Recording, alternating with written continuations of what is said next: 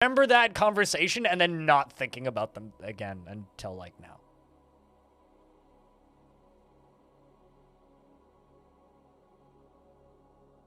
Large chance they're already out. I mean, if it was just allegations, yeah, they're probably already out, fortunately. Anyway, enough of that. Let's change the subject entirely. So, before I dive into this fort, I just want to say that for those of you sensitive about Dwarf Fortress spoilers, we're in endgame. So if you're like, bah, spoilers, the game's probably going to change a lot as of next week, I have a feeling. I know that they've said certain things about spoilers incoming. Hell in the underworld is going to be slightly different, and the way you access things is going to be different, and like the process of playing the game is a little bit so like I don't know if things that I'm doing right now are going to work in premium, but as for right now, you've been warned. So Stonewater, which is the fortress we're diving into, is a fortress that I'm going to try and end by release. Okay, so I've got today and tomorrow. We're going to try and end this fort. And if that sounds exciting to you, strap in. So the spoilers start here. We've got this problem.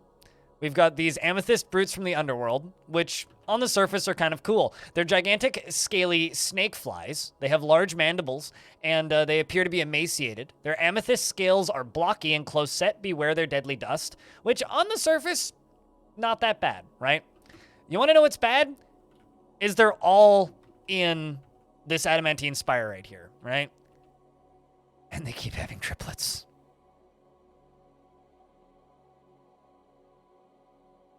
They keep having triplets. There is so many of them right there. It's getting a little bit ridiculous from what I can tell.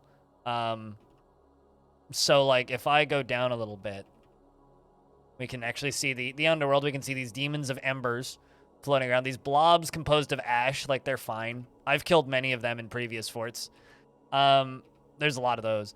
But it's these amethyst brutes. Hair down, then, I guess? It's these amethyst brutes, and they are just kind of everywhere. There's so many of them. So that's an impala. So yeah, they're all there. There's like 50 of them right there. So what I've done, yeah, it was a real choice. So I have a lot of hair, for those of you who don't know. Like, a lot.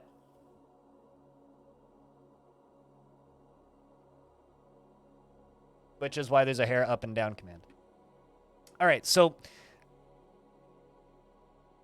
now you know. I should think it would be obvious, but anyway. So I've built this, which is working to a degree.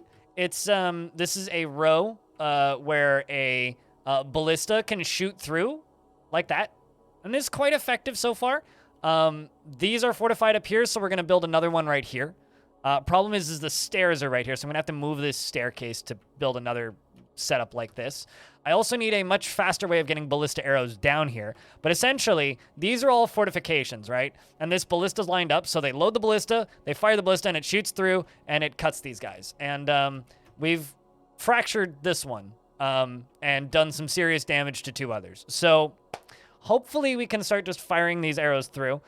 Then they fall down here, and there is a chance that they can crush things that they fall onto. You know, both of those things are good. We do fortunately have these 2 open spaces, so hopefully they just keep flying through and smacking into these demons over time. So I've just got this thing set to, like, fire at will, meaning there's probably a dwarf somewhere coming down to pull this thing and fire it off. This is set to have wheelbarrows in it, which means we probably need to build more wheelbarrows.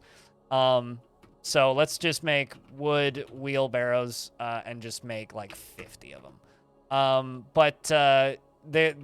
We do have a military. We do have a lot of named dwarves, and there's a lot of stuff going on. There's a dwarf in prison, which is unfortunate, who's been overthrown by the stresses of day-to-day living and is currently feeling hateful. That's fine. We're currently just kind of like, you know, letting things go a little bit south because what's the fun of not doing that? And we're planning on, you know, we're taming bug bats and crundles, which is always a good time. We have a crundle enclosure. We have an elephant enclosure. I'm kind of thinking that we could maybe train a bunch of war elephants and line them up in front of the devils and then let a bunch of them out into the war elephants and see who wins. Maybe, if I have time. What else do we have going on? Where were the crundles? Yeah, the crundles are down here in the very crundle-themed crundle enclosure, complete with crundle art. And the main defenses of the fortress is this, which is a set of 3 towers with bridges in the middle. And these towers act kind of like giant sprinklers, except instead of sprinkling water, they sprinkle buckets and massive dousing amounts of lava. Up top, we have a very accurate altar to our Lord and Savior Gaben. And down here, we have a lovely tribute to Kit Fox Games for publishing Dwarf Fort. So, yeah, this is the last fortress that I'm really running up until launch, and it's getting kind of laggy, so... Bucket of spicy water? Yeah, exactly. So it's a nice big dousing of spicy water. So, yeah, as far as dwarves that are alive in the fort goes, if you hear your name called, I can check in on your dwarf. But Snail, Valleys, Little Osan, Spice, Phoenix the dwarf, Razlime. As I scroll down, we've got Sax, we've got Time and a Raff, we got Whammy K, we got Goats, we got White Dog. We got Seashore's Wall, Takira. We've got, who also streams, by the way. We've got Aokagi. We've got Reza. We've got Onyx. We've got NetJam Jr. Trevor in VR. If I scroll up a little bit, we've got Atude. We've got Audio. We've got H2O4S, Aquafunkalistic Booty Wap, Potato King, Wendigo, Impalification, Ultimate Lizard, Marriott. We got Gus. We've got Curses. We've got Fight Attack, Rolf, Rory. We've got Nortram, we've got Omega Loaf, we've got Footloose, Animal, and Hazazal, and Walrus. And as I go down, we've got Sicilian. I'm not sure how to say that person's name. Amateur, we've got Render, and Kajiro. Are all of the named dwarves in the fort right now. I don't think I missed anybody, so sweet. You're excited to play it for the first time next week? It's a thing. We're gonna do like a full overhead tour now. So this is a fort that I've been working on for.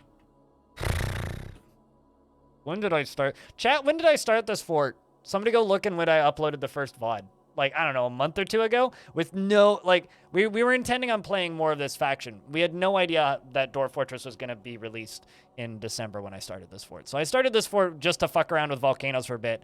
And it was going to be like, yeah, we're just going to fuck around with volcanoes. And so this fort, most of it's made out of glass. All of the green that you see is made out of glass. That's the top of the volcano, which I widened because it was... yeah, it was like mid-October. Yeah, it sounds about right, mid-October. So we widened the top of the volcano. We've got these fun circular bedrooms in the side of the mountain. Down at the bottom are all trees. There's the main fortress down there with all the dwarves in it. We've got our hospital layer right there. Of course, we've got the machine layer that powers the pumps. And also there's the point where I should go up here and I should pull that lever to start it. Can I squint at this? Yes, don't pull the do not pull lever. That's for not pulling. And then as we scroll down... that's back up. As we scroll down, we then move through down to the bottom layer. This is ground level, where we trade. This is the power level where all of our water powers our pumps. And then down here, we have like another reservoir that I'm not using anymore. This is where all the bodies go. There's the Crundle training layer. And then if we go a little bit down, there's the first cave layer. If we go a little further down, the second cave layer. If we go a little further down, we've got a forgotten beast that I have enslaved. If I can zoom in. There we go. It wasn't letting me select the game. We've got a forgotten beast here, who is Aslot. You know, I don't think I've read the last name of this thing in a while. Aslot Gungon. A huge eyeless elephant. It has 3 long hanging tails, and it squirms and fidgets. Its cobalt hair is short and even. Beware its webs. So it's a giant forgotten beast elephant. If you've been playing RimWorld, then you'll be fine. That shoots webs, and we use it as the majority of our clothing industry. It's very effective at that.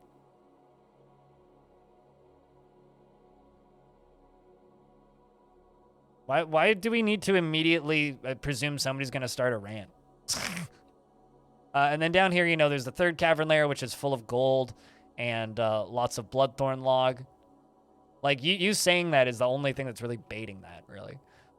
Then we have all of these different, what's the word? Cavern layers down here that have, like, weird things that I've dug out trying to squish stuff or fight with stuff and all that fun stuff.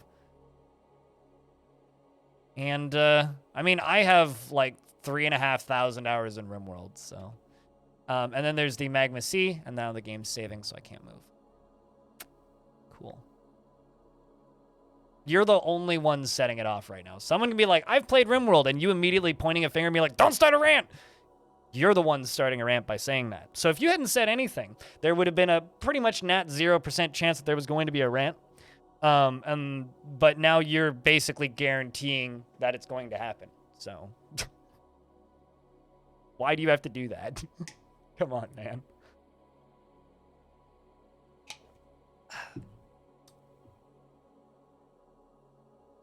Go whip yourself. You need 55 lashings to the rear with a 18 knuckled whip with metal studs. Get to it. Chop, chop. Oh yeah, and a rubber duck for good measure. But yeah, no, games, I'm stuck in a loading screen right now, so I'm just gonna sit here and wait. It's like, don't threaten me with a good time. One of those lines, right?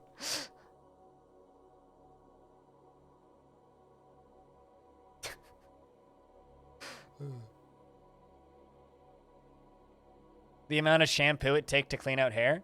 I mean, I clean my hair, I actually wash my hair about once a week. Oh yeah, menacing with spikes of metal studs. There you go. So the actual underworld is well, right about there. No, there. That's our little window into the underworld. We can't see all of it yet, but that's our tiny little window into the underworld down at the bottom. So, does anybody want a dwarf?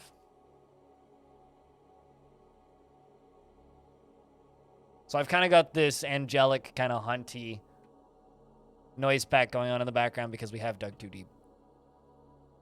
Can you has a dwarf? I thought that you already had one. Not alive currently, but we're going to go with people who don't have dwarves. So unfortunately, you get low priority for Anna. Yours died? Well, no, you can't because you died. You're dead. God damn. You can have Farana 2. Farana the second. Farana the less effective than the first Farana. You volunteer as tribute? Well, I mean, then please go throw yourself into a volcano and let me know how it goes. Do you know what kind of dwarf you want? To Kurtan, who called it first? You know what job you want? We got miners, we got stoneworkers, we got woodcutters. Nobody wants the woodcutters. We got masons, we got craft dwarves, we got furnace operators, we got farmers. Jeweler. You have a gem cutter. Only gremlins? That's diamond on an alt account, so no diamond, you can't have multiple dwarves on multiple accounts. Besides, you're a gremlin, and I don't have any gremlins. So how could I give only gremlins to a dwarf? Then it wouldn't be a gremlin.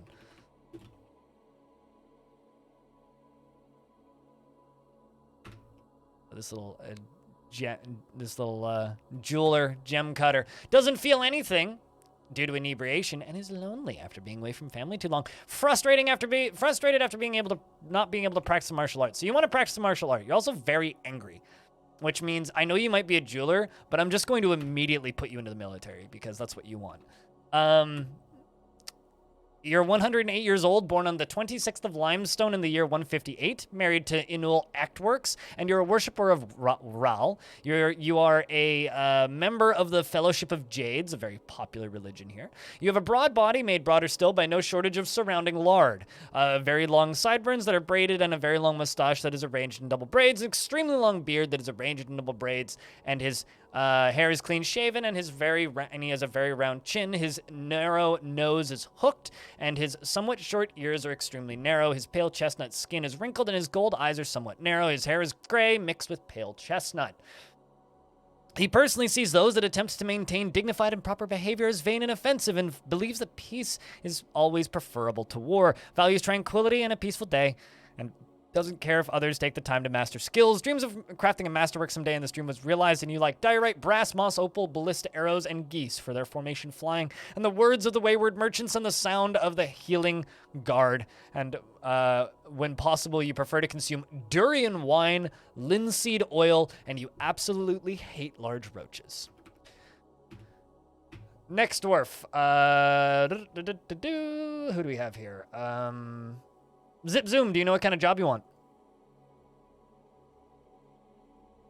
You do not currently have a dwarf in this fort, and I do not have any beekeepers.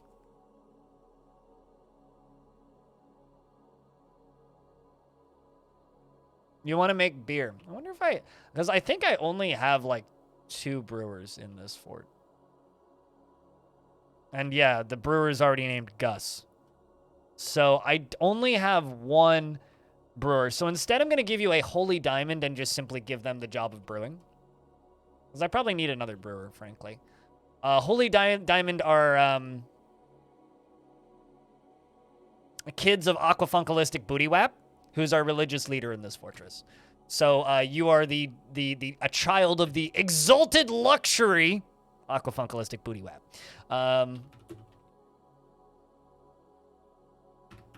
So Zip Zoom, you've killed a Kia and a magma crab. Well done. She is enraptured, remembering communing with Ral, and was dejected after being unable to acquire something. Your mother is the exalted luxury, and your father is just some engraver named Lear. You have older siblings. You've got Nanobuilt, Blit, Brinbjorn, and a bunch of other dwarves, as well as you have no real friends, but like there are other people out there that you know. Let's see. She is corpulent, and she has a round chin, and her hair is clean-shaven, and her hair is pale chestnut, and her skin is cinnamon, and her eyes are gold. One of my favorite things to come out of the AMA yesterday was apparently there's a bug where skin color isn't listed in this screen, which leads to having, like, opaque dwarves in premium, which is very funny. Like, just no asset spawns. She likes serpentine, sterling silver, indigo tourmaline, and the color cream, giant kakapo for their booming calls, and nether caps for their coldness to the touch. And the words of the silky bride and the sound of the berries of drumming, and when possible prefers to consume muck roots and barley wine and purple amaranth flower. And you can't stand hamsters. You hate hamsters. Personally believes that little is better in life than a good party, and views decorum as a high ideal, and is deeply offended by those that fail to maintain it, and treasures leisure time and thinks it is important in life, and strongly believes that a peaceful and ordered society without deceit is best. And values tranquility and a peaceful day, and sees competition as reasonably important, and does not really value skills related to fighting. Does not care about fairness, and dreams of crafting a masterwork someday, and this dream was realized. Did you know that hamsters can consume more alcohol based on their body size than any other living known creature on Earth? That's a fact. Farana, do you know what kind of dwarf you want your second dwarf to be?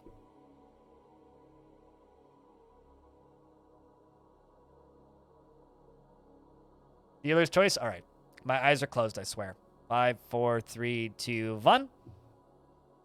Odds are pretty good you'll get a Mason when you say dealer's choice. We're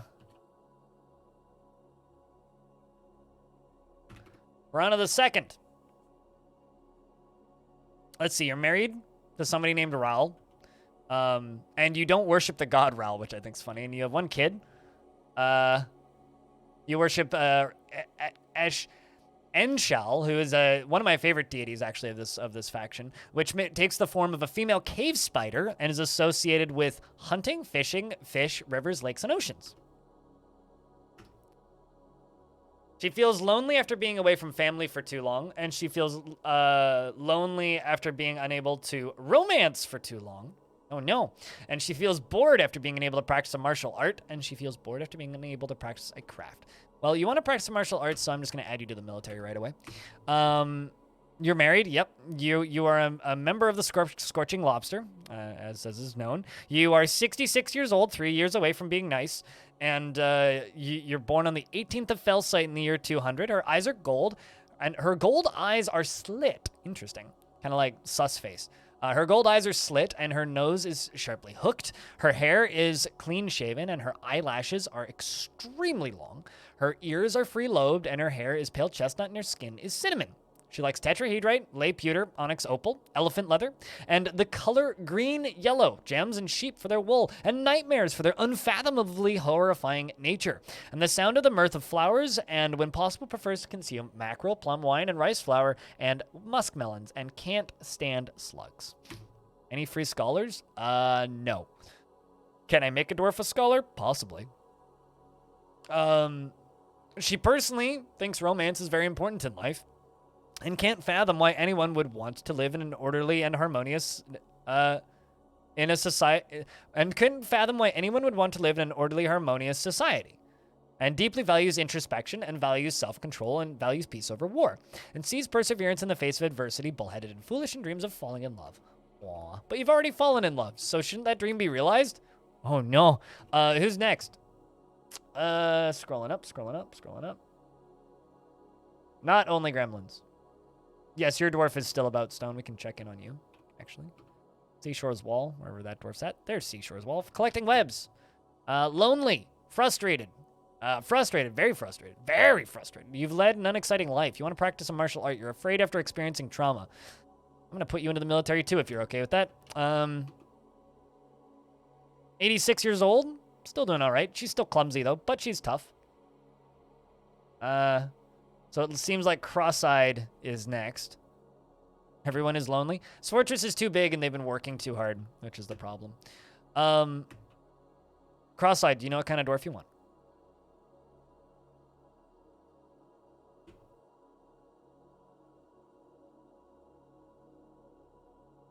Nope. Kodiak. A lot of dwarves just got completely obliterated in the military. I think I've lost the entirety of my military like 3 times in this fort. And once due to a forgotten beast that made them all explode. After the fight was over. Like, they just all started bleeding and then turned into little puddles of blood. It was kind of sad. You'll take a mechanic or a siege engineer. I don't have either of those things. I used to have a shit ton of mechanics. I used to have like 8, and then we basically made all of the mechanisms that we needed, and then they all became like glass makers, basically.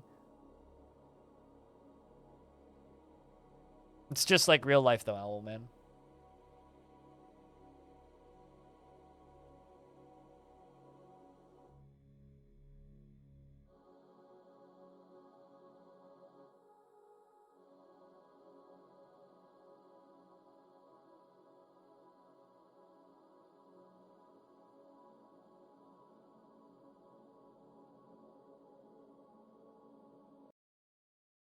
Jumping to a different sound box. Okay. Dealer's choice. Odds are good you'll get a stoneworker, but can do. Not the one that I thought it was.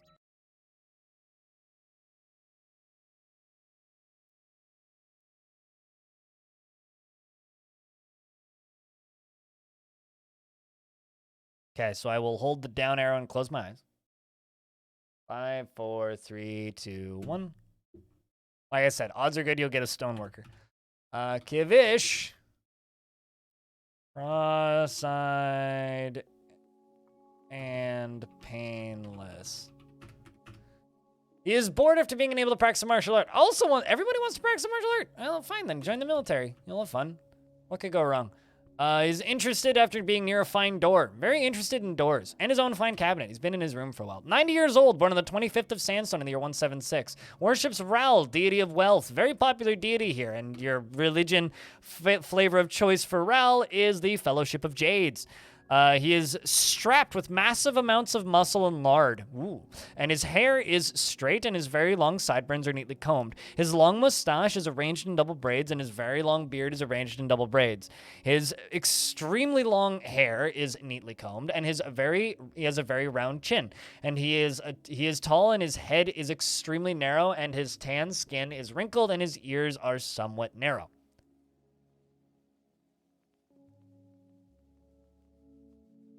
Where was I? And his eyebrows are somewhat high, and his hair is pale taupe, and his chest and his hair is pale chest. His skin is taupe. His hair is pale chestnut with flecks of gray, and his eyes are gold. He personally believes that self-mastery and the denial of impulses is one of the highest ideals. Finds sacrifice to be of the highest ideals, and finds the notion that one would persevere through adversity completely abhorrent. And he sees those that attempt to maintain a dignified and proper behavior as vain and offensive, and doesn't see the attainment of knowledge as important, and dreams of crafting a great work of art. Right, who am I missing here? Who's next? Don B. Tees is next. Do you know what kind of dwarf you would like? Because you volunteered as tribute. As dwarves go do things. A lot of dwarves going to go pick up equipment, I think.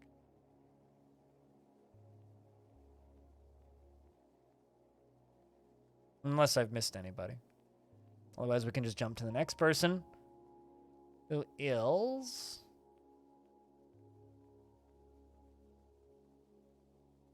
Did Farana 2, Dumby Tees. Animal wants a dwarf. Animal, do you know what kind of dwarf you want? Stonewater is the name of this fort. Rim of Savants playlist. Also, possibly the most active religion I've had in a fort in this version of the game. We've got 2 religions for the same god, and they're both like very similar naming schemes, which is kind of fun.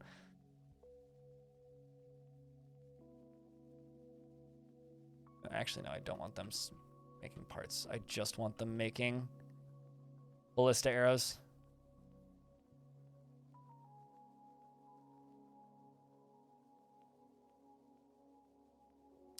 Dwarf that works with stones.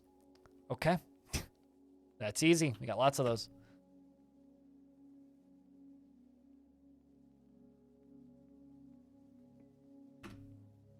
Animal. It felt self-pity after being away from family. Do you have family? You don't have family. Well, that would be why you feel self-pity. See? Just realize you don't have family and life will be easier. Titan is the deity that you worship. It takes the form of a female dwarf and is associated with mountains.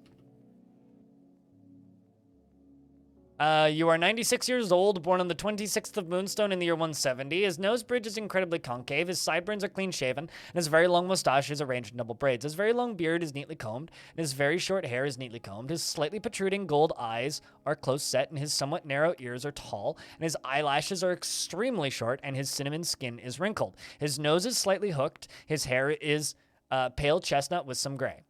He is quite durable, quick to heal, and strong. Likes black bronze, clear garnet, and stout leather.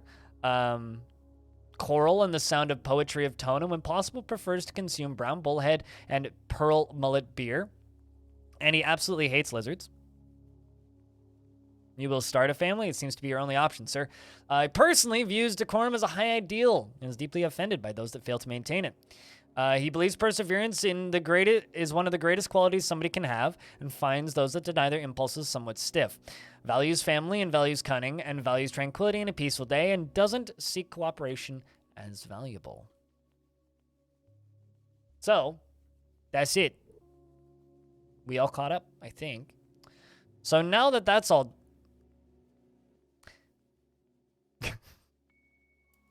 The enemy have come and are laying siege to the fortress. Yeah, this is a regular occurrence here. I hope they actually attack us instead of just laying siege.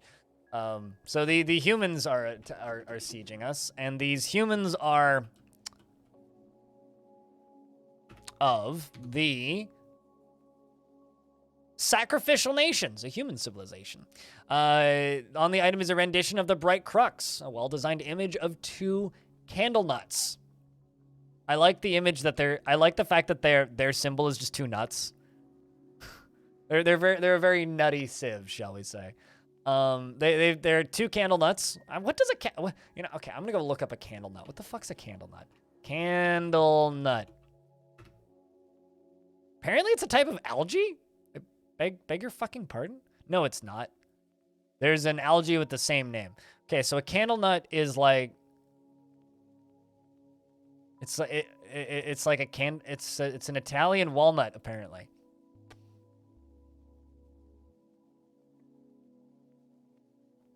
So yeah, they have 2 of those as their symbol. That is very funny to me. Apparently you can cook with them. They look kind of nice. The fact that it's like a cookable nut is just very funny to me. Candle nut supremacy, pretty much. All right, well, it's time to lock the dwarves inside. And we're going to check something. I'm gonna check the back door.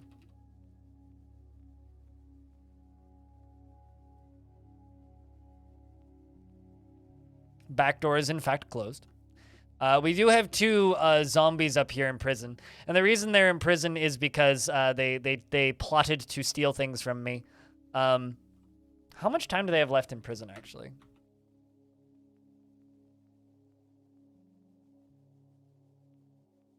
31 days and 207 days. Also, we have 1 more crime of espionage there that I haven't completed yet, so we'll work on that.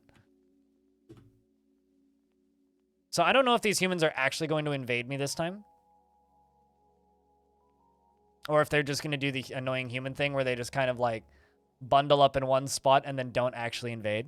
We'll find out in a moment. The humans also tend to bring mounts. Recently they've been bringing cows, yaks, and camels.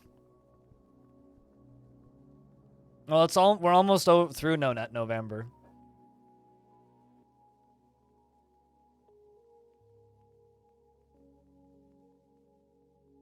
So what we're going to do, actually, is we're just going to jump down into the fort real quick. We're going to go down to here. Roll down here. Got dwarves coming in, which is good. I'm going to go over to this, and I'm going to pull the gold door lever. The gold door lever is going to lift up to 3 gold bridges in the middle, except for the one on the right. Good win, Diamond. You're getting back up there in the world. Same with you, Animal.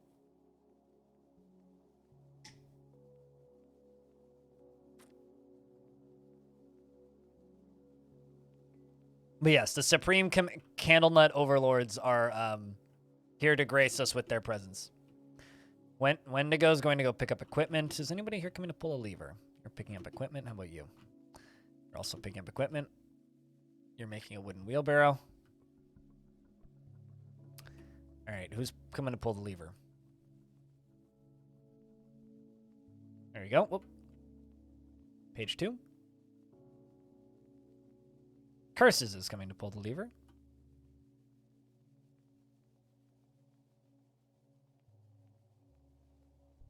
Yo, hey, Diamond, have you noticed that there's like a little square on the tip of the sword of the dwarf in the Gremlin from Mayor stream?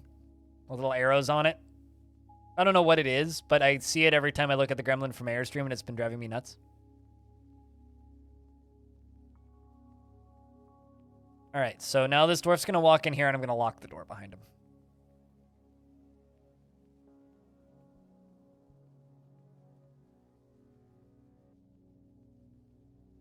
And thanks for all the lurks, Subatomic.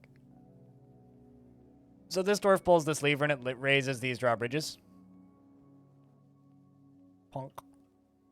Right there. Then we can see what the humans are invading us with. It seems like they're just invading, which is also kind of nice. So these humans have like this annoying habit, and this is something that all humans do in Dwarf Fort. They actually siege, so they don't always just attack. Sometimes they just attack. But usually what they do is they'll just kind of hang out somewhere for like a few months in game time, and they won't actually move forward and attack you for a very long time. But this one, they currently are moving, which is a good sign. So what we want them to do is we want them to come straight at us, attack us, and then fight will be over. But I worry that they're going to do what they normally do as humans, which is just kind of wander around the map for a bit and like hang out and be annoying and force you to come out and fight with them instead of them going in and fighting with you. So hopefully they don't do that, but you know, you never know. So we'll be watching what they do for a little bit and seeing where they head. Also, yes, I'm slaughtering cats and kittens. It's just, it is what it is. It is what it is.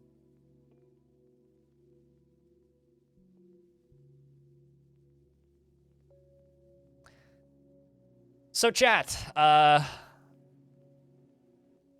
days, 19 hours, 8 minutes, 9 seconds. That's going to be over faster than any of us know it. Seriously, it's gonna, that's going to be over so quickly. Like, the game might as well be out at this point. Only way to thin the herd. Yeah, I mean, I've thought about making some sort of, like, secondary way of dumping lava on them, but, you know, this will be fine. This will be fine.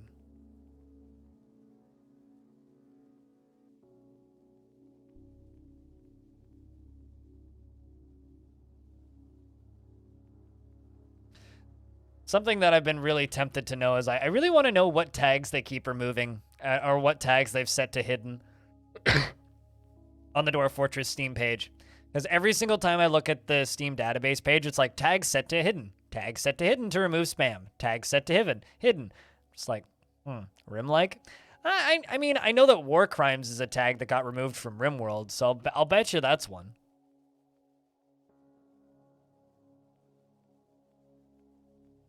Here's the thing, right? Tarn basically finished working on the game when I spoke with him last, right? When I spoke with Tarn on the 17th, what he essentially said after the recording was over was the only thing they're going to do before launch at that point was get Workshop done. And then once Workshop was done, priority number 1 was Zach testing, and priority number 2 is, and then bug fixing. And then priority number 2 is talking to press, right? Which is what they're doing now. And so I know that you're just kind of like joking, but it's like a genuine thing. We're at the point now where they are just working on worst recruit. That anyway, so they're at the point now where they're literally just talking to press and doing the press circuit for release. You know that this is how video games work, right?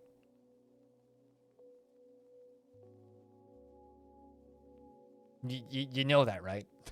Like, this is how games work. Before release, the director and designer of the game go and talk to press. No, that's not what Tarn's doing. You're just literally stating things that are false. And I know you're sitting here and you're like, I'm being very funny. I don't find this funny. It's just kind of frustrating because I know that you know what you're talking about. And I know that you know that you're joking. But some rando in chat might not. Video games don't work, they play. It's not true. People work on video games. This is a fucky little set of hills. They're moving forward, though.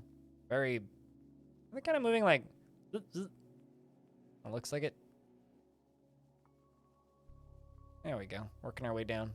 Slowly.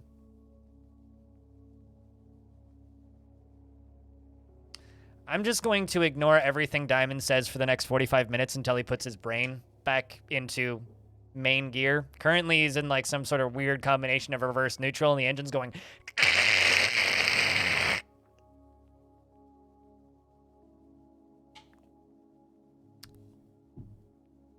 Which is already slow. Is that all of the work that you've been putting into the Gremlin for Mayor campaign? Because clearly, like, I think you need to take a break, sir. I wonder if this horse is their scout. Because this is a horse recruit, meaning they're, like, teaching this horse how to wrestle. Which... sounds fun. I'm here for it.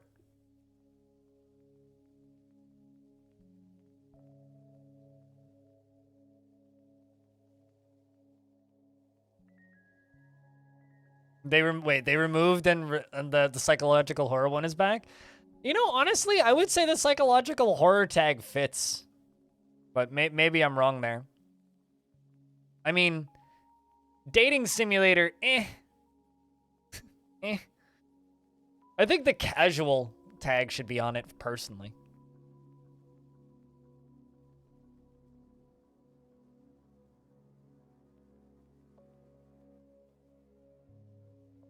We're at down revs to keep from exploding. Yeah, that's basically what Diamond's doing right now. It's like, Diamond, what do you even... Stop. Back to work? Don't work too hard, Taylor. Don't forget that chilling is just as important as working.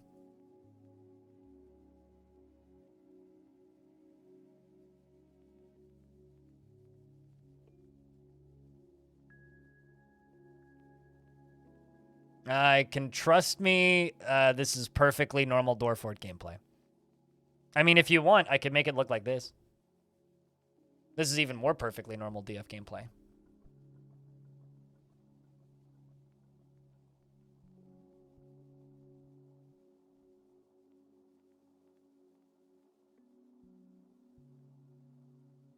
Perfectly normal DF.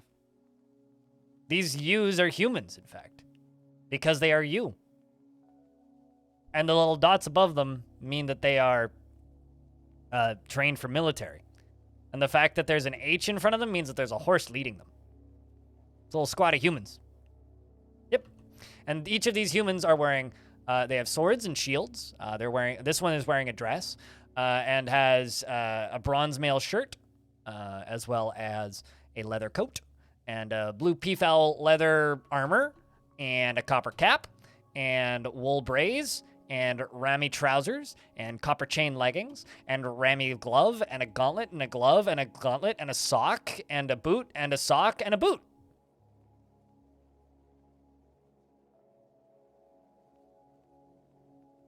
One of these days you'll listen to me when I say that welcome is spelt with a C, not a K, but that's fine. But yes, welcome to Dwarf. This is Dwarf. This is what Dwarf is. Well, this is a tile set for Dwarf Fortress, so it's a little bit clearer because I prefer this font to this font for like explaining the game. But yeah, that's just what Dwarf looks like. Because I don't have access to premium yet, and I don't play with graphical tile sets generally. I'll play with the official one when it's released, though.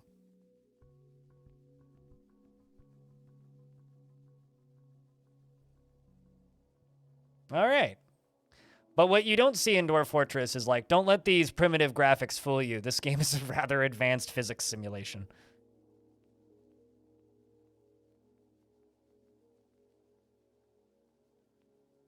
And you forget it every time you say welcome? Well, that's not my problem.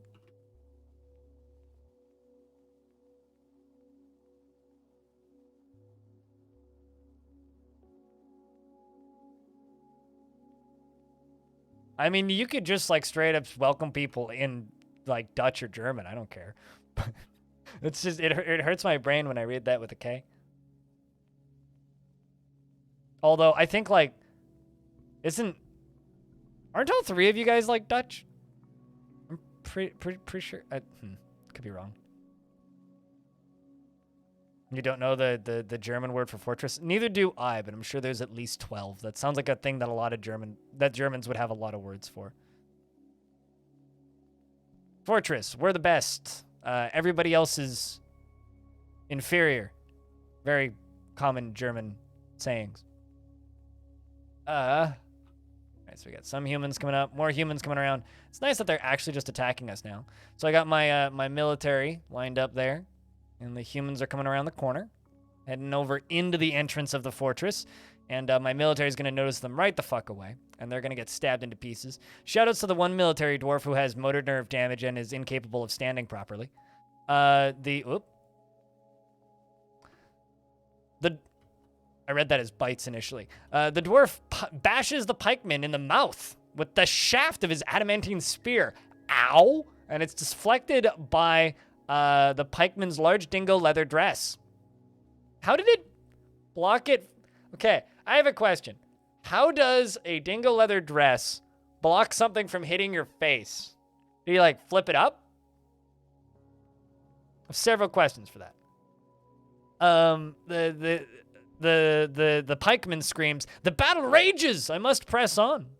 And the spear dwarf stabs the pikeman in the right lower leg with his adamantine spear, fracturing the bone through the large bronze chain's leggings. A ligament has been torn, and a tendon has been torn, and the force bends the right knee. The pikeman falls over, and then the spear dwarf stabs the pikeman in the lower body with his adamantine spear, tearing the muscle and tearing the guts through the large bronze chain's legging. The human looks sick, and the spear is firmly lodged in the wound. I think that human's going to die any second. Our dwarf up here goes into a martial trance, and the rest of the military hasn't noticed that there's a fight happening, so I'm going to tell them to move forward a little bit. And then they pile in, and then these humans fall over pretty quickly, I would assume. Yep, looks like it. Looks like it. Okay, so the first little group of humans is dead. We got some up there. We got some down here, and then the rest down there.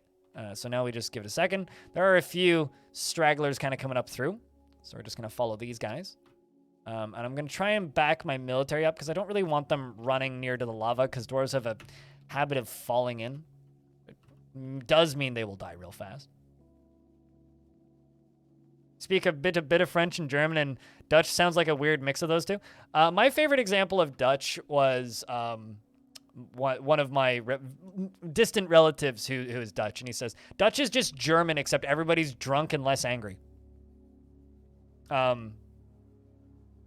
So, and German is just Dutch, but with extra phlegm.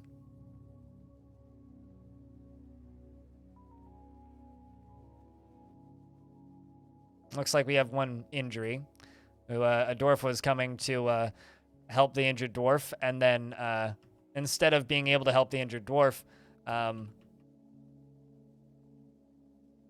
they, ran away in fear of the human that was attacking them. So then, seems like we're keeping that injured dwarf alive, who is cross-eyed and painless, by the way. That one of the very recently named dwarves.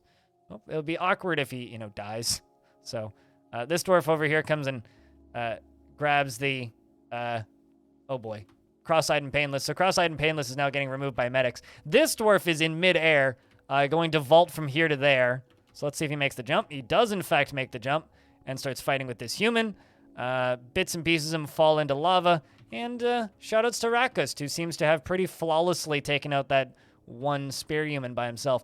The rest of the human army appears to actually be in the fight zone now, which is good. Let's just take a real quick peek back here and see how many of them are still on the hill. Most of them appear to be inside. So you know what we're going to do? I'm going to retreat my armies. Let them just back up. Including you, Rakust. Back up. Telling you, Rakust, you got to back. There you go. Start backing up. Perfect. Okay, so now that they're all backing up, what we're going to do, I'm going to be like, why are they walking backwards? You're supposed to be walking forwards. It was kind of an epic jump. Yep. It would be really funny if Cross-Eyed and Painless just, died immediately. What weapon did he have? It was a swords dwarf. So, a adamantine sword. We've got adamantine short swords and adamantine spears are the two weapons we have in this fort. We got both kinds. We got swords and spears. All right, so they go up there. Those are humans up there. What are you doing up there? Supposed to be in here, not over there. Worst case scenario, we'll just kill the scragglers. Stragglers? We're getting there. Give it a few more moments. Alrighty. I would say pull the red door lever, but I got dwarves standing on the red door, so that's suboptimal. Give it a little bit more time. Maybe we can get some of those guys down there in here too if we give it a little bit more time.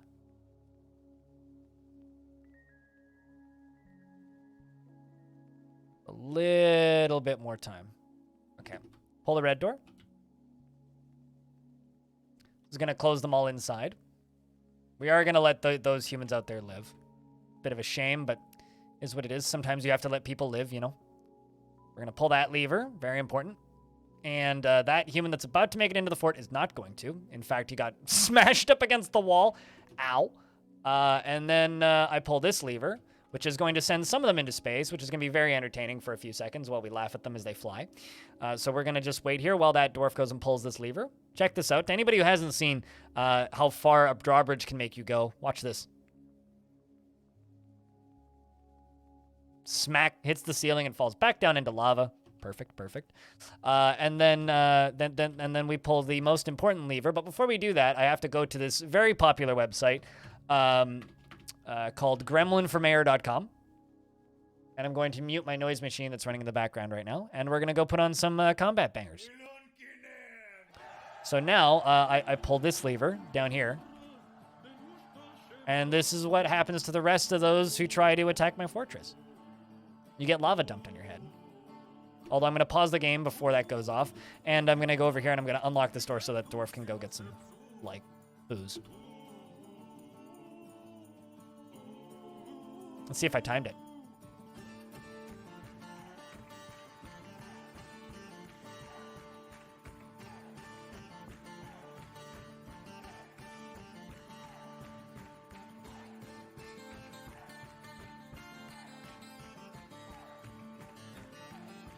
And that's how you remove a siege very quickly.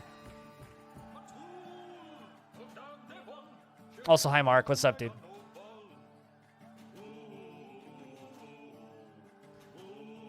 There's not many left from the once grand army, but they are still sieging me apparently, which is kind of funny.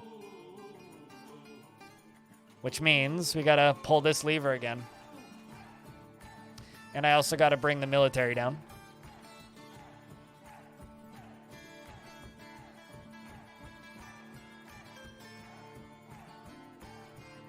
So we're going to wait for a dwarf to come and open the gates. And we're just going to charge out and fight the rest of them on the front bridge.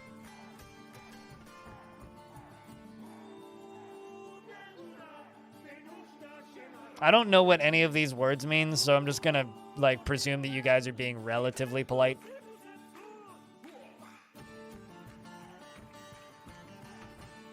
It's actually a race part of this. I don't really want them standing underneath where this drawbridge goes down.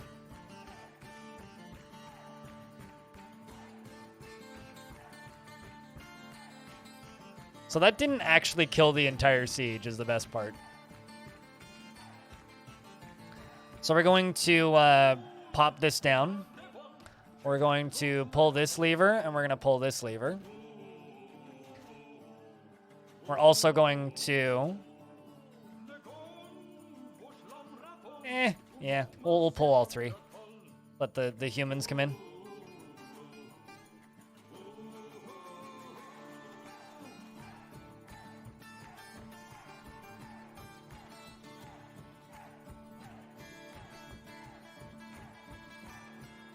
So now, odds are pretty good that all these humans are just going to start walking towards us again. I don't even know where they're hanging out. Oh, never mind. They're leaving. Never mind. They are just straight up leaving. Yeah, they're leaving the side of the map. So the siege is over. They just haven't left yet, which means I can take my soldiers down here.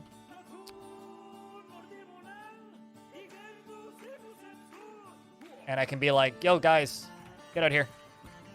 See this maceman right there? Yeah, go get him. See if they catch him. Just tell them to kill him. Give him a kill order. I don't know if they'll catch him. They might. The dwarves generally move faster than the humans do. But we'll see. They might get to him. They might not. Depends on what route he takes.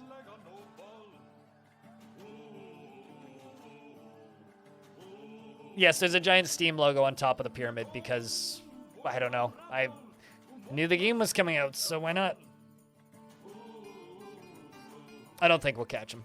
But, you know, maybe we will. Depends on what way off the map he takes. If he just goes straight off the map here, then no, we won't. Yeah, we won't. All right, so that's a siege. Easy peasy. Time to go back to what we were doing before. Not the most exciting siege. It was just a bunch of humans. No fun critters or anything. But that's the Steam logo. Took a little bit to build. Did Steam pay for that premium ad space? God, I wish. Imagine Steam paying people for advertising. Your left ear is mangled beyond recognition. Oh, that's painful, dude.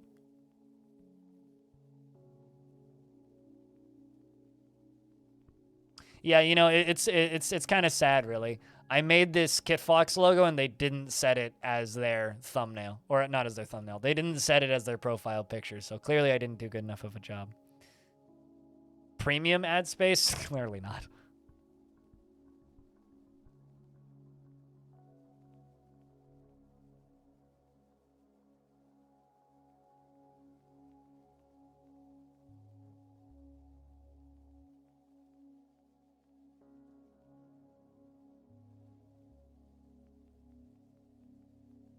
Is Dark Tide actually out now? I'm just realizing a bunch of people I follow are streaming it.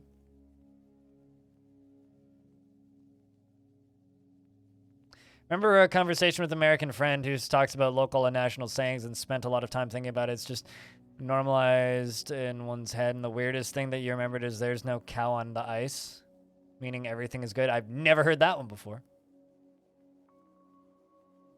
Did your dwarf make it? Yeah. Yeah, no, you got picked up by a medic.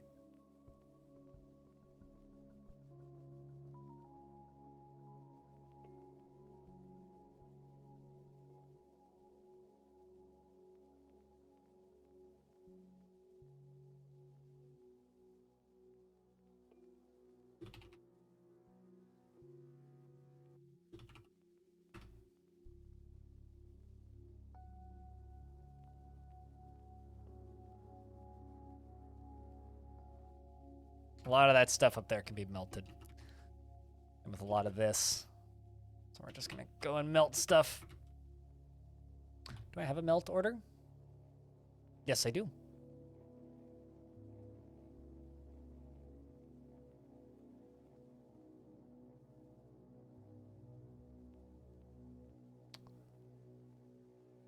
Cows are heavy and ice is slippery? I remember somebody trying to explain to me a Russian saying, and it just kind of came down to, this place sucks and still sucks, but it sucked more before I got here. And listening to that and going, yeah, that sounds about right. Do I need more coffins? I don't. Okay, so they better get those. Although those might have been random visitors and not actually my dwarves. Let's toss some more coffins in. But yeah, if anybody's new to Dwarf Fortress and has questions, feel free to yell at me and ask away. I will do my best to answer questions. This game is very obtuse in its current form, but will be significantly less obtuse in about 5 days. So it's going to be interesting seeing people. It's certainly been interesting seeing people already trying to learn. Why am I getting a phone call from?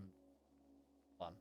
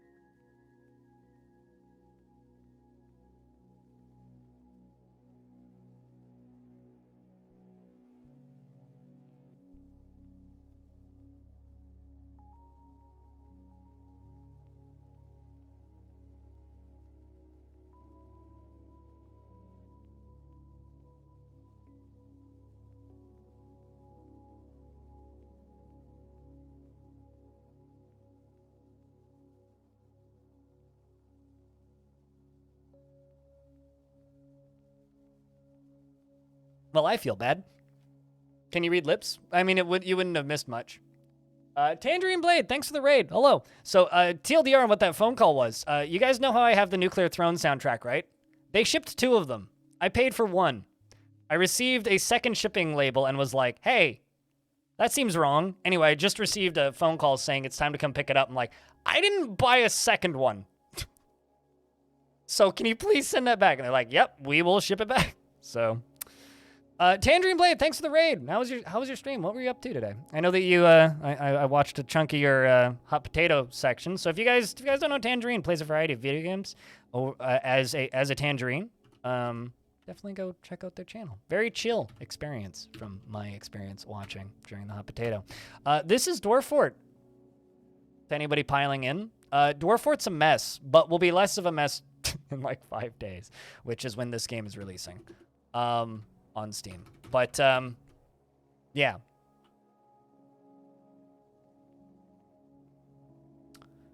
Watch Blind take a phone call. I mean, it's weird how many phone calls have actually been like legitimate phone calls recently. Like I've stopped just getting like, what's the word I'm looking for here?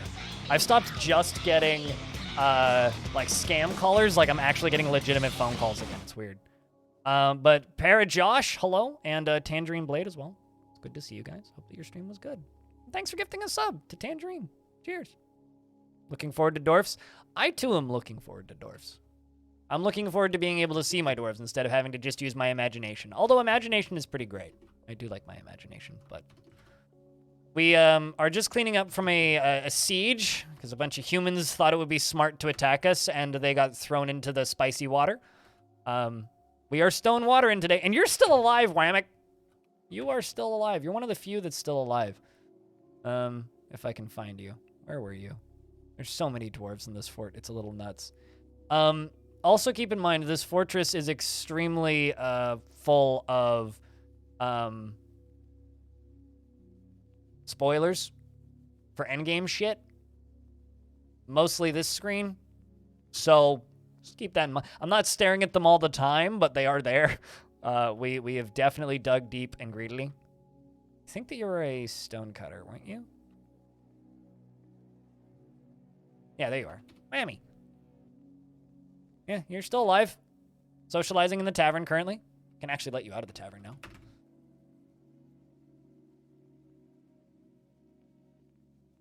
Gus is still alive, still brewing. Yeah, honestly, making your dwarf, asking for the brewer specifically is like one of the safest jobs ever. Although you are humiliated after wearing old clothing. Looks like you need a new pair of socks. Yeah, currently you're feeling humiliated, but like, you'll be fine.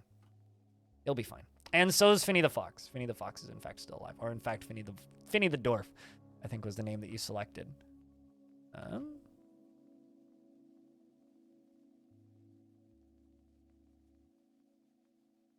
Never seen the original Dwarf Fortress? You know, it's funny how few people have, considering the game is free. Like, you could just go download it and play it right now. Although, original Dwarf Fortress looks more like this, because I am playing with a tile set. A lot of people seem to be like, oh, this must be the original graphics. No, this is the original graphics. The tile set I'm using looks more usable to most people. So, you survived kidnapping?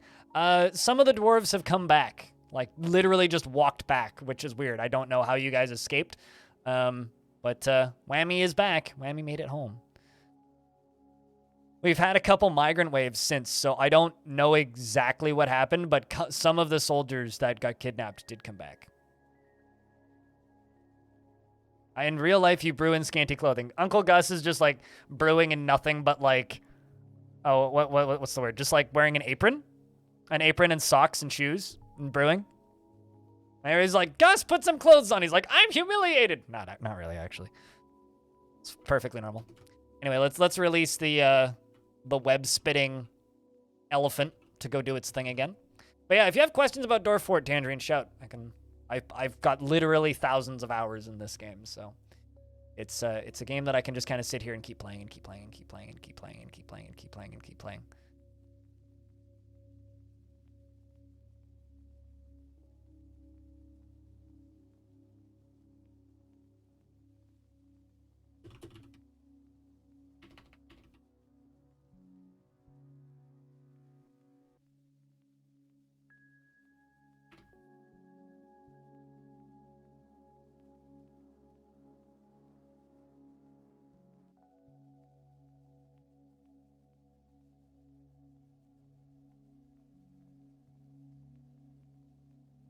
Be fun if it generated an escape story. Most likely because the place that all my soldiers got kidnapped in was a what's the word? Was a goblin fortress headed up by a demon. My mountain home is at war with that same location. So odds are pretty good that the behind the scenes simulation sieged that fort and just staged an escape. Would be my guess.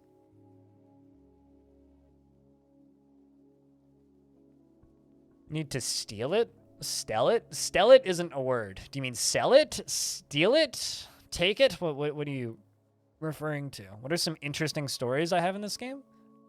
God,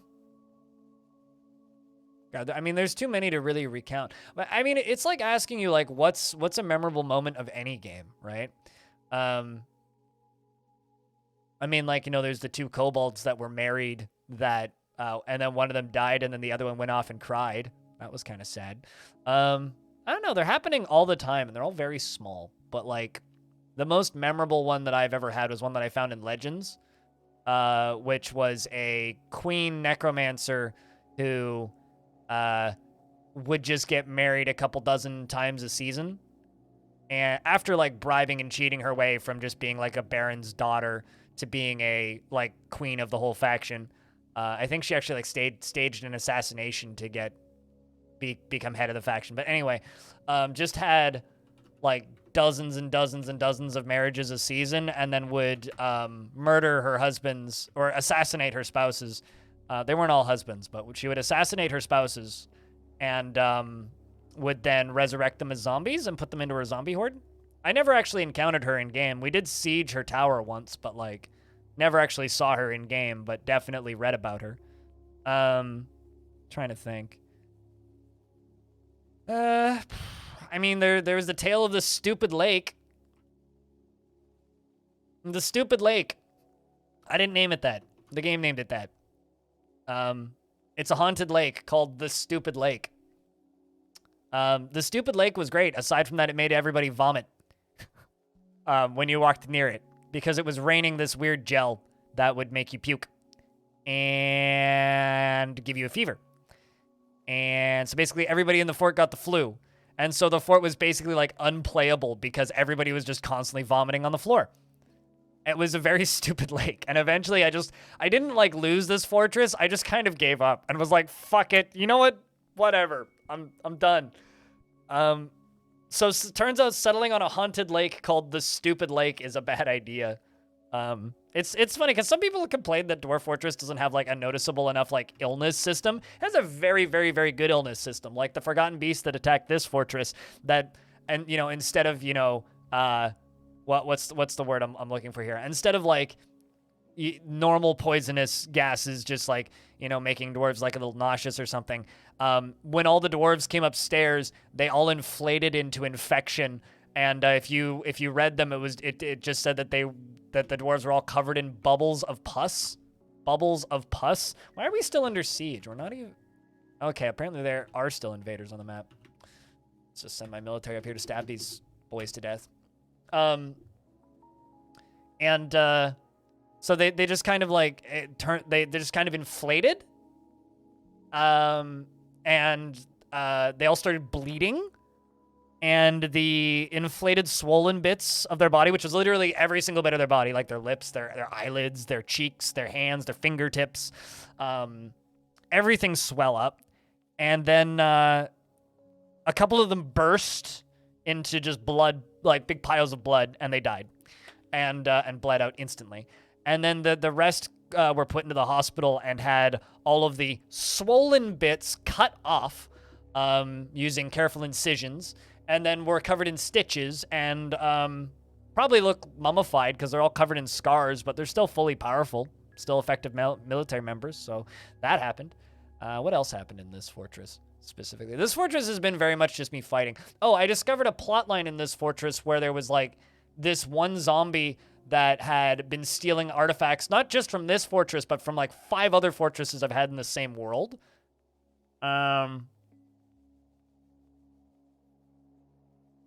Oh, that's a very old one, but yeah, like 2 years ago, I reclaimed a AI-generated fortress that had dug too deep, so basically dug into hell.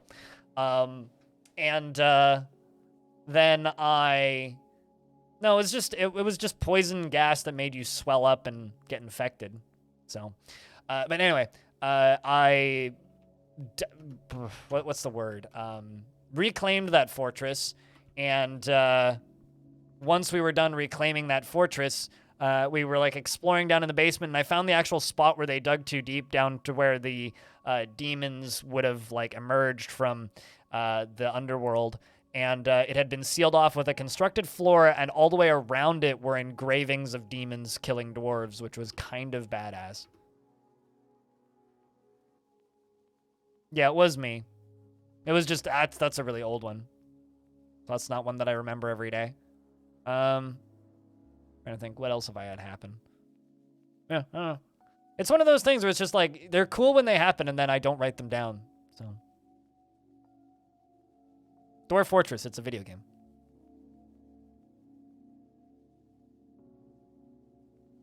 There's also, like, you know, one-off hilarious moments. Uh-oh, there's a human chasing a dwarf. Run away. All right, stab that human to death. Wow, that was quick. Spear dwarf stabs the human in the head. Oh, that'll do it. The adamantine spear, fracturing the skull and tearing the brain. A tendon in the skull has been torn. The human swordsman has been knocked unconscious. And Dishmab, the spear dwarf, says, "Gruesome wounds! This does not scare me." And the rest of them just jump on there to make sure he's dead. And I'm sure that they're all still set to station. Yeah, okay, so they're still heading up to where those humans are hanging out. We'll follow Amateur, the named dwarf.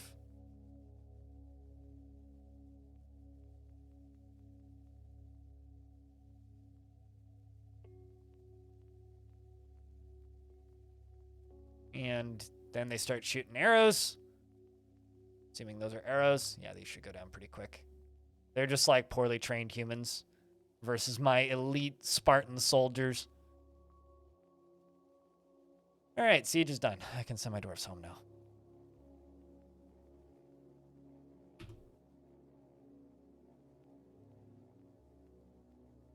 I think that is a stupid question. Let me ask you a question, Tangerine Blade. When you play Minecraft, is it easier to read Minecraft than Minecraft with a texture pack? It's still Minecraft. And that's the answer to how it is to read games like this. If you're used to playing it, it just looks like the game.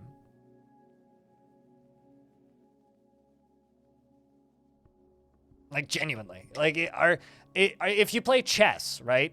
Is it harder to play chess online? Do the characters look different because they're drawings of the characters instead of the physical pieces? Not really. Still the same game. If you play enough of it, it just looks like Dwarf Fort. Doesn't matter what tile set I'm using. They all just kind of look the same to me. Of course, I have my preferences, but like, it's one of those really just fucking play the game. Like, this is like my response. It's like, it all just looks like Dwarf Fortress. Let's deal with those dead humans. 'Cause there's a lot of them. I really wish that they would prioritize putting those dwarves in the coffins first, but I digress. They might also like be collecting teeth from God knows where to put those in the coffins first. Like, when it comes to asking questions about Dwarf Fortress, ask questions about Dwarf Fortress. Don't ask questions about how do you see it? Because it's like, well, it's like literally any other game. The fact that it's ASCII is like irrelevant to the difficulty of how you play it. It's like, imagine you've never played Civilization before, right? Civilization's an easy example for me, but like, imagine you've never played Civ 6 before. You've never even heard of a 4X game before, right? And then somebody walks up to you and says, this is the third to last turn for Civilization. Finish the game. You don't know what any of the symbols mean. You don't know what any of the icons mean. You don't know what the goal of the game is. You don't know anything. That's kind of what watching Dwarf Fortress for the first time is like. But if you sit down and you play Civilization, you start at the beginning of a game and you slowly build up and you work through your tech tree and you learn what you're doing, and you by the end of your first game, you'll know what all those symbols mean at the very least, and you'd be able to complete that task. Dwarf Fortress is exactly the same as that. Where like, if you just look at the game and you go, how do you see this? Or does this look different? It's like, yeah, it just looks like Dwarf Fort. No. H2O. Flat out, no, it is not a relevant question because anybody who plays Dwarf Fortress gets these same questions.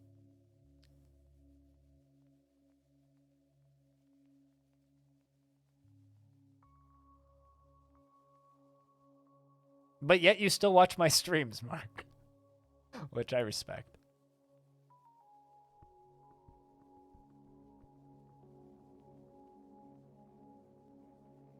We're just throwing all these bits and pieces down in there. All this miasma, stench of rotting flesh. It's disgusting. But, you know, the dwarves just constantly inhaling those toxic, noxious fumes will eventually harden up and get used to it. On the 6th of December. If there was an ASCII toggle, would it be helpful? Why would it be helpful? The graphics just look like Dwarf Fortress. And also the 6th. And yes, there's going to be an ASCII toggle. But it's like, it's one of those like, why are, okay, I'm going to ask this again. Why do you keep asking about ASCII? Why? It's just, it's the way the game looks. And I've also already answered this question, which is it doesn't matter the way the game looks. I can play this game with any tile set. I can play this game with a tile set that is literally a picture of my face, and I have. And you know what? It was playable, mostly. It was a little, I mean, if I can play with a tile set that's just Nicolas Cage, functionally, it doesn't matter what this game looks like to me. So asking me if certain things make playing the game easier, I don't understand how this is a relevant question. Like, if I can mostly play the game where all of the icons are identical, just like hitting K and like reading what things are, doesn't matter. Does not matter. Doesn't matter if it's ASCII, doesn't matter if it's a readable tile set, doesn't matter if it's a dumb tile set. You can already sort of do that by doing this if you have one set as full screen and one set as windowed mode. No, literally vanilla. Set one as full screen and one as windowed. So this is windowed, right? This is full screen.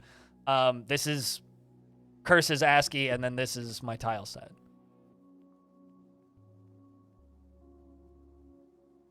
This is just a really redundant conversation to me. I don't know. Yeah, one of my elephants screw up. Anybody firing ballista arrows? Well, it is set to fire at will. Maybe I need more ballista. Need more siege operators. It's one of the... This is just a question that I really genuinely have no answer for. So it's just a little bit like an eye roll moment where it's like, well, I mean, what do you want me to say? Would it make it more helpful? No. Is it helpful? Yeah. Like, do I care? No.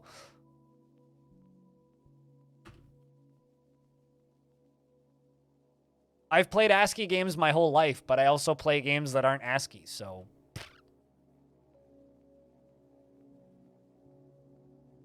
Exactly. And I've answered it twice. So. About the clowns, what's the plan? Squads, no. What's the plan? Is to try and shave off the edges with just ballista arrows. I'm going to see if I can find another spire that has access to the underworld and see if I can set up a similar thing to shave off a few and try and bring their numbers down slightly, because right now their numbers are ridiculous. And that's basically it. I'm just trying to clean the numbers down a little bit. And then after that, maybe just put everybody in a squad and train them up for 2 years and tell them to fucking Leroy Jenkins. But I don't know. I need to get rid of those Amethyst Brutes. Although, honestly, like, I can't remember what the effect of the Amethyst Brutes were the last time I fought them. So, I don't know.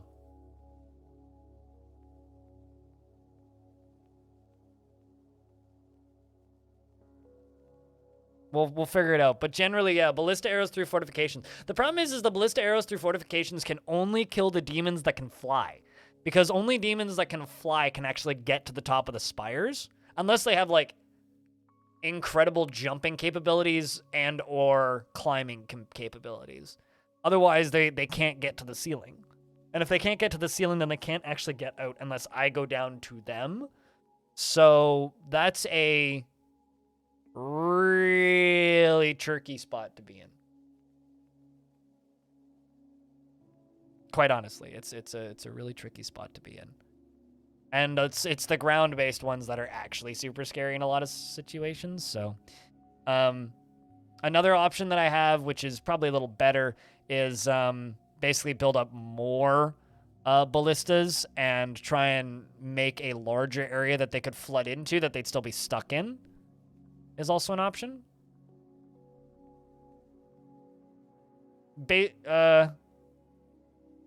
Yes, you can. So you can build a down stair, and then underneath build an up down stair, and then underneath build an up down stair, and then you can build from the top down as long as the top is secured.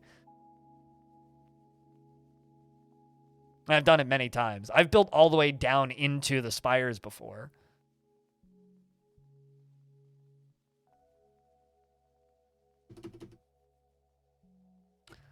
Really hope that we can just get this siege cleared out before, or all these bodies cleared out before it actually becomes an issue. There is a lot of bodies down here, and dwarves do not like seeing that many bodies. Yeah, and it's what's the word? Fiddliness doesn't make it easier. Although, hopefully, being able to designate multiple constructible objects at a time in premium is going to help a lot for a lot of people.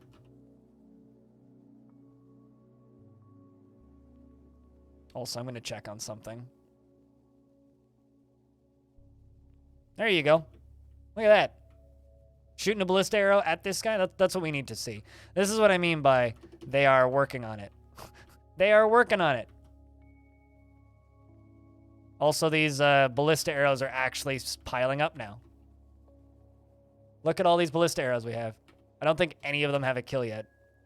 But we're going to have just like this slowly increasing pile of ballista arrows. Although, we did knock off Brute of Steam's front right leg steam. I don't know how you cut off a steam leg, but that's a decapitated Brute of Steam's neck made of steam. I don't think it will, Gus, because that's kind of an important mechanic. So, you know, I mean, it is working. Let's see. What do you do? You're gonna go dump an item? Let's see until the next person comes down here. But yeah, this is my last line of defense, I suppose.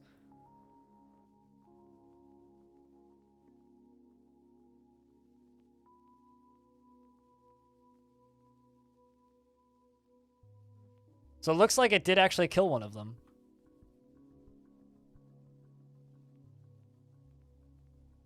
Nope, nope, maybe not. It was just this guy.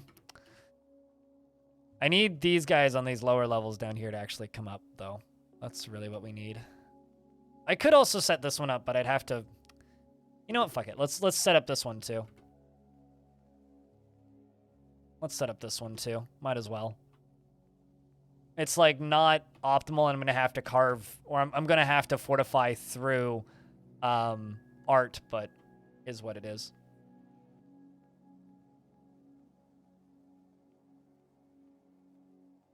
No, I'm finishing the fort tomorrow.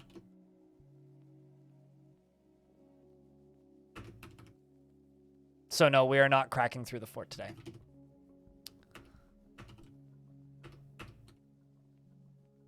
And...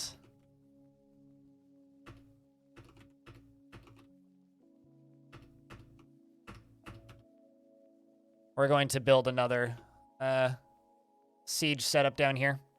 So we can start shooting at them on this layer. How can one finish a fort? By being satisfied with the status of the fort and saying it's done. I'm trying to fight with hell. And win before premium releases. Small goals. Small goals. But, you know, one goal at a time, right? Currently, the small goal is to fight with hell and win.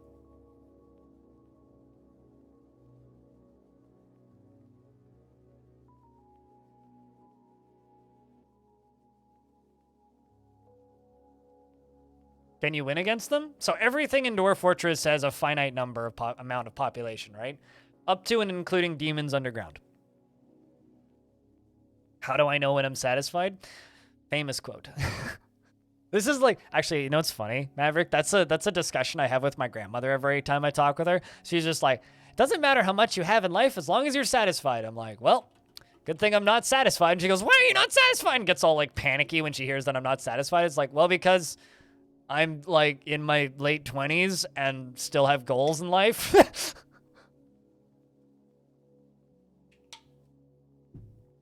But yeah, no, you can win against anything in Dwarf Fortress. With enough persistence and mass murder, you can stop anything from continuing to pile in and spawn. But the thing is, hell is very expansive, right? Because like this world is a large world, which means it's probably about the size of Australia. There's the entire surface layer, right? There's the cavern layers, right? Then there's the next cavern layer, right? Then there's the third cavern layer, and then there's hell, and that's like 3 Australias stacked on top of each other. So because of that, there's probably a lot of them down there. Just like there's a lot of humans.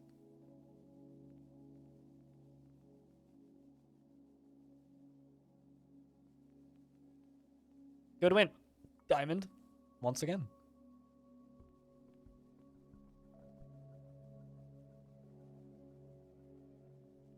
Aren't 1 and 3 the same?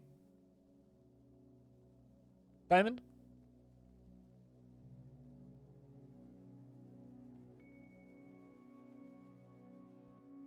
Like, abandoning is dying. Usually.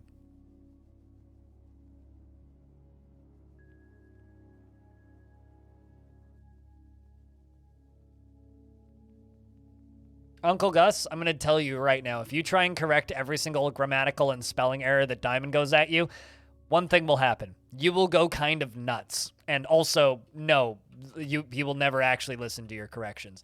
I've tried for literally years at this point, and I've given up. So your best course of action is to be like me and just fucking give up. All right, so let's do...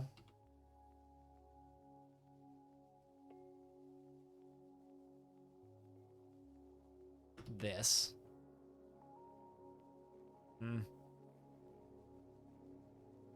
Hey, you know what? Never mind. I mean, abaddon is a word. It's just not that word.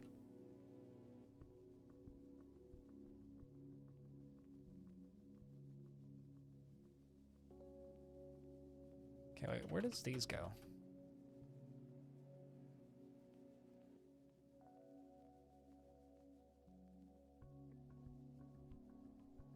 Yes, but abaddon does not mean abandon. Abandon is a word. Abaddon is not a word in Dwarf. Well, I mean, it kind of is, but the term that he's referring to is retire or abandon, not abaddon. I'm not saying it's not a word. It's just not a word that makes sense in this context. Kia has stolen an adamantine sword. This means war. Fucking parrots.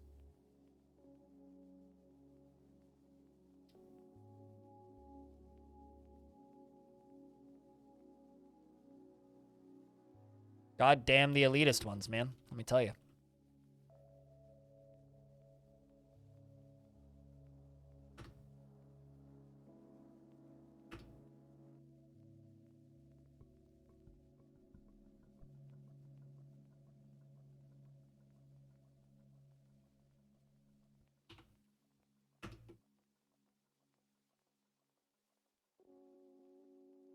You know, I learned about that word years ago because somebody I used to play games with, who actually popped into the stream once and said hi, or his name was Lord Abaddon. I remember Googling it like a decade ago, maybe longer.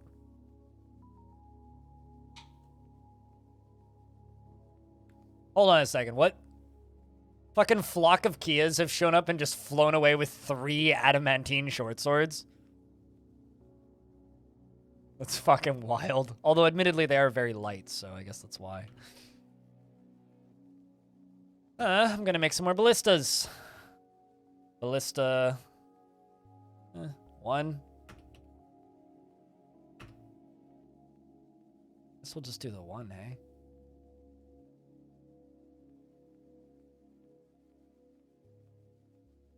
Yeah, I guess we'll just do the 1. So here, we'll do wall pieces there.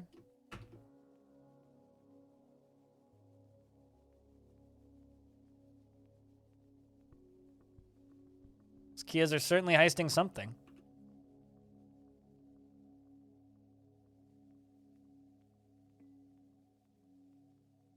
So this down here is going to be built up slowly.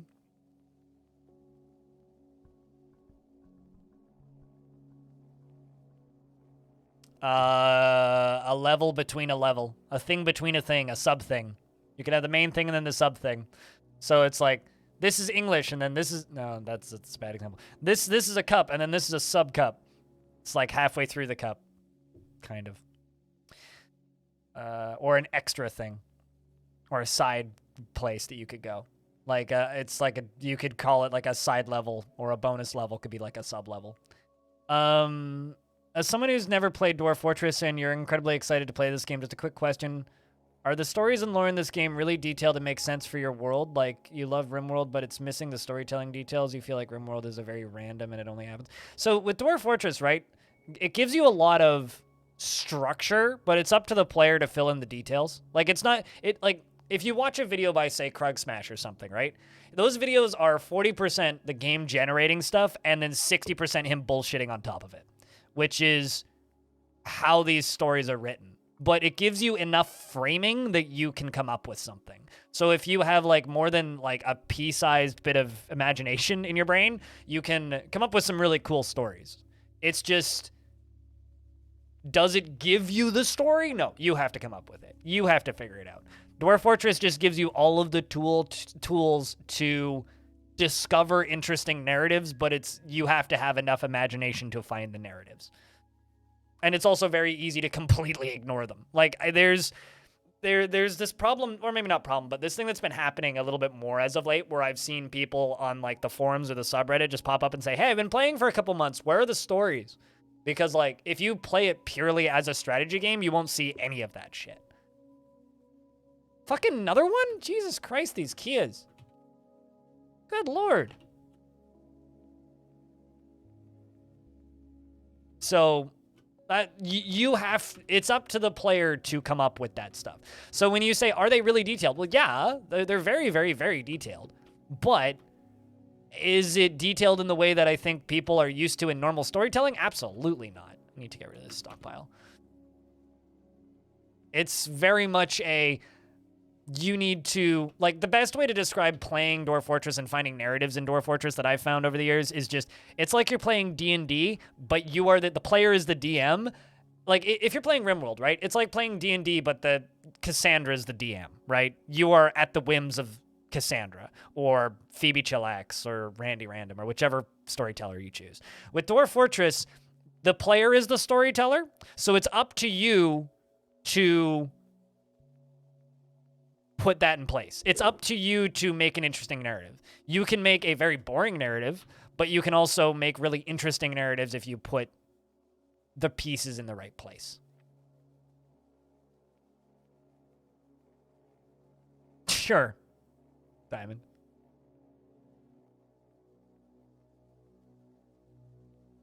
Also, I'm going to be honest with you guys. I am terrible at following threads on Twitch. Like, they make reading responses to things almost impossible for me. So if I lose place in a conversation, it's probably because you guys are using threads. I really wish threads never got implemented on Twitch. I fucking hate them. They make reading so difficult for me. I need to demolish that for the time being so we can get that door built.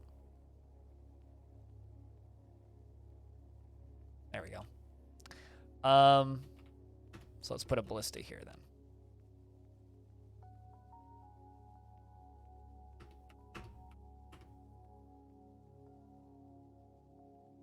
What's up, Insane? How's things? So yeah, you guys can use them, but just note that if I lose place in conversation and don't know who's talking, that's probably why. Oh no, they're pretty good for users. Like they're pretty good for like people chatting, but for me, it's like I have no idea what you guys who's adding who. I really wish they just stuck to the classic, just at somebody, but you know, is what it is. Threads and live chat are an abomination, and whoever first approved it in any chat should feel bad about themselves. I think they're okay in Discord, but in Twitch chat, yeah, they suck.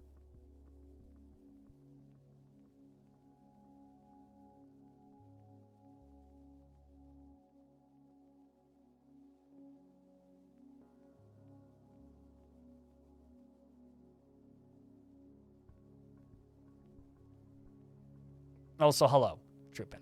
It's good to see you. Slack had them before Discord. Do you prefer Slack's way of doing it? I've had to mess with Slack a little bit, but very, very, very, very, very, very little.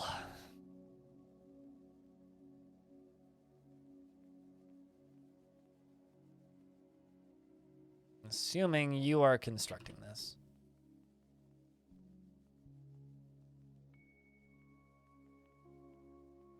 Saw someone on Reddit say when they had things happen, they tend to make more sense.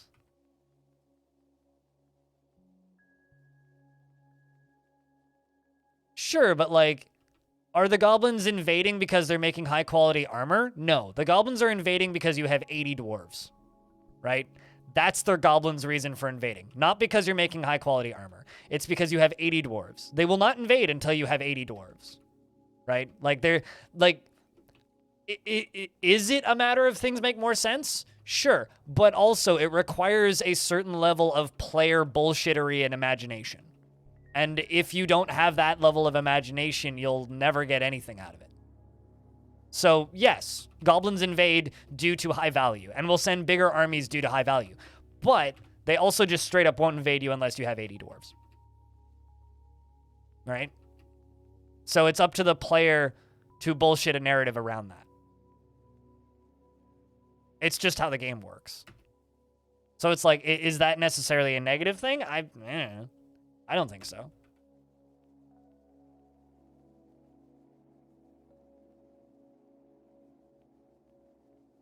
Trying to make a secondary stairway.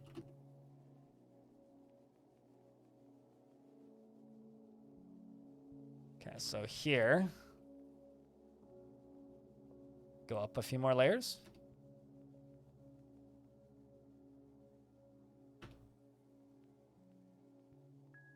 So that we don't need to be walking through the cavern layer to get there. Which I'd rather not be doing. Have I been invaded by goblins in Long Death? Yes, once. By a random wandering horde of explorers, which can happen in the very young worlds. But outside of that, no. Because I've never had more than 80 dwarves. Like, and we have ludicrous value in Long Death. Extraordinarily ludicrous value.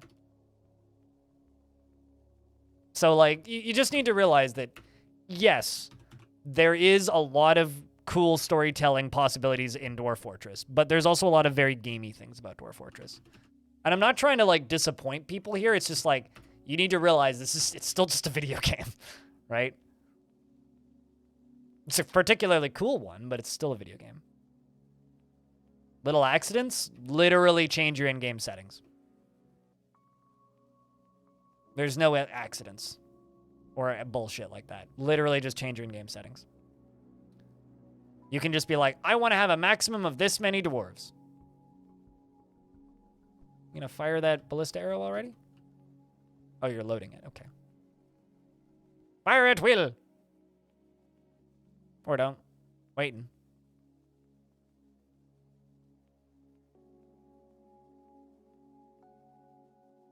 Oh, okay. We're done. Stole another short sword. God damn it. At what? Clear devils, which are towering one-eyed aphids that have lacy wings and they undulate rhythmically. Its clear exoskeleton is warty. Beware its poisonous vapors. At who? The demon that's in the middle of my screen. That is right above these demons. That's right above these demons. That's right above that empty hole. That's right above this that goes down to the underworld because we're at endgame Dwarfort. Which is why we're firing ballistas at them through holes in the fortifications. And I'm building another set down here to do more of that. Got no glasses on? Put your goddamn glasses on. How do you expect to watch Dwarfort with no glasses on? But yeah, no, we're shooting at demons.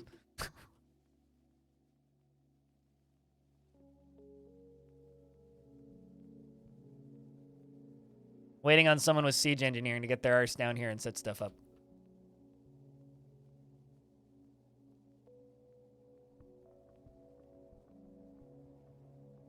Oh, there's probably already someone on their way down. Actually, hold on a second. Who's doing managing stuff? Nortram. Still Nortram. Nortram was like one of the original 7, was he not? Let's say he was. Although, to be fair, not seeing a clear demon seems pretty, like, common amongst people. Because they are clear, after all. I would imagine that they'd be somewhat transparent. The fact that the color clear in Dwarf Fortress is, like, designated as a color is something that's always amused me. It's like, oh, hey, look, it's the color clear. Everybody's favorite color, clear. There's something about that that's just bloody funny to me.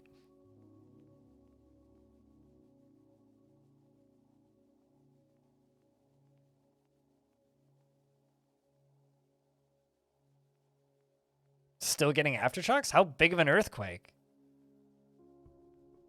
I was like, we've had earthquakes like that, not super recently, but where it's just like, boom, whoa. And then like 4 hours later, ka-dunk. Come on, can you fucking stop already? 5.9, okay, noticeable. That's a big one. Not bad. It's like the one that, back when I still had a real job, that hit. When that one hit, it was like, it was enough that it like knocked me over while I was working. And I like stood up and I was like, what the fuck was that? And I ran like out into the main area of my job at the time and just shouted really loudly, anybody else feel that? They're all just kind of like, no. And then I was like, I'm pretty sure that we just had an earthquake. And they were like, no. And then after a couple of seconds of everybody calling me crazy and laughing at me, they all started getting texts from their families and parents going, did you feel that? And they were like, okay, maybe you're not nuts. Getting some pretty hefty hitching. This fort's quite laggy because of how big this map is. That and green? Clear was your favorite color? Really? No. Well. I mean, something's going on in the world somewhere.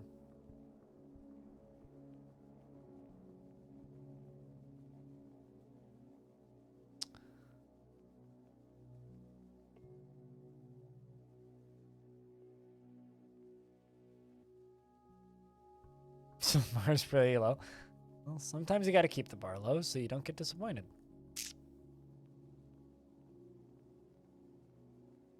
Your fault for living near a volcano? Yikes.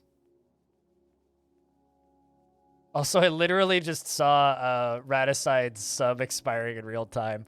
Kind of sad. Which is life.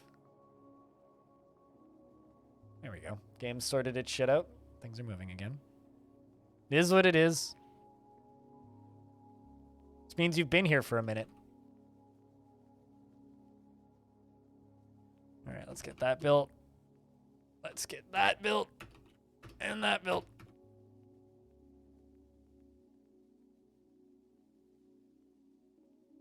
Although I think it must have been from like a 5-pack or something because I literally just lost 5 subs.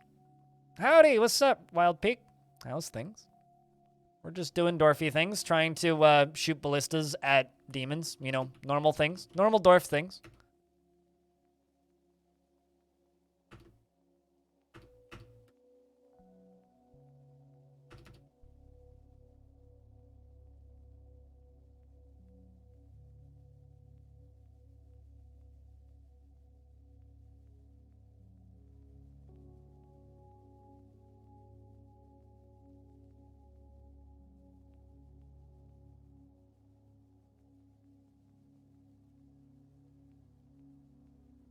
Was missing when your bed made you fall into?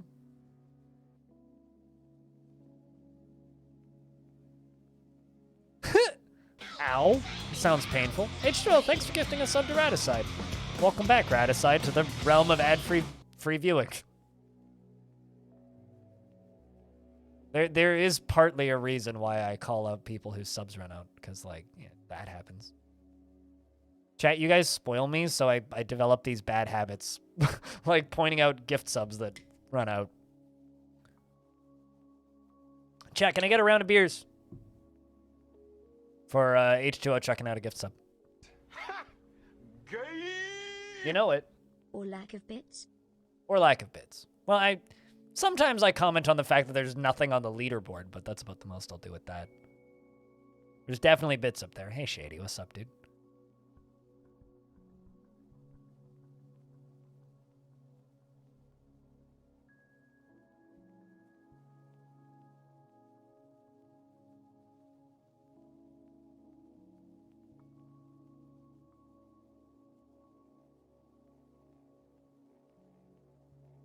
Let's see, are you reloading? Okay, you're loading. Guess I could just lock you in here until you fire it. I want you to fire the ballista. That's all I want you to do. There you go. Oh, you missed. Collided with the wall. How disappointing.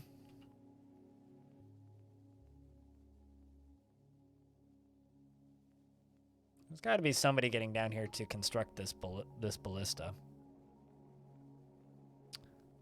I could use burrows, but that's work. You're making that. You're making that. You're bringing ballista parts down. Perfect. Burrow me timbers. You loved when Kit Fox raided you, but the bot couldn't keep up with the beers that were being spammed at like 15 in a row. Yeah, it's always fun when things like that happen, yeah. Yeah, but the water infinitely drains. So there's these pools in hell, which are like these weird glowing things. Glowing stuff, glowy stuff. And it just, what's the word I'm looking for here? Words. That threw me off. Tangerine Blade, thank you very much for gifting a sub. Appreciate you. And starting the hype train. It just drains stuff infinitely. So if you dump water into hell, one, the demons don't need to breathe, so they will just go for a swim, and they don't seem to care.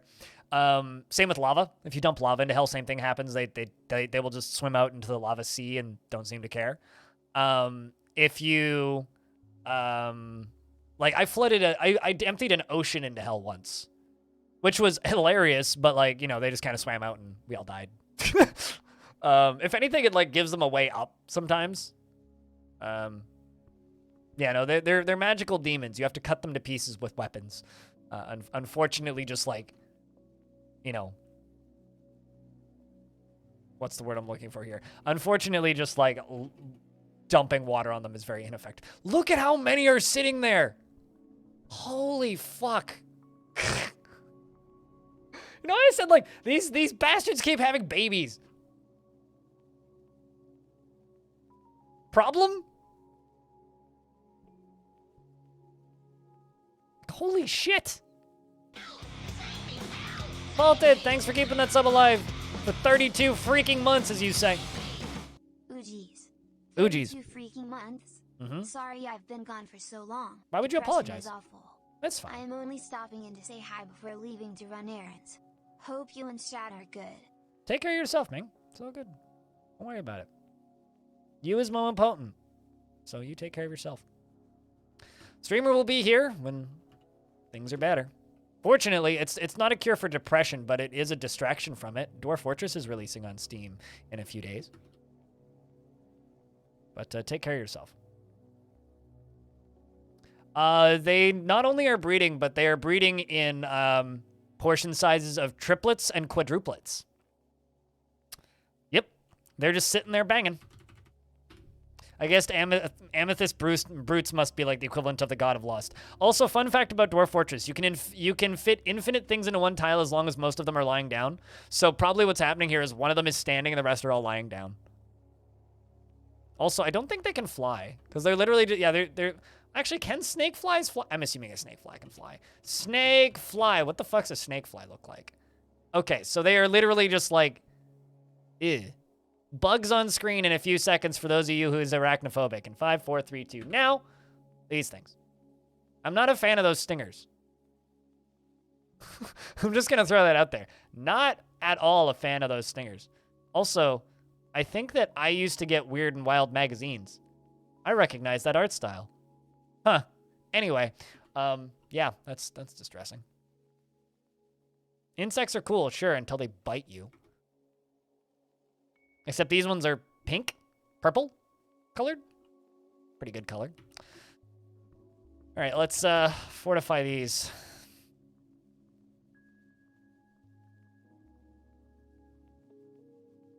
Hopefully they don't dodge out, otherwise we're gonna have a problem.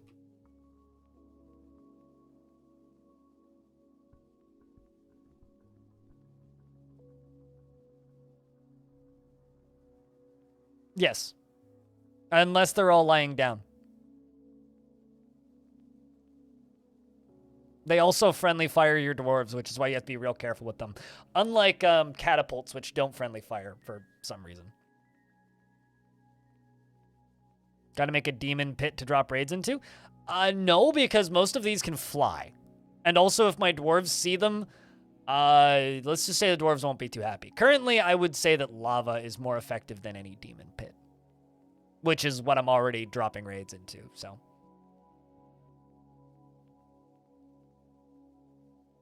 That's not really the concern here.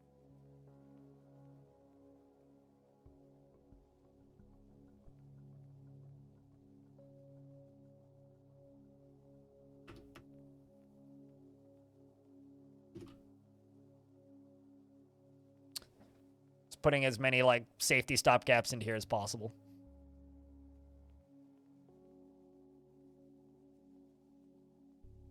Also, thank you very much for the little level 1 hype train. Didn't really go anywhere, but is what it is.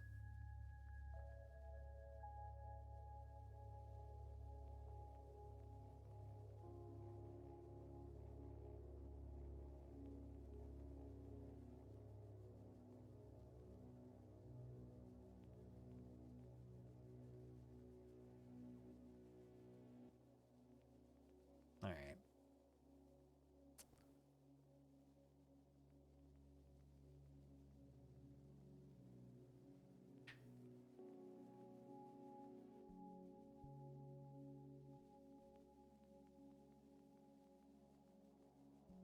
We wait here. Cool, they didn't dodge through. And are you panicking at that? Kind of looked like it.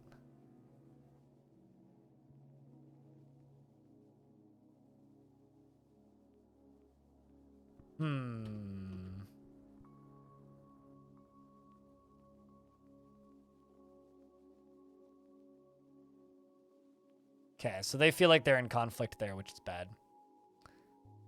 Basically means that only brave dwarves are going to be able to go into this side, which is fine. But I can also turn this on.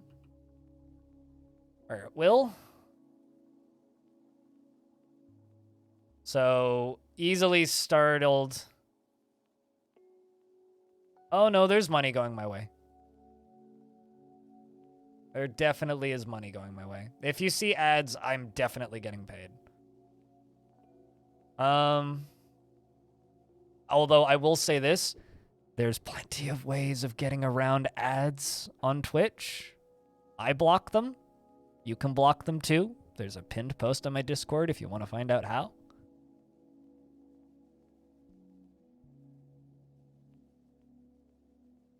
I'm getting paid just for running them. I also get paid for you seeing them. So. Only if you can afford it. Not everybody can afford to sub. I don't really put that forward as an option. They got real angy for a second there. You see that? Went and blasted everything. All right, well, this is set to fire at will.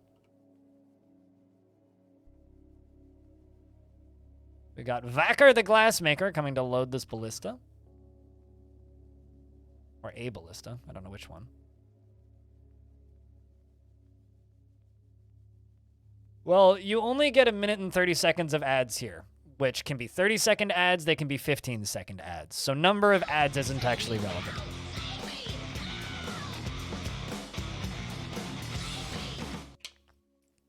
I think they can also be 5-second ads, and I have automated 30-second or 1 minute 30 seconds of ads every 30 minutes, and it just is what it is.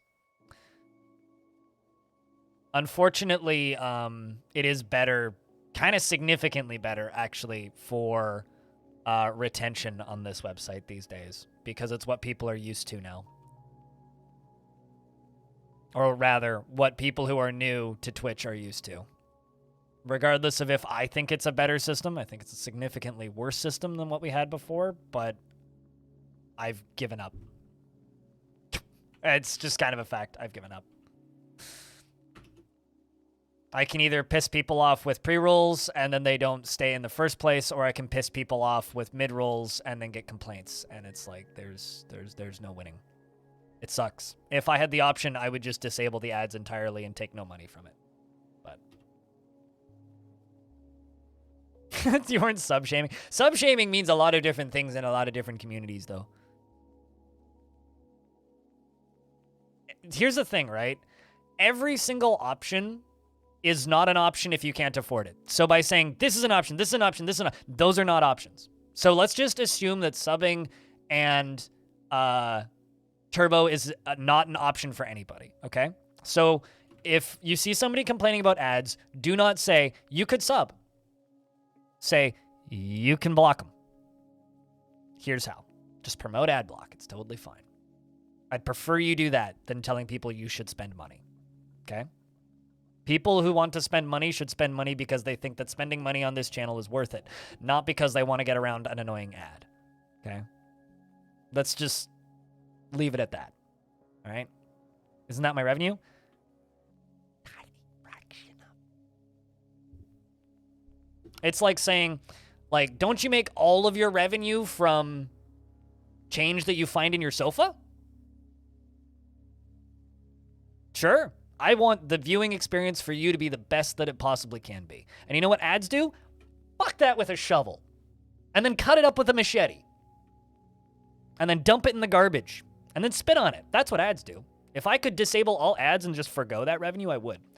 So I'm trying to figure out what the best option is in the current world of Twitch. And currently there is no good option.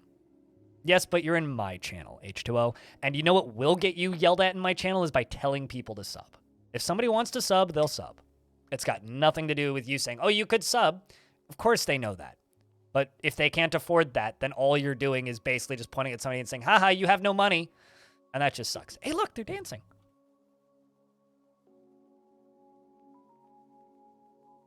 The Cradled Fence is a sacred group dance originating in the Room of Savants. The form guides dancers during improvised performances. So this is a religious dance because this is a church. This is a temple. It's kind of cool. Sure, I'm okay with ads too if people are okay with them. I'm not okay with people in my chat telling people to sub. All right? It's not your place to do that. It's just that simple. Anyway, we got a kid in a strange mood. Render has been possessed. I'll follow him.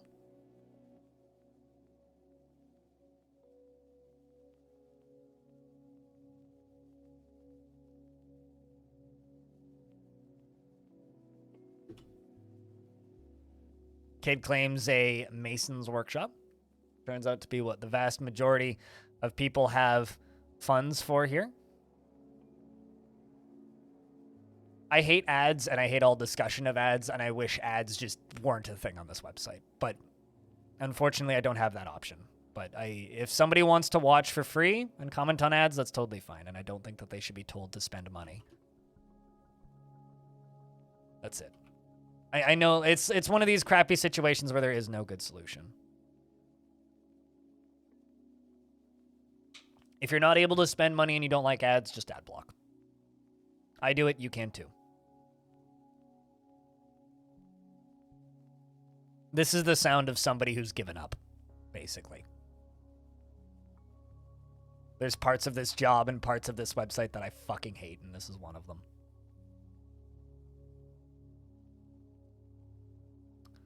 Fire Demon is fighting. Probably because it got hit by an iron bolt. Seems to have actually been quite efficient. Are you firing that? Let's actually just lock this. And this, and just let you fire that. Okay, you fire the ballista. See how that goes. Killed what looked like 2 amethyst brutes, actually. A lot less of them there now. Amethyst arrow strikes the brute in the right second leg. Right second leg. Ligament has been torn. Chitin has been torn. It's been chipped. This one got struck by a brute in the left first foot.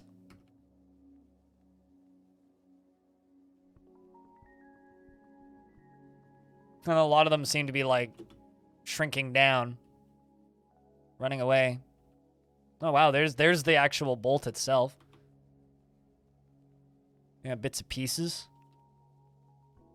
All right. What, the O's? You mean these? These are pillars.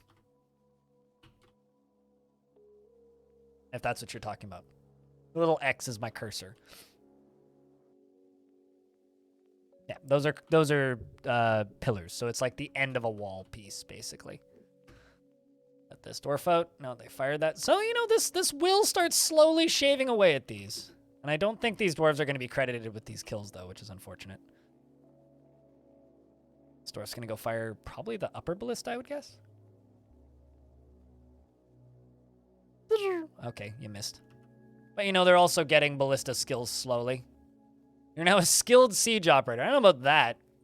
You seem to kind of suck, Vubok.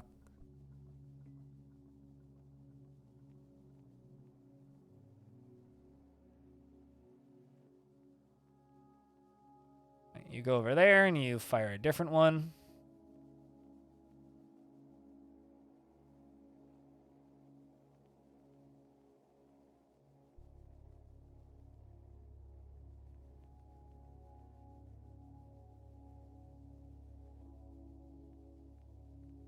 Also, I know that this is kind of a shitty point for Twitch, really, because every single channel is going to be taking a different stance, right? You're going to have... Whoop, that definitely killed something.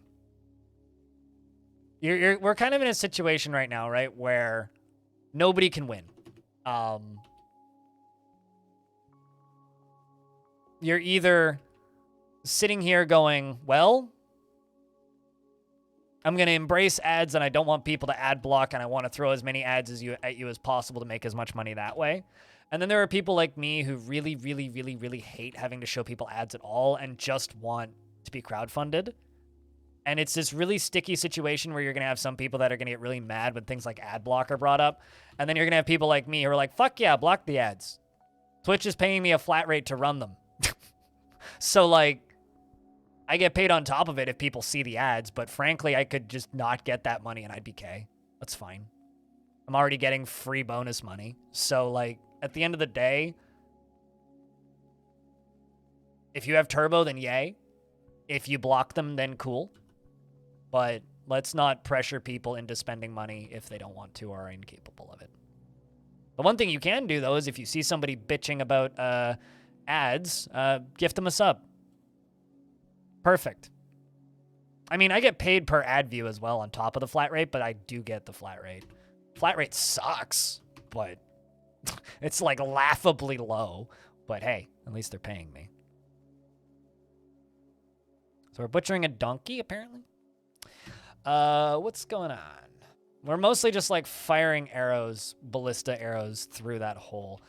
I was going to kind of set up ballistas here too, but now that I'm looking at it, I kind of feel like it might just be better to wait. More than nothing? Like I said earlier, I would rather just get nothing, but... Unfortunately, there's enough people now that just complain about when pre-rolls are on that I've given up. There's no winning. It sucks.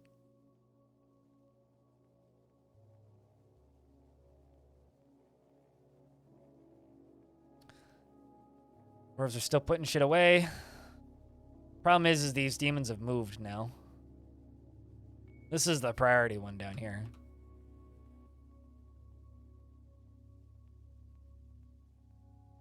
We'll fire the other one, the lower one.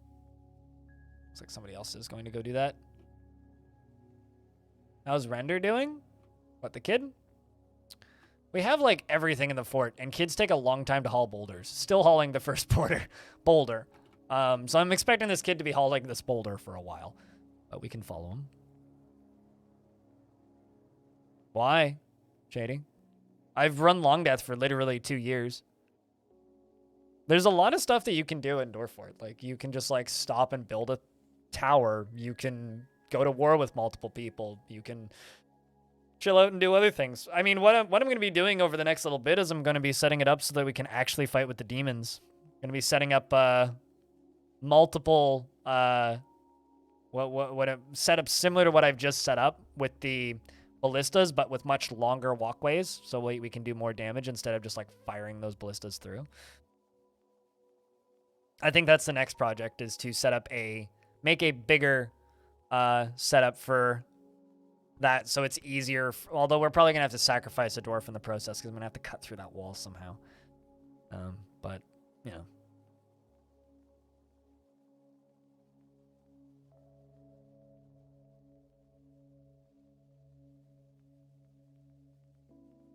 To focus on for that long? That's my job.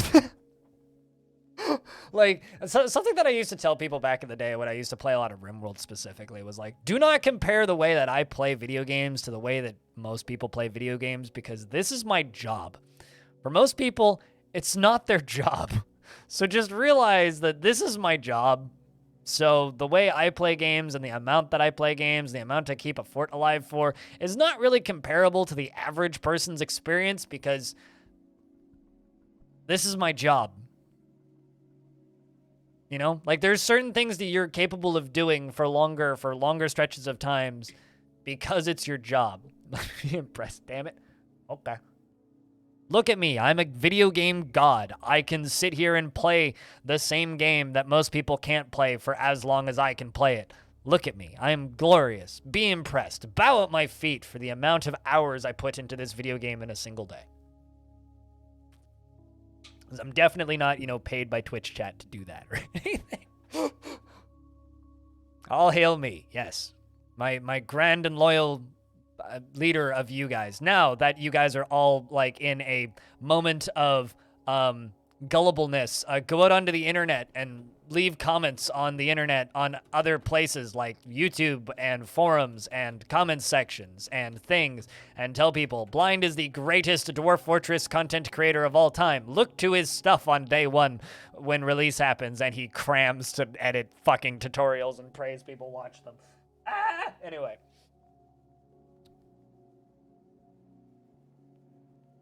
Do you play one job as a job, I would assume? Do you need to be a variety jobber? Like it's kind of a joke question, but it is actually kind of a genuine question. Although here's the thing, right? I don't play one game. I go through long stretches of taking breaks from Dwarf Fort. I play other things too. Big fan of traditional roguelikes. Really like games like XCOM, you know, stuff like that. I like other strategy games. There are other games I play. Been playing a bit of Zero Sievert. Off stream recently, I've been replaying the first Crysis because I got Crysis remastered for like $3, which was great. I have like, yeah, I've streamed like 400 hours of Jupiter Hell, Caves of Cud, you know.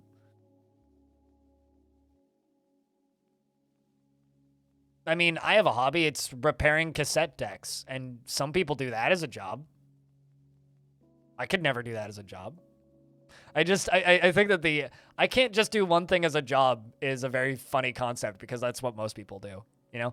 That I had a job that I did once for a summer, which was I was working in a factory, and I worked assembly line. So it was like pick a piece of plastic, connect it to another thing, and put it down. And I would just, every day it was like different variations of that, but it was always like pick up a thing, clean it, add a thing, put a sticker on it or whatever, put it in the box, pick up the next one. And count them until you do 10,000 or whatever, and then you'd start the next one. And I did that for an entire summer. Significantly less interesting than just playing one video game as a job. How is Zero Sievert? It's kind of great. I mean, it's like top-down pixel art Tarkov. So it's like that same kind of grind, that same kind of progression style. Multiple people in home base that give you quests, that sell you stuff for different amounts. It's pretty fun. I mean, I enjoy it. It's a nice little shut your brain off in game kind of game. We have a gold bars. Can be valuable, whatever it is. Come on, kiddo. Sup, Alexandra? How's things? There's Kid Fox in the chat. So when are you guys going to be streaming more Dwarf Fortress? Right, that's something people have asked me. Everybody's sad that your learning Dwarf Fortress streams are over.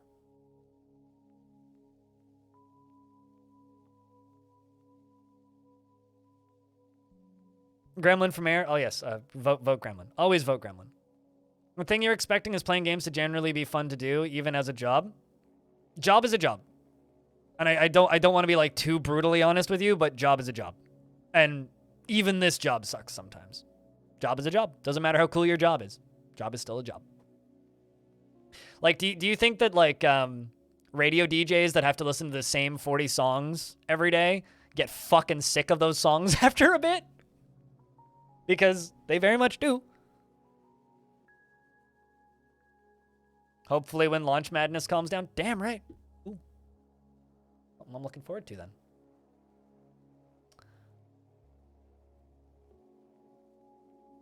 Also, the same style of anger, but you got shot by some bullcrap NPC at 300 meters away. No. Also, like, one thing you need to know about, like, Zero Sievert versus Escape from Tarkov is, yeah, there's, like, bullshit deaths. Well, not bullshit deaths, but yes, you will get, like, killed immediately at a far distance by a dude with way better gear than you who's just, like, AI instead of a player. But, like, the difference is a run in Zero Sievert is, like, 10 minutes, whereas in Tarkov, it's, like, an hour and a half, maybe longer. So it's a much smaller loss. Also, in Zero Sievert, you have an option when you start your game. You can play hardcore or you can play casual. And hardcore is like, when you die, you lose everything that was in your inventory except for stuff in the safe box. And in casual, when you die, you just lose the time that you were out there. So your character gets hungry and thirsty and tired, but you don't actually lose anything that's in your inventory. So you can just do that and like have almost no issues. It's like, ah, fuck. And then you just go do it again, which is how I've been playing. And I've been very much enjoying it. Because I don't think playing hardcore on early access games that are buggy and crash sometimes is a good idea. I think that's a terrible idea. So, you know. Also, sold 100,000 copies and wasn't even in the top, like, 300 wish-listed games on Steam. So, you know, more proof that Dwarf Fortress is going to sell ludicrously well.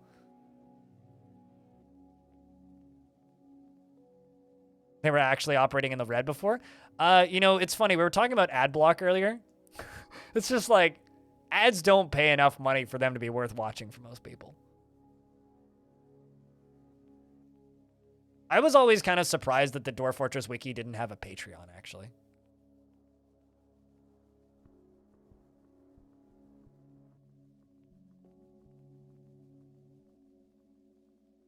They do now. If you go to the Dwarf Fortress wiki, Aqua, it says sponsored by Kid Fox Games, and it's now ad-free. Although I haven't seen an ad on there in a while, apologies. But yeah, it's now ad-free.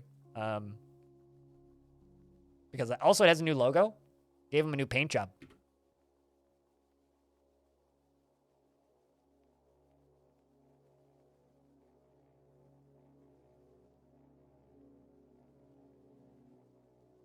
I mean, we're going to need the extra server space because, like, we're going to have high resolution sprite images in, like, T-minus 5-6 days, right?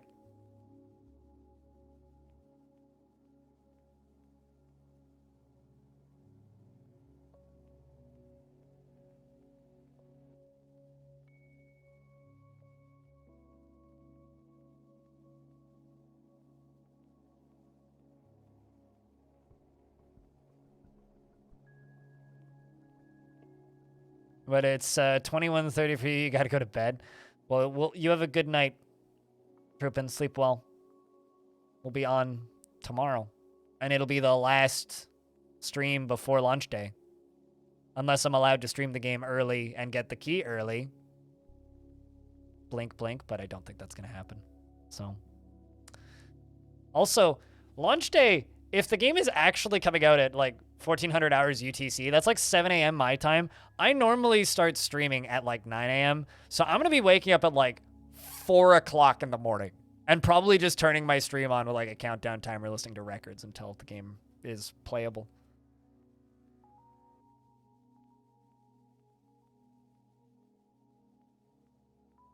You just finished the launch trailer? Hell yeah. So that drops on launch day, correct? Not like the day before or anything fun? I really want to see that. I'm looking forward to seeing what kind of chaos you are dropping on launch day. It's an out now trailer? Yeah, I figured. No extended gameplay footage trailer with like, I don't know, Forgotten Beasts. You know, something I'm still wondering. I'm still wondering what like night creatures are gonna look like, right? Because currently they're just like, it's an N. Oh no, it's a letter N. Ah! Can't wait to see things. Be fun.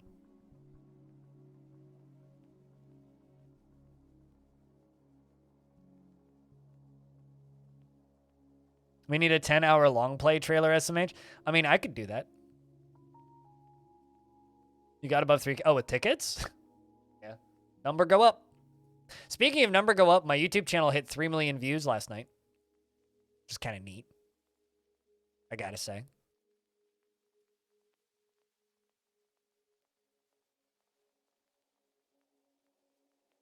It has Wild Things and Tarn and Zack. Aw. Well, I'm sure that'll be fun. I mean, if you're 555, then I'm sick. I need to get my Slipknot shirt. What the fuck? I'm wearing a ginger shirt. This is like off topic. God damn it.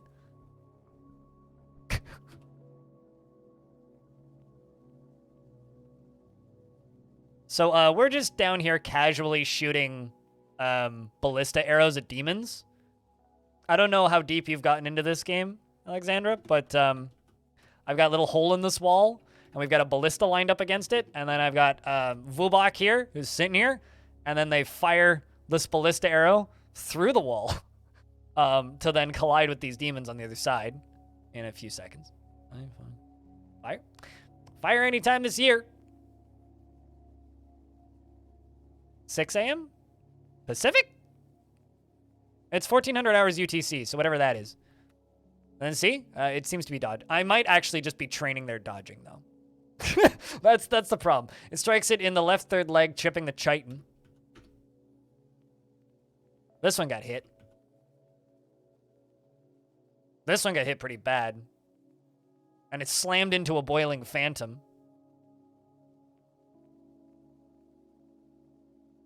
You're not sure if that's correct, though? Sure, but that's what the API says, though. Do I get any what? Well, I mean, currently we're getting sprayed with poisonous gas. You okay back there, bud? Time into RAF has been missing for a week. Oh, well, I mean, okay, autumn has arrived on the calendar. I don't know where Time into RAF is, but Time into RAF must have died. Let's see. You're afraid and in conflict. What does that gas do? Because you just got completely enveloped in it.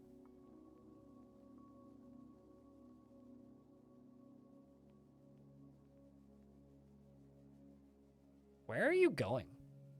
You know, you could just leave, right?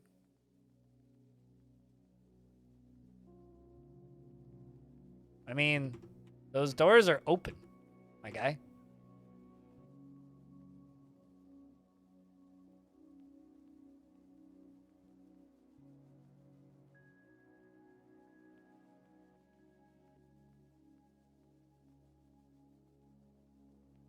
It's like you don't need to look at the demons to walk out. Okay, let's just try forbidding this door and see if that fixes his pathing.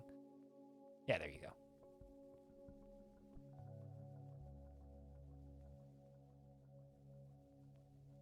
Dwarf was stuck in a time loop for a second there, kept peeking at the demons. Type an exclamation point tickets to see how many you have, and they've just closed now, Shady, but after an hour, you can invest them. You can basically bet for a chance to win more. Does nothing. Oh, there is news tomorrow? I kind of just assumed there was going to be none today, and nobody said anything. And the last one was like, official merch announcement, I think? All right, chat. Everybody buy 10 copies of the soundtrack so that they make it on vinyl. I mean, I'm not biased or anything.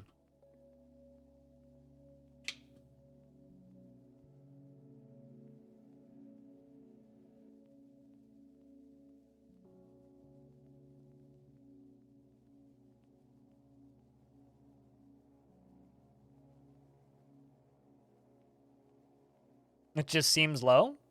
The thing is, right, a bunch of people have... Well, actually, we're starting to figure out what the Amethyst Brutes do. This dwarf is bleeding. No health problems. My butt. Bullshit. You're literally bleeding. That is a health problem. Game. Does this dwarf just die now? Pretty sure bleeding is a health problem. Especially if it's coming from unknown source. Cool. Doctor's coming. I mean, what with the if it sells enough, they'll do it. But anyway, as far as Steam popularity, to give you an idea, previously there was nobody ever streaming Dwarf Fortress, except sometimes I would be streaming Dwarf Fortress, and sometimes RNG Strategist would be streaming Dwarf Fortress. This dwarf is still bleeding, dude. Where are you going? Well, at least Kiddo's still getting their gold. You're still bleeding, guy. Are you just like vomiting up blood? What are you doing? Go back to hospital, you weirdo. I guess you insist on having a shower, but like, so when it comes to views, right? It used to literally just be me. Like it used to literally just be me for like weeks at a time, and then occasionally you'd have somebody else. These Amethyst Brutes don't seem that bad. Are you still bleeding, dwarf? Bunch of Crundles fighting down there. With a Gorlak. But what's... Alright, so that door can be unlocked. Okay, sweet. We'll just let them keep doing their thing. But, like, there has been a couple big streamers who've jumped in, which is very different, right? Dwarf Fortress is a hard game to watch, and the problem that this channel, my channel, has had for, like, the last 5 years is that people don't raid, or not quite 5 years, 4.5 years. People don't raid channels and don't watch channels if they think they can't watch the game, right? And Dwarf Fortress isn't out yet. So people still think that they can't watch this game because they seem to think that Dwarf Fortress is unwatchable.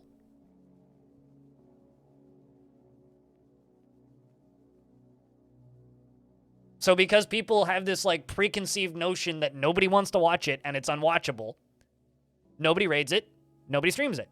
Every now and again, you'll get one crazy nut job like myself who will jump in and be like, fuck yeah, let's play this game that has a very niche audience, and then they capture the entire audience. Which is actually a really easy way to grow a channel on Twitch, is just find a game that has an audience that has nobody serving that audience, which is kind of what I've done for the past few years. And like, it's every now and again you'll get like a Quill 18, but like he'll pop in for 2 hours on a Saturday and then be gone for a week. Because that's what Quill does with his streams. He'll pop in for 2 hours on a Saturday and then not stream the game again for 6 months.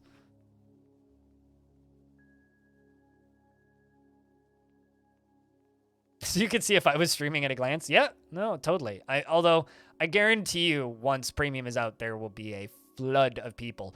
Like my team just ran the like hot potato charity marathon for RimWorld, right? I got a couple DMs during that from different people saying, "Hey, do you know how to get keys for that?" Like they, like just another wrong chat, Aqua. Another example is like, there's people like Italix, who streams RimWorld, has stated that he's going to be like playing Dwarf Fort for like a week, and you know that's a dude who pulls like 1,500 people easy on an average day. Carnage told me at TwitchCon years ago he was going to stream Dwarf Fort when that comes out. That's fucking Carnage. And that dude, you know, sits at like 15, 20,000 people. There will be a noticeable increase when premium launches, to put it bluntly.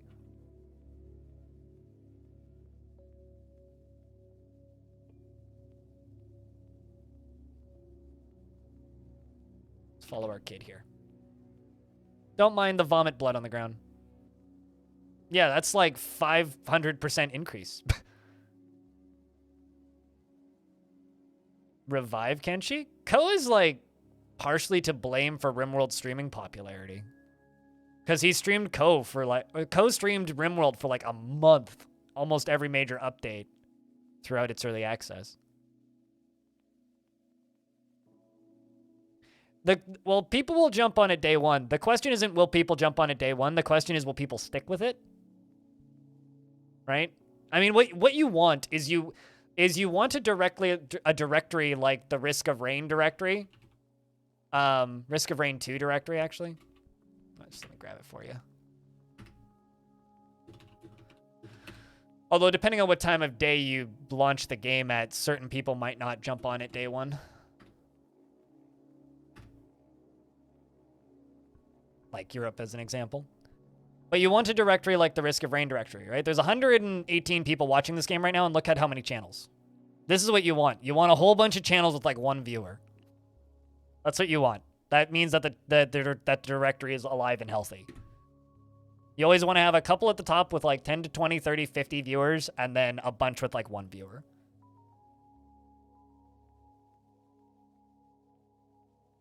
Strategy people. I mean, Cringer literally raided me 2 weeks ago specifically to ask, when's Dwarf Fortress coming?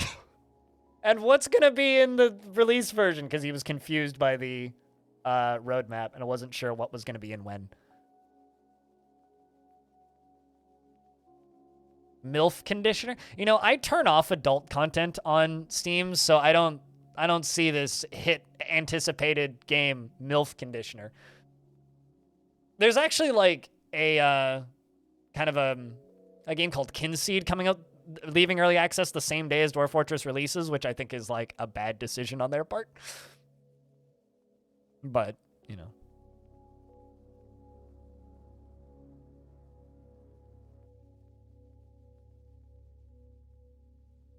The DF Sully page is interesting. Weekly peaked early this year up to 1,500, but other than that, it's mostly me. Yeah, pretty much.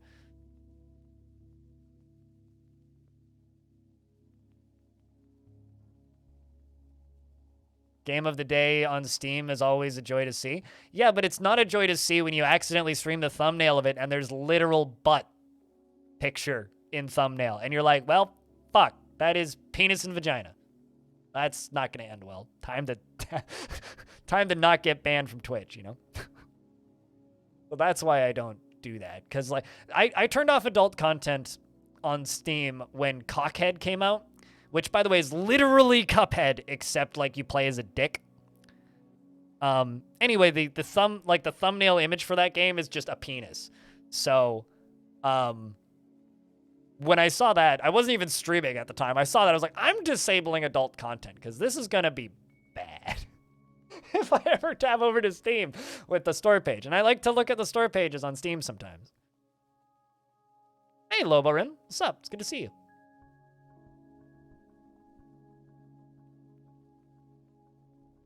You know, you guys are all here talking about how important it is to, like, see hentai games on Steam. I get really excited when I see stuff like this, okay? You know, it's very important that everybody realizes that the Bible is a psychological horror game with sexual content based on fantasy faith and with a lore-rich world in a text-based universe that is story-rich with a female protagonist. Just remember that. Also, there's achievements in this fucking... I want this thing to be like 90% off so I can buy it and 100% the Bible. Also, better question, wasn't there 73 achievements? Did they delete an achievement from the Bible? I beg your fucking pardon? Maybe I misread the number previously, but... The Bible's on your wish list. It'll stay on my wish list forever, frankly.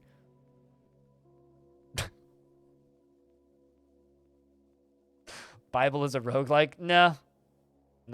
There's meta progression in the Bible because Jesus dies and comes back to life. It's fucking cheating, I'm telling you, man. And I want to ride it all night long. Hey, Sniper. How you been? Who has a trade thread for the Bible? Trade thread. I don't know what that means.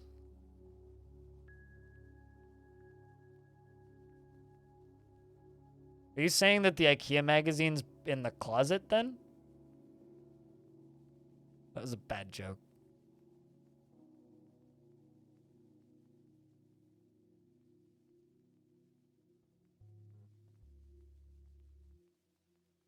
Is the Discord word story done already? Nobody's asked me to read it today, if that's what you're asking.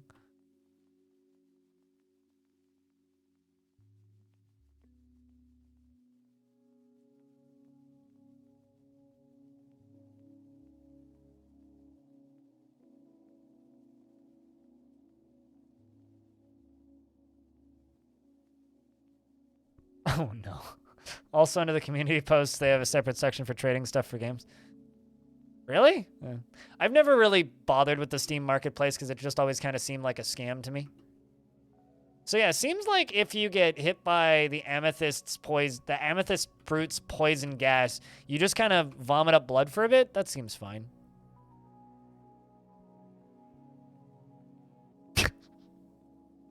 I don't know if they support them, but you probably can. Why? Do you just want to put Lord of the Rings into the Bible? Imagine reading Lord of the Rings in the Bible.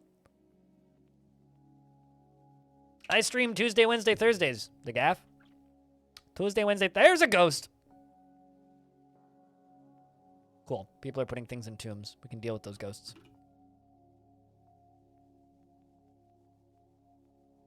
What do you think the New Testament was? I'm waiting for the middle-aged Testament, frankly.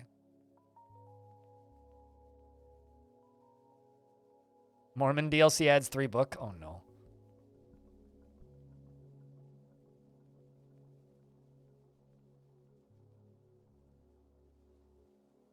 As I like to say, it's excellent human lore.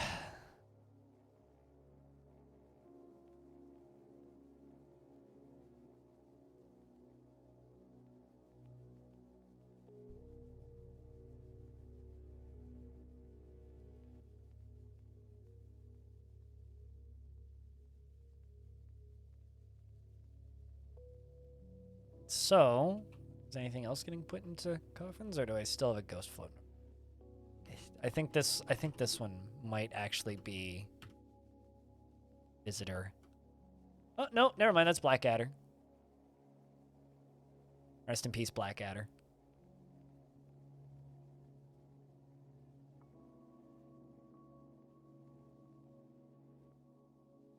Please add VR. There's a lot of really good reviews for the Bible. I like the only took 2,000 years to release. Was probably my favorite one. So, you know. Also, have I said hi to you, Dark Philosophy? I might have. But sup, dude. Longer development time than Dwarf Fortress, in fact. There's a legitimate review on there, too, that's just like, yo, this same app is free on the App Store and it's better on the App Store. Which I also think is, like, weirdly funny.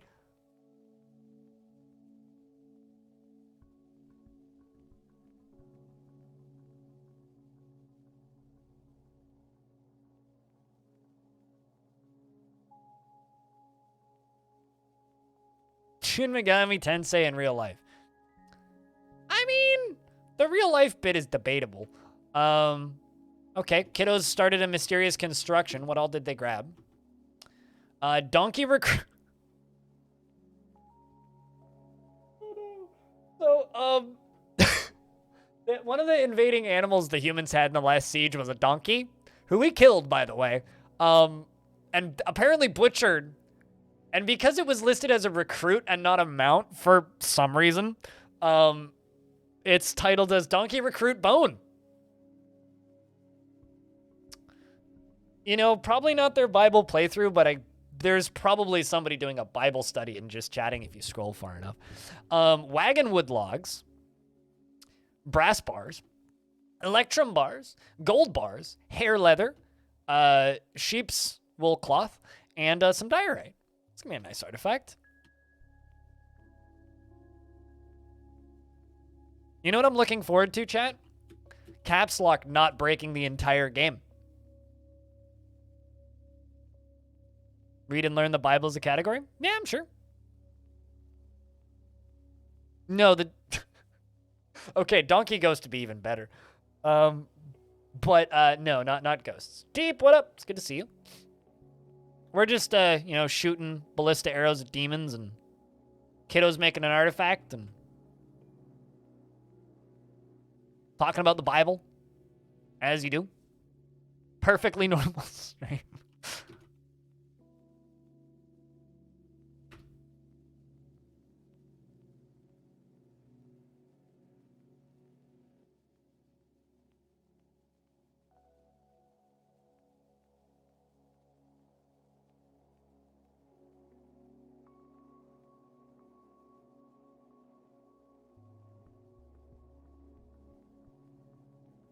Relating it to Dwarf Fortress? Hopefully nobody. Actually, I don't know. Maybe this game is super high. If it's like a high budget game with actual effort put into it and no stolen art, then hopefully somebody. But if it's just like another one of those like $1.50 reposted the same art again hentai games, then hopefully nobody, because like a lot of those just have stolen art in them. Lots of interesting materials, yes. Lots of interesting arbitrarily named materials in this one for sure.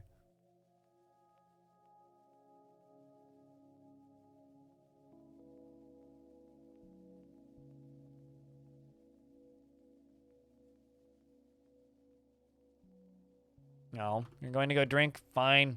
Just trying to get you to fire that arrow. Wow, there's adamantine in there? Wait a second. Where's that miasma coming from? Are they, like, all getting injured? At least the one at the top is.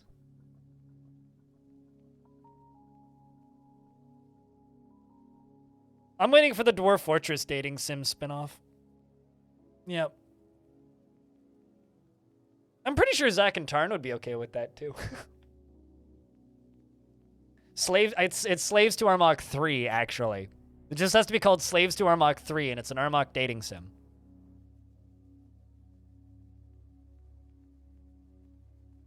You play as Armok, and you have to, like, match characters together. Be great. You could also be formatted into a board game.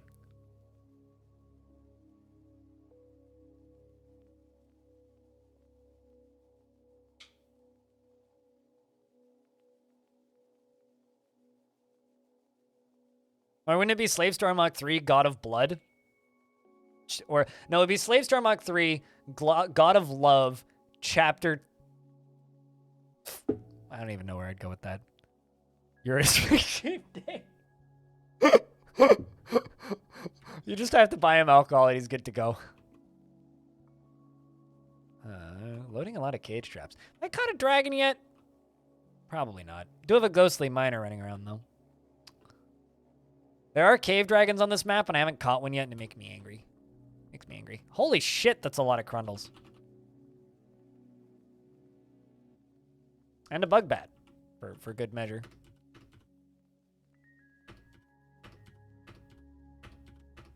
Still could be God of Blood. I mean, much blood is spilled in relationships generally, so. All right. Fire Ballista. That's what I want to see. TF dating sim. The true like deep cut question is, when are we gonna get a liberal crime squad dating sim? Or even just like a liberal crime squad like Steam release.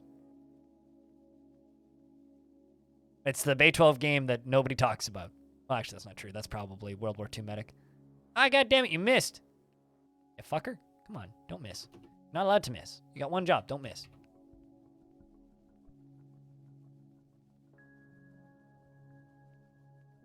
Now, don't miss this time. Oh, fine. Render, the child, has created Rodderlun Tad Tikak, a diorite coffin. Well, we need more of those. And claims it is an heirloom in the name of the family ancestor, Burr Perched Towers. Honestly, something I genuinely want, like, this isn't even a joke. Like, I do joke about, like, how we need a updated version of World War II Medic. We really don't. What we do need, though, is a Bay 12 Games archive pack for, like, a couple bucks. That's just every single one of their games that they have on their website. So, like, World War II Medic, the shitty Armok prototype, and Liberal Crime Squad, plus, like, anything that they can find from their backlogs that they never released. Just as, like, I want to say museum piece, which is weird because Dwarf Fortress is technically the museum piece, but just, like, as an archival thing. So what is Chapter 3? There is no Chapter 3. Dwarf Fortress is Game 2. Slaves to Armok was Games 1. If you want to mess with Armok, the original Armok, here's a link. It's not linked to anywhere. You have to just type in the URL to get to it because they delisted it from their website, but it's still there. Anyways, Baldness Hailed, the Match of Sweetness, is a weird name for a coffin. It's a diorite coffin. All craft store is of the highest quality. It is studded with electrum and brass and decorated with wagon wood and donkey bone. And this object menaces with spikes of hair leather. On the item is an image of the Lovely Fist, an adamantine figurine of all empires named in diorite. On the item is an image of Minkot Blazehall, the dwarf and dwarves in sheep wool. Minkot Blazehall is surrounded by the dwarves. The artwork relates to the ascension of the dwarf Minkot Blazehall to the position of king of the Rim of Savants in the midwinter of 152. On the item is an image of cushion cabochons in gold. It still works on Windows 10, can confirm, installed and made it work recently. Don't even need to do any settings, although it does run in a window about this big. So you do need to, like, fiddle with it a little bit. Although the init settings are exactly the same as Dwarf Fortress, pretty much, so.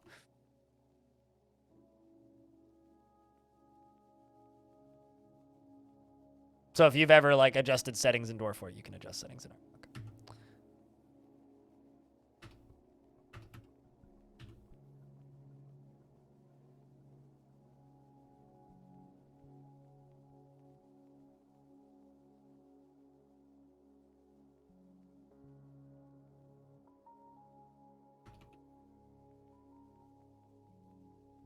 Let's go sock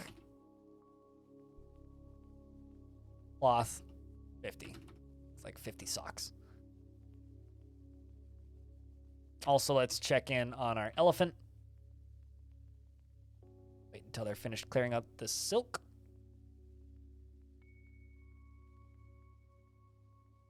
Oh no, Uncle Gus. How can a coffin be an heirloom? How can anything be an heirloom? Coffin's expensive. Maybe your great-grandpa bought you a coffin. Left it to the great-grandson.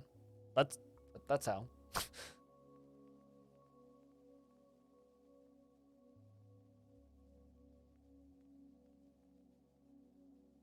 Also, man, time's flying by today. I'm already 4 hours into the stream. I feel like I just started.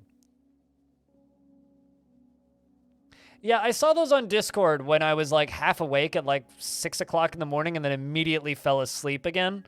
If it's what I'm thinking of. But I never answered them, no, because I saw them and I was like, I'm just going to go back to sleep. Where did you post those? Off topic?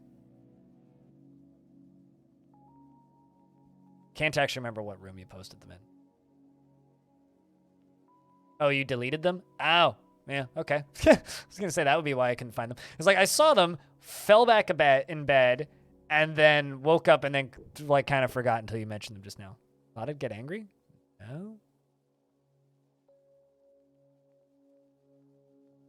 This isn't a gift, it's a treat. Sure. Yeah, sure, you can type them again if you want. Just don't do the natural, like, what is your credit card number question. Hey, we got one! Yes! Does that mean the... I don't think the ballista arrow is going to be counted, but we killed the devil! A devil. Just got like 20,000 more to get.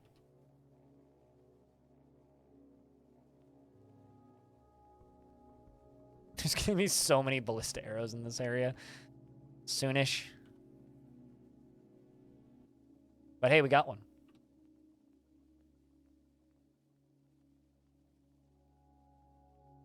Nope. Well, I mean, they are multiplying. So in that sense, yes. But they're infinite in the same way humans theoretically are infinite. As long as they keep multiplying, there's more of them there. I think we've killed 2 or 3 now. We definitely like have blown them apart in a few places, but yeah, it's worrying. But it's fine. We'll be okay. These are demons we're talking about, right?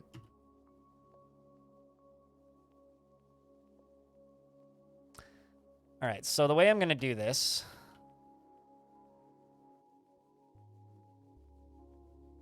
Maybe not quite like that. Let's just do this. To here. Let's go 1, 2, 3, 4, 5.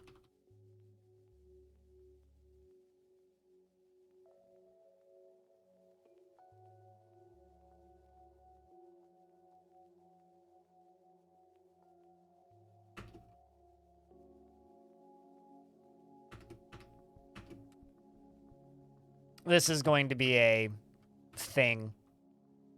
We'll make it work.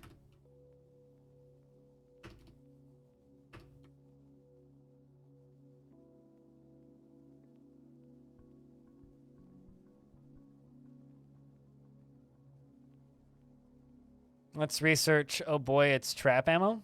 Yeah, cobaltite's not the most useful material, unfortunately.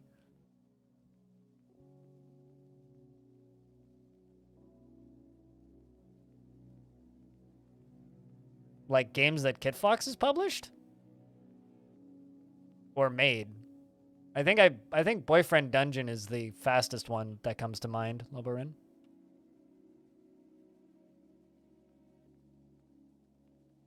But personally, if you're not dating swords, Lucifer Within Us was really cool. Fit for a King is weird as hell, and Moonhunters is kind of neat.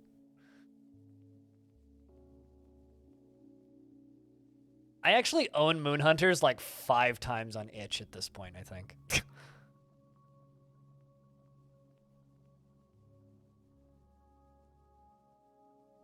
But circles or triangles? Triangles. Full moon or starry night? Full moon. Apart from a ponytail and open hair, is there any other hairstyle I like? No. Do you wear anything like a hat? Toques sometimes if my ears are cold. Generally just headphones, though.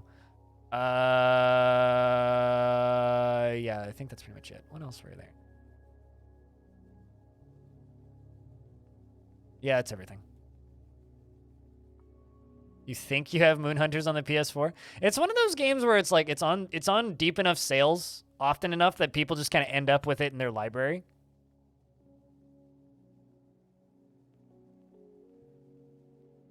Toque.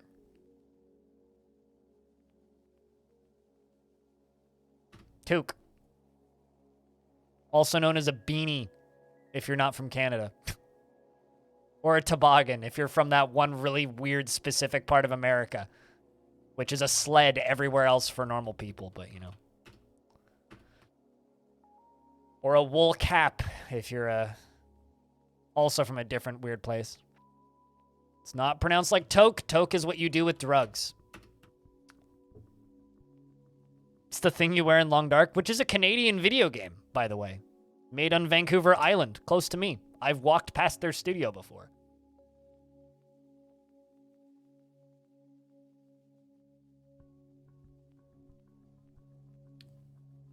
Two great Canadian games. The Long Dark and Warframe, actually. Also, RimWorld is a Canadian game? Because Tynan Sylvester is from Canada?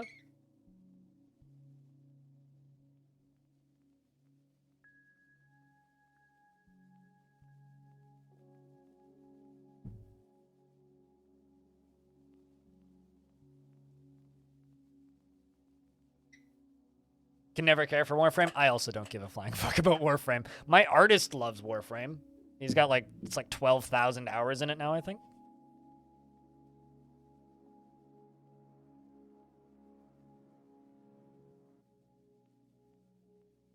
Never played Kona, but I remember it popping up.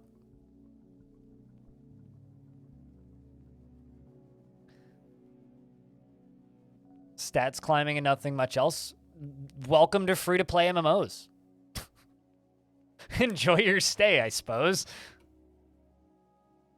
It's literally, you just described every single free-to-play MMO, and I don't think it's a problem necessarily with free-to-play MMOs, but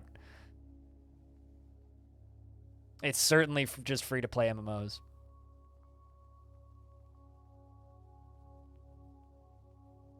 Best, I thought that was SnowRunner. Pretty sure SnowRunner is the best driving in snow simulator.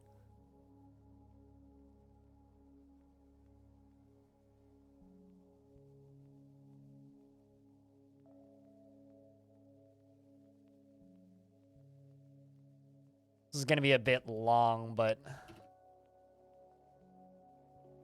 Actually, you know what? I don't need this to be this long. Let's make this about this long.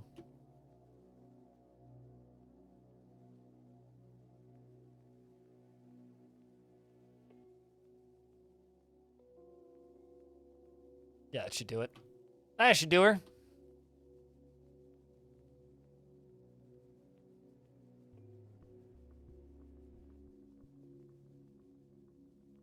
Literally every game feels shallow compared to games that I like to play, which is why I don't play a lot of games. I hate MMOs. I think MMOs are generally terrible, and I don't really understand why people play them. Honest take.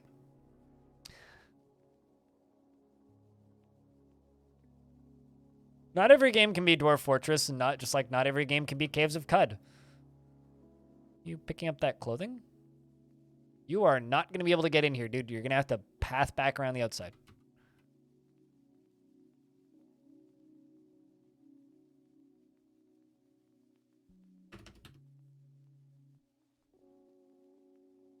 Just cut through that. The frame rate will get much better. Because you'll no longer be stuck in here anymore. Such a unique style. Cud is rad. I love Cud. I feel like I said, I mean, in regards to deep games, you might like Stationeers. Stationeers is cool.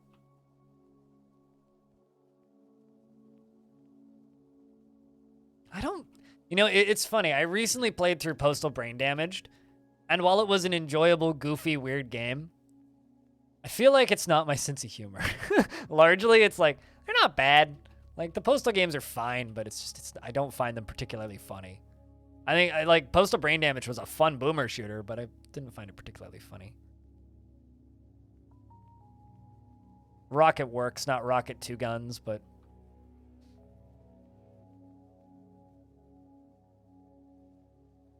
Brian Beckley is a really good follow on social media platform. Because I don't know if I can say anybody's a good follow on Twitter anymore, because fuck Twitter.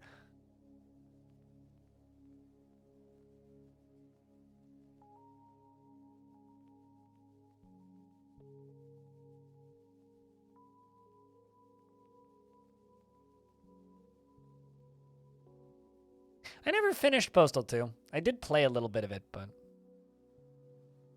KitFox Games Twitter is pretty good. So when are we going to get a KitFox Games Mastodon? As the guy who's trying to, like, to actually dump Twitter for good, but... Or, like, when are we going to get KitFox Games on co-host? As if that's a replacement. As long as people don't actually seriously start taking Hive seriously, I will be happy, because I'm so fucking tired of Hive already. Terrible little app. See if Hive actually opens.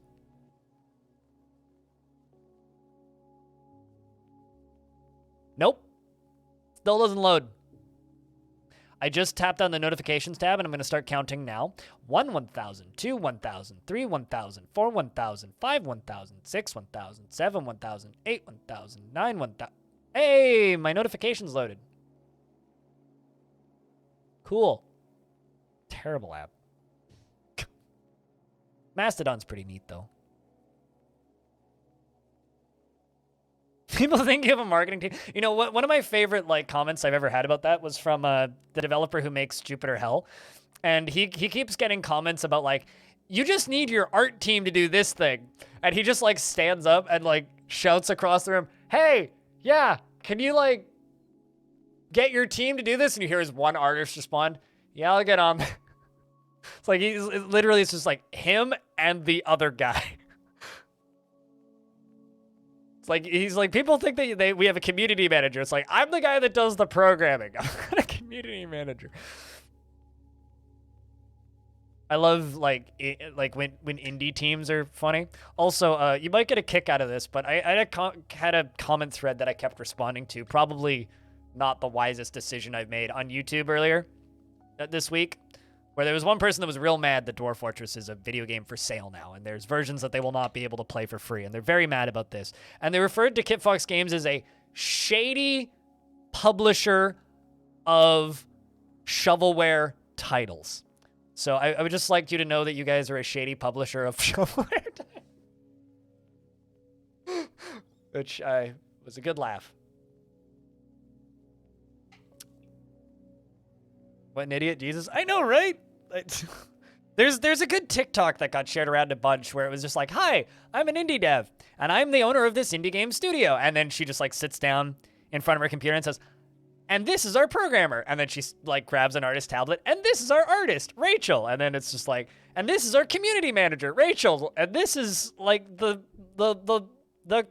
intern, Rachel. And this is the audio engineer, Rachel. And this is like all of the different jobs you have to do. Probably saw Boyfriend Dungeon and got mad, Lamau. Yeah, probably, actually.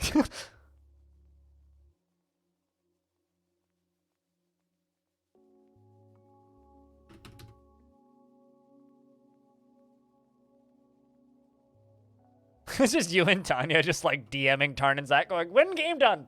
Question mark, smiley face. Yeah, I don't know. I think people just, people see, you know, like AAA game development and don't realize like the difference in scale between indie game development and AAA game development, because it's not small. It's a big difference in scale.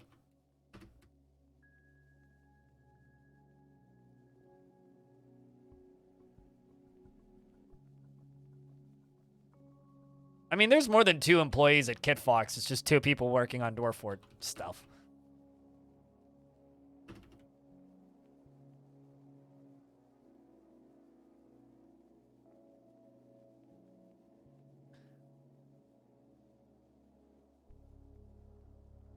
Devs and artists are expensive. Yep.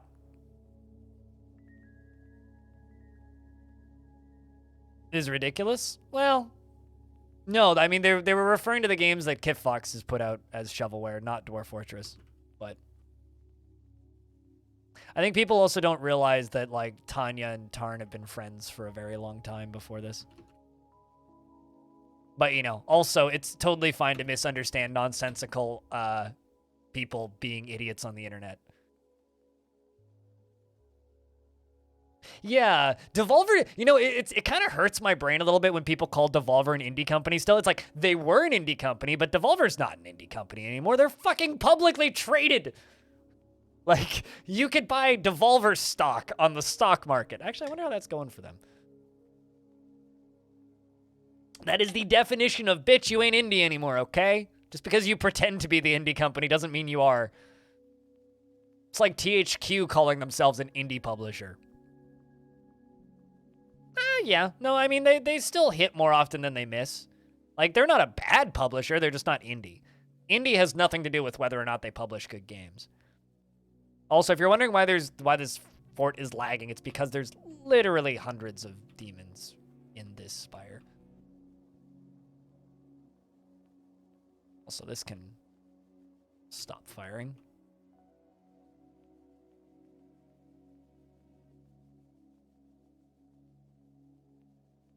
No, on the bright side, filling up that stockpile.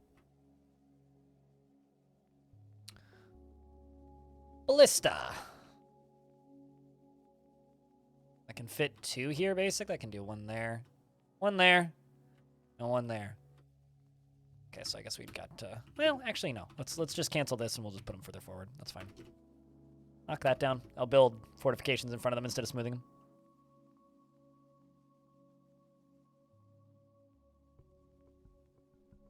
Yeah, like, wasn't Paparazzi, like, largely a person who did it? Like, wasn't that like a largely a single dev project?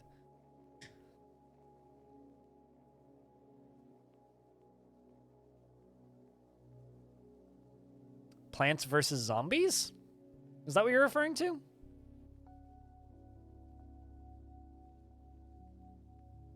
New Blood has been doing a lot of stuff. I don't know what New Blood is. New Blood confuses me. I really like a lot of the games that they put out, but they seem to just be kind of like the King Gizzard and the Lizard Wizard of first-person shooters. So instead of like, you know, being a weird band, but also like 5 other bands that all seem to live in the same house and all seem to put out the same kind of music, and I'm pretty sure are all smoking the same weed.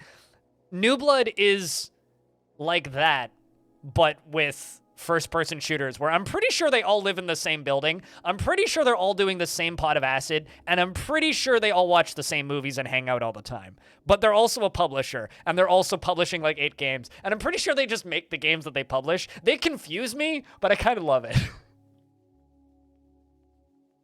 Like, they genuinely confuse the hell out of me, but it's like, I respect it at the same time, you know? All right, let's do a ballista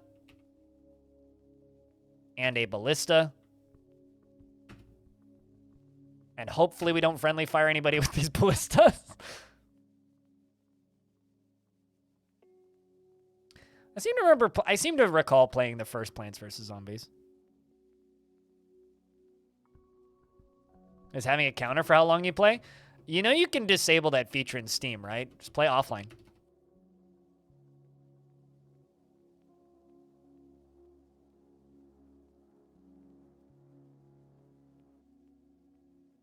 I'm only a year older than you, Sniper.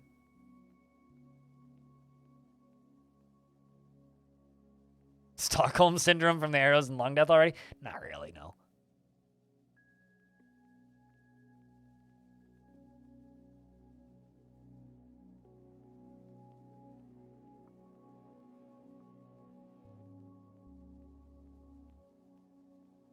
I just make this go all the way to the surface too, just to like speed my life up.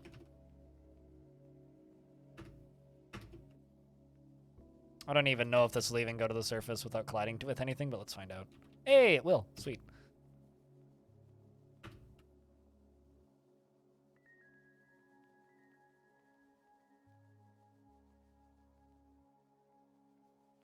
So if I fuck up a lever, I could very easily just, like, let a bunch of demons into my fort this way, by the way. Let's just forbid these.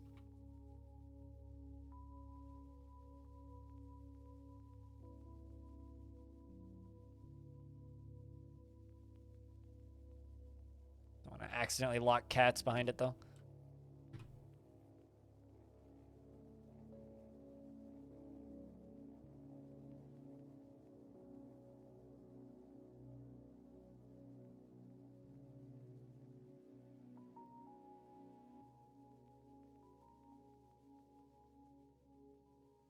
Do I keep backup saves of Long Death? Yep, local and not local. I have them. I have a bunch in my Google Drive. But I was going to do it last night, but then I went and picked up my meds and decided to just make tea and stare at the snowstorm, so I didn't last night. But I'm going to make a backup because Long Death is going on hiatus. I'm just going to stick it up on the Dwarf Fortress database if anybody wants to download it.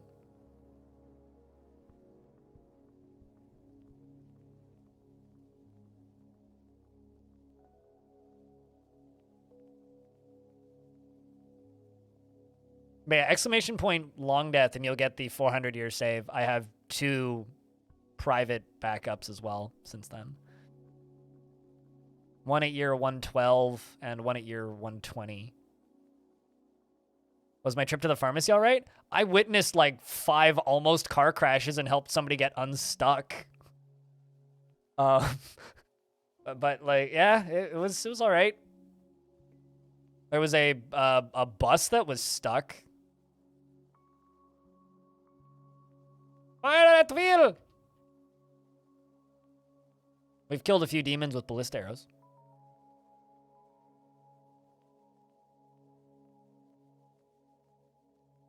Fire the missiles! Or whatever.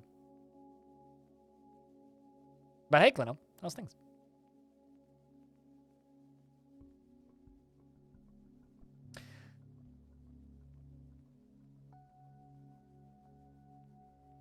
And pew! Nope. Okay. And fire.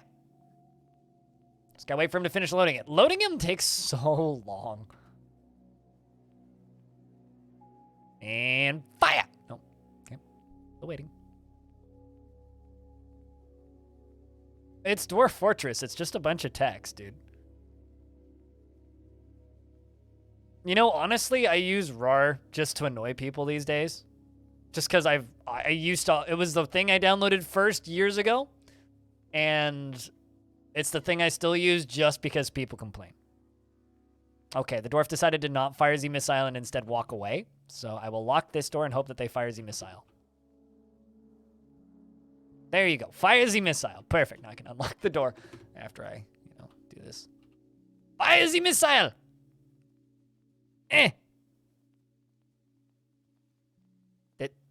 Hey, he hit him too. Look at that. Slate Gray Devil is fighting. It jumps away from the ballista arrow. The ballista arrow misses. But it strikes the other one in the right foot, tearing the muscle. And the force bends the right lower leg. And the flying ballista arrow strikes the Slate Gray Devil in the upper body, tearing the muscle. Now it's a injured Slate Gray Devil, whose foot is oozing devil goo.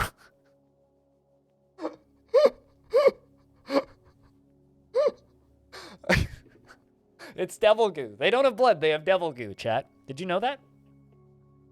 Devil goo sounds like something that you'd buy from Walmart that's supposed to, like, stop your palms from being sweaty or something. Gotta get that devil goo. It's the goo that goes on you.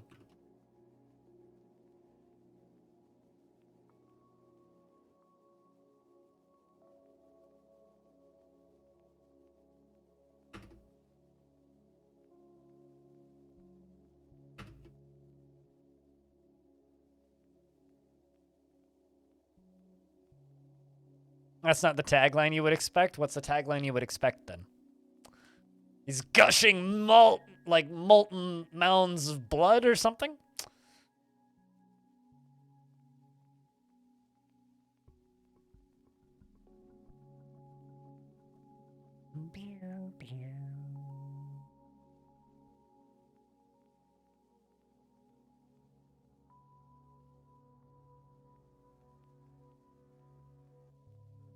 I know, right?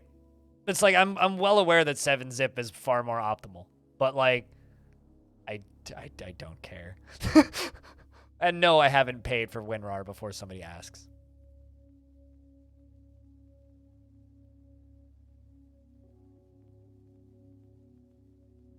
Although I have thought about setting buy, because like I do charity stream on my birthday every year.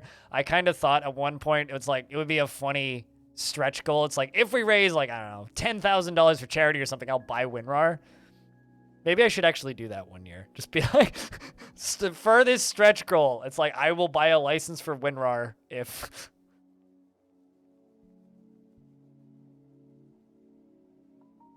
This stream not sponsored by WinRAR.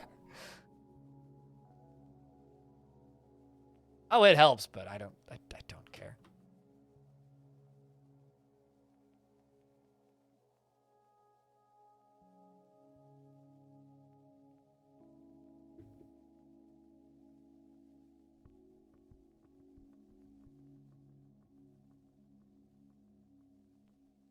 Gonna go detail walls.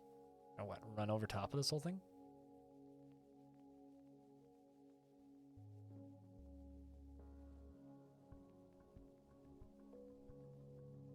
Conduct meeting, construct building. Need more people with architecture, I think. The problem is we're still putting away bodies. It's been so... I'm sorry, what? So, cat killed a honeybee. Now there's a dead honeybee in my... God damn it, stupid cats.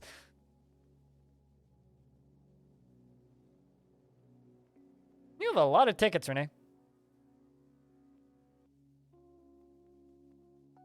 Good night, Dark Philosophy. I remember using WinRAR to split files into 245 megabyte chunks so that I could fit them onto my 256 megabyte MP3 player.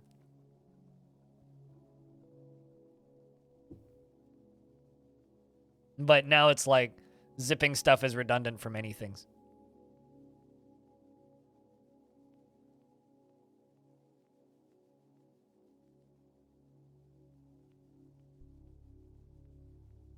Are you actually building this? Or are you just going to go get another brick now?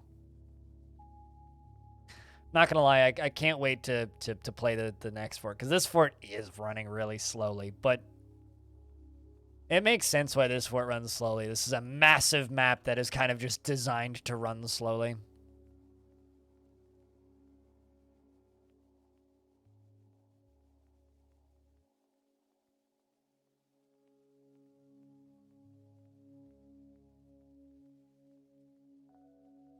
I never own... Well, actually, that's not true. I did. I didn't ever own a computer with a floppy disk until, like, floppy disks were beyond obsolete, so no. No, I didn't. Like, I did own a computer with a floppy disk, and, like, we had a Tandy 800 and such, but, like, did I ever have to do that? No. I was, like, too young for that era.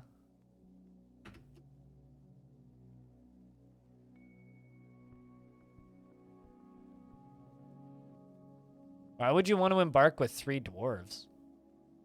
What do you mean I have no hotkeys? I said I have no floppies. Not hotkeys.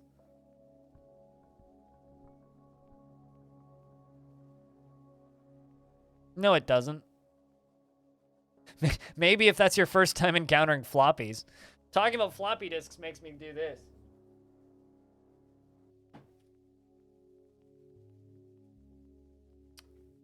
First video game I ever played. Oh, yeah, no, that's true. I don't know. I use locations of dwarves to jump around.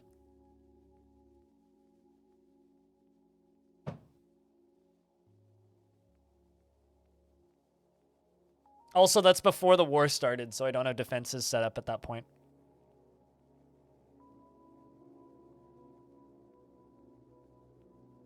Yeah, no, if you watch me play, I don't use location-based hotkeys at all.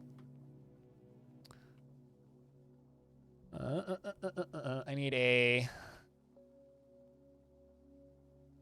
stockpile for more ballista arrows.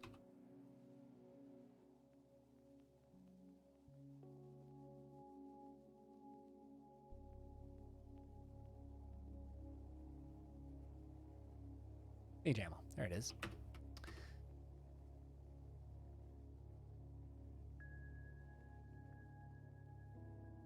That can turn ain't that old, though. Like, they're in their 40s, guys. You guys talk about them like they're about to fall into a coffin. Like...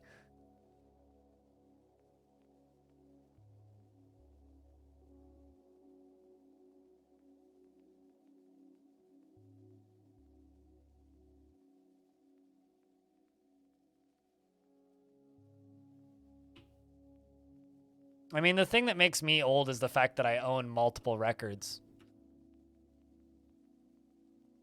Supposedly. Hi, old. I'm blind.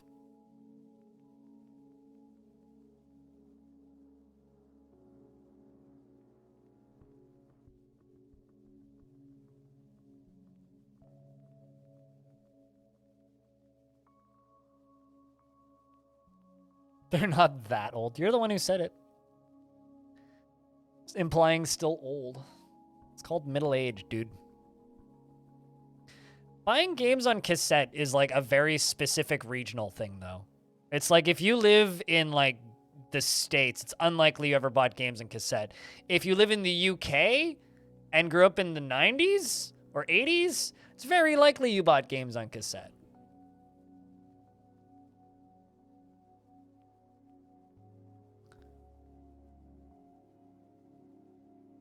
Hell yeah. Silicon. There's so much good shit on archive.org.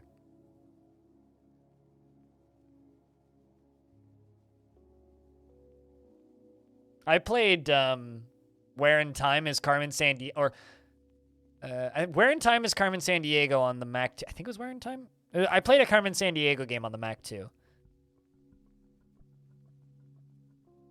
See, I'm a 90s kid too. I was born in 1994, but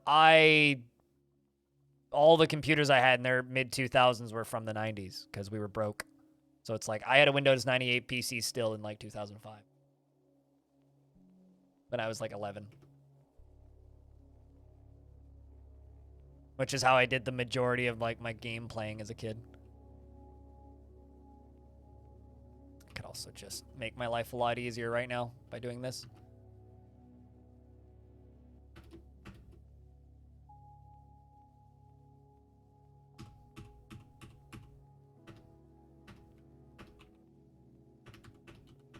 Nope, those are stairs. I don't need stairs. Just need to dig.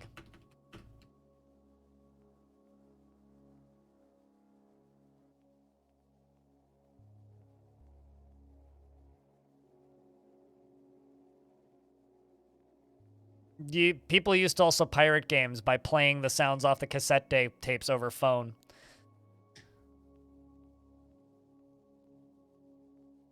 Might have been Where in the World, because I'm pretty sure Where in Time was like a fully animated one that was like on Windows XP or something.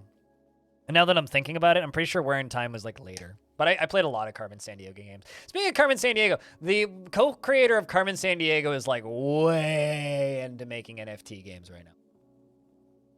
Which is really sad.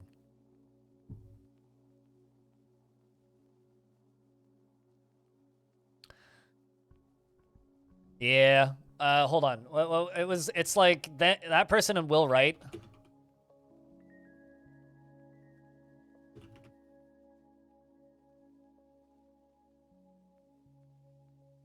Let me find this. Yeah, Will Wright and Carmen Sandiego's co-creator Lauren Elliott, which is a name I don't know actually. I just know that Where in the World is Carmen Sandiego, co-creator, are working on a game called Voxverse. Yeah. Anyway, hope it burns.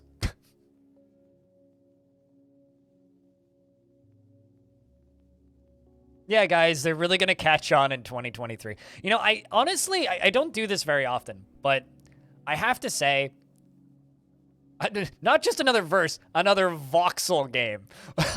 But like, so I just have to say shout outs to the video game community at large, because this is maybe one of the most unapologetic rejections of a business scheme I've ever seen in the games industry, right? Like every other thing, it's like loot boxes, which suck. Large portions of the games industry are like, yeah, I'm fine with them. But like with NFTs, it's finally the point where people are just like, yo, this shit's stupid. Yeah, it's the demons that are rotting. It's fine. And this is the first time I've seen the entirety of the games community be completely down with just saying, yeah, fuck that shit. It's so nice. It's so nice. Yeah, he noped out of game dev after Spore for a good, 15 years and went and made robots at, some weird boutique robot design lab thing. It's got nothing. Honestly, NFTs aren't a waste. If you mean waste as in, destroying the world, that's just true for specific types of NFTs, but largely, no, they're fine. The thing about NFTs is they allow you to monetize everything, which just sucks. It's like the Valve skin store, but 1,000 times more insidious. Not to say that the Valve skin store is something that, I think is acceptable. I think that thing is disgusting and they should get rid of it, but it's, at the very least, not tied to blockchain bullshit. So at least it's somewhat more tolerable.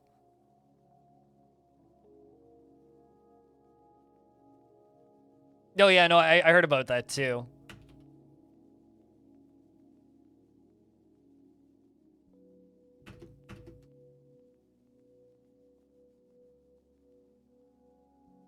I mean, I don't understand why people are just like, it's only cosmetic. It's like, guys, come on. Doesn't matter if it's only cosmetic. If the player community gives it a several $1,000 value, then suddenly your it's only cosmetic argument is just dead.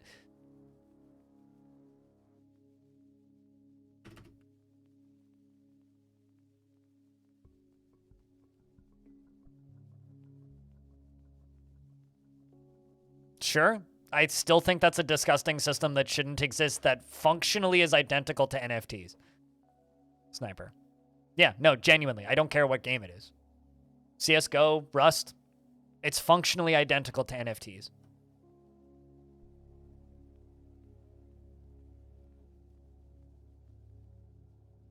And then after an hour into the meeting, they find out they pay in crypto. Yeah, that's the weird bit for me. They just lower the bar to evil monetization happens. They make it easier. Like, I'm somebody who believes that not everything should be monetized, and the whole, like, idea behind NFTs is that everything is now monetized. And that's disturbing to me. If you agree, then why do you willingly take part in a system like that? There's many systems I could take part in streaming that would definitely make me more money that I choose to not take part in.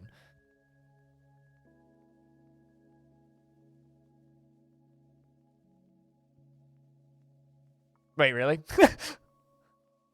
Shady? I didn't even read your previous statements. I tend to just kind of tone out everybody's 7-zip comments. But fair enough.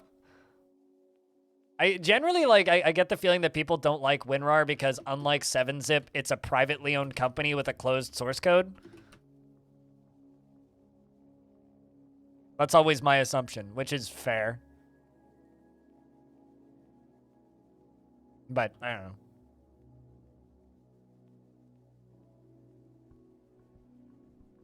Anyway, I'm not going to argue with you, Sniper, but it's very hypocritical.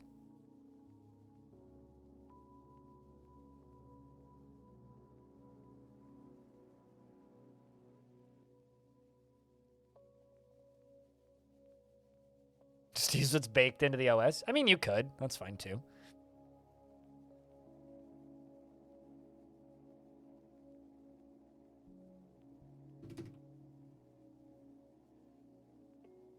All right, let's, one more. I just want to make sure that they're not going to be able to hit my dwarves with anything. Otherwise, this whole thing will be a waste of time, and we'll have to build another one. Doesn't actually matter what material I use, so let's just use diorite.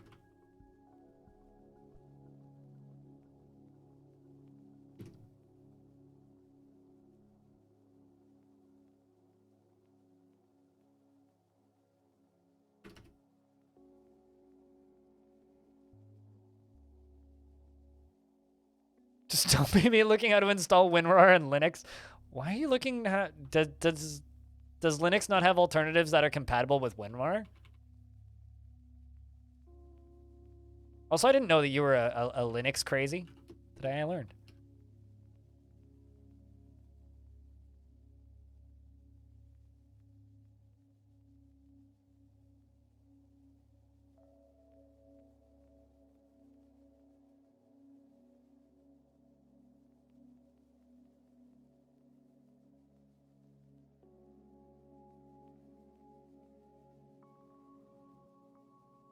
All right, well, at the very least, all this stuff is getting down here.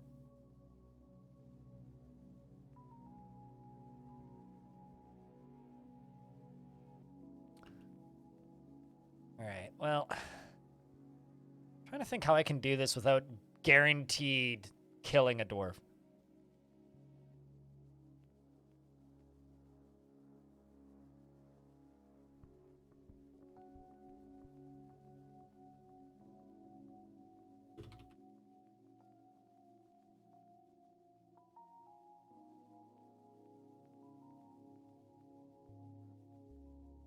Somebody gift Ricklebird a sub. Just saying. All right, now we are building that wall of fortifications. I'll rotate you.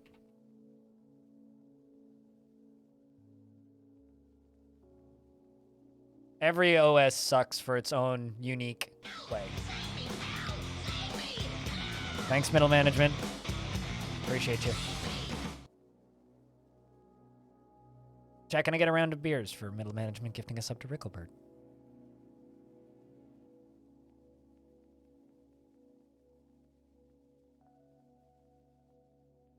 Now you don't need to watch ads no more.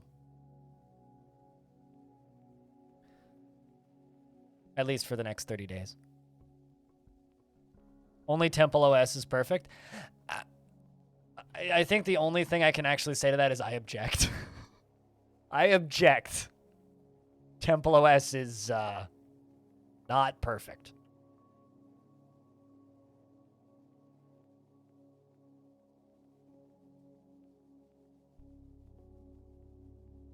It's a very sad story, the Temple OS thing.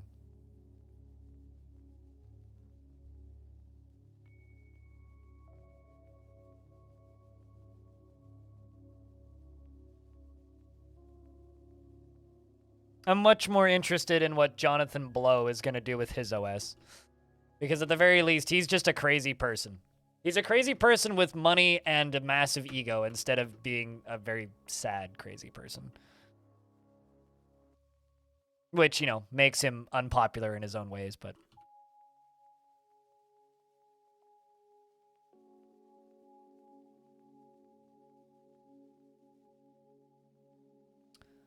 I'm gonna think how I can do this safely. Let's do this way. Forces them to split up so that they don't cross the line of fire unless needed. Pretty unlikely that a dwarf will hit another dwarf. I mean, it's possible. Hopefully we don't kill anybody with friendly fire in here.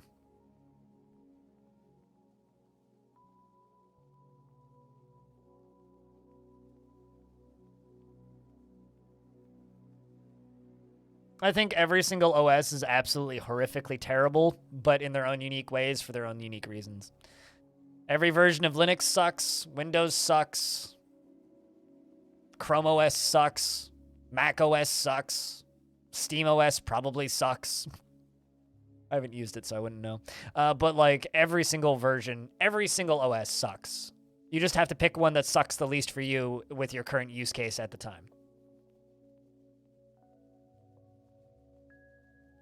Yeah, Steam has an operating system. It's what runs on the Steam Deck, but like they've had their own OSs for a while.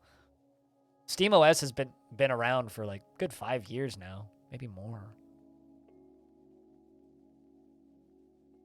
You open his stream once a month. He's making game. Next time you pop in, he's reimagining the same game serialization. Next time, new language. Clearly missed a month or two. One of my favorite things about Jonathan Blow is like greatest thing to ever witness him getting mad at a keyboard. If like a key starts to stick on a keyboard or it like doesn't type perfectly, he will literally just like unplug the keyboard, throw it across the room, pull another keyboard out from under his desk, plug it in, and keep typing. I've seen him do it twice while I've been watching, and it's like, excuse me, sir? What did you just do? Do you just have like a stack of 50 keyboards under your desk? Excuse me?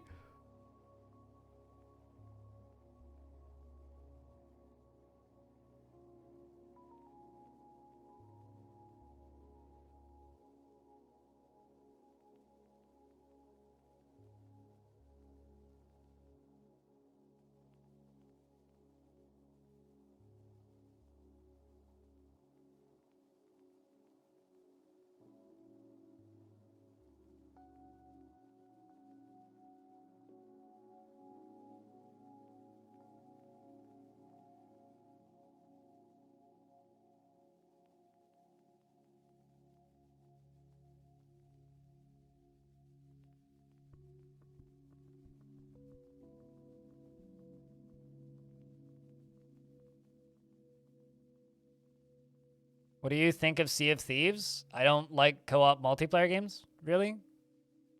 Generally, find them kind of boring. It's not a game for me.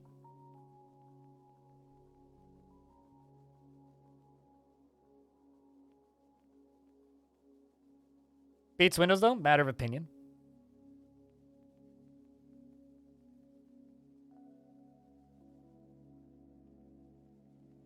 Random question. You're trying to play around with no pause and DF hack, but it doesn't do what you were hoping. Do you know of any mod that disables all pausing and basically makes the fort run in the background of menus as well?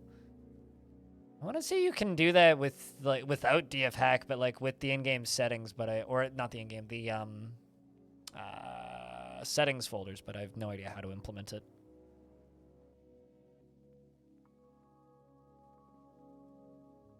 No, you don't need to host multiplayer DF to do that, Diamond. But yeah, you can like debate master? No, thank you.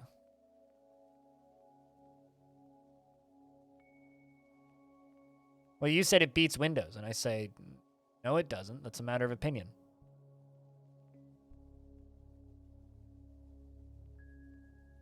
I won't say that that any version of Linux beats Windows, and I also won't say that Windows beats any version of Linux. They're all equal. They all suck. End of story. That's my platform. Everything is awful. How's this design I've made going to work? They shoot through the fortifications and hopefully the demons hang out in front of them.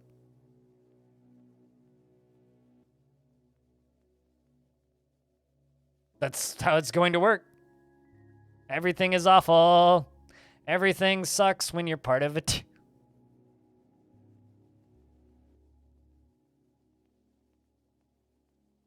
Well, I mean, it'd be weird if an arrow didn't go straight, yeah? Has anybody made that parody yet, Vexing? Because I would cackle along with that.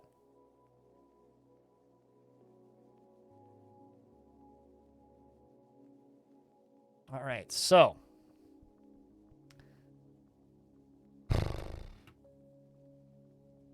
You assume somebody has? I hope somebody has. How do I...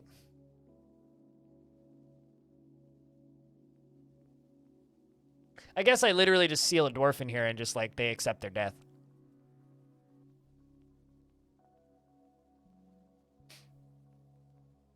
I guess that's what we'll have to do.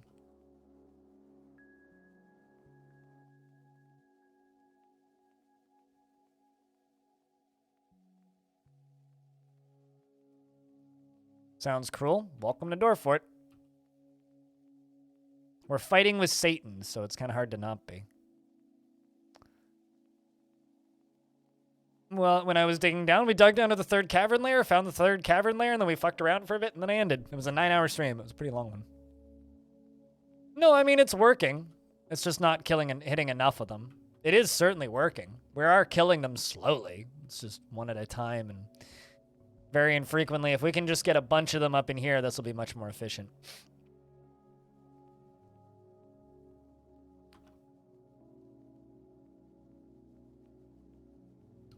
How can I do this?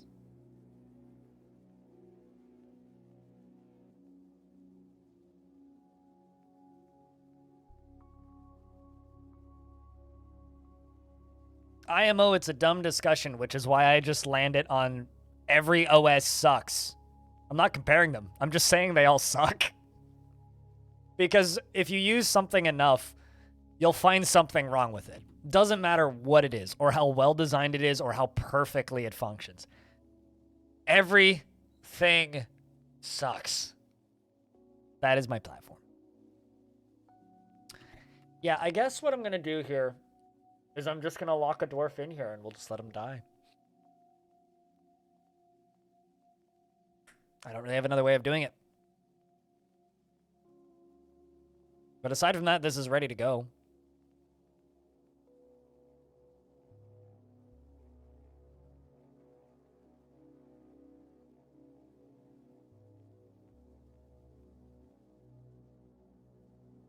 Don't think I just Where does this go? Goes up to there. It goes up to there. The thing is, if I do this, if I try and save the dwarf and I do it wrong, what's going to happen is we're going to have just an army of demons flooding into the fort. Which I think is worse. That's everybody dies instead of just one person dies.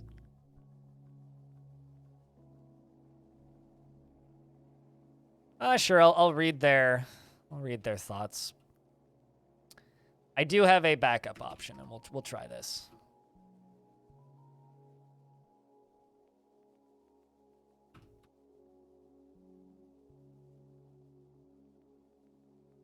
It's not the trolley problem. Not even close to the trolley problem. Also, I don't like thinking about the trolley problem, so let's please not talk about the trolley problem. I don't see any clowns, I just see demons. What are you talking about?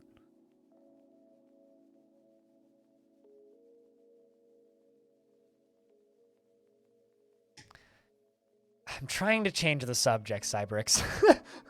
Because this conversation never goes anywhere. It's an endless argument of like, well, this is better at this and this is better at that, which is why they all suck. Move on.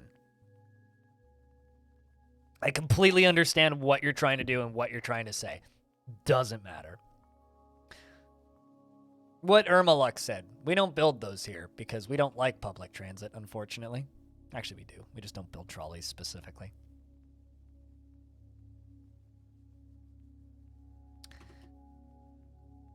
All right, Dwarf, you're going to go be a very important Dwarf now. We need to just wait for a Dwarf to run in here, though. Actually, who's coming to pull a lever? We can just follow you. All right. And palification gets to go be an important lever. Google it and change the subject. I literally just said, I don't want to. So if I say bluntly, loudly, I don't want to talk about a thing, and you're just like, hey, let's talk about the thing, I'm going to do that. And you're going to be like, why did you time me out? And I'm going to be like, because I said I don't want to talk about it. You want to talk about it? Talk in DMs. Fuck off. Christ. Jesus. Son of Mary. My God. Gosh darn it, you dingus wanker. Blah. I give up. If I haven't made my point clear yet, then I quit.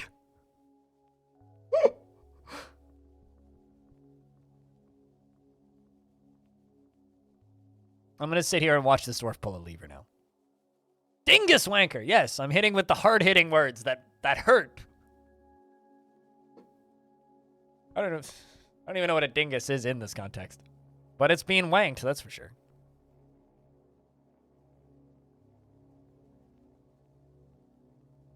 What's up? How are we doing? You've emerged with food. What kind of food? I just don't eat airplane food. That's my solution.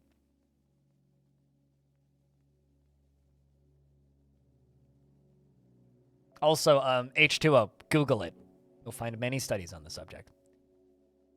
I could use some food too, but I'm too busy fighting with hell. Arrow, pink, fluffy armor. No thing.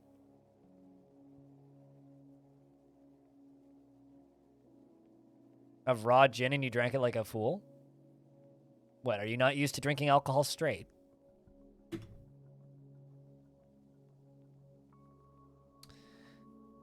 All right, so now that lever's pulled, let's see if it works. Sweet, it was connected. Took a little longer than I was hoping, but... we put a floor hatch right there. Now I need to wait for a dwarf to show up with the floor hatch.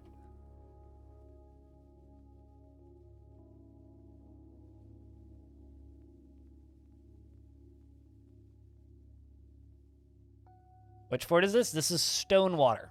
That's the only fort that I have running that isn't Long Death right now. This is an elevator to hell full of demons. And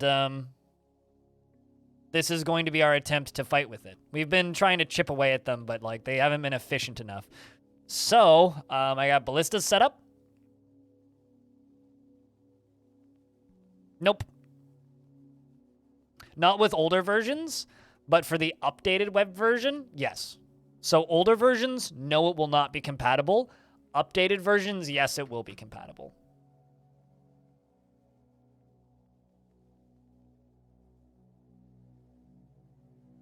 What's wrong with that? Isn't that the point of being on a plane? Get tipsy so you... Yes, they're making babies faster than I can kill them, because these frickin' amethyst brutes keep having triplets. There's so many of them. I don't know. I don't read that as a mistake, then. That seems optimal. Passing out on a plane is the best state to be on a plane.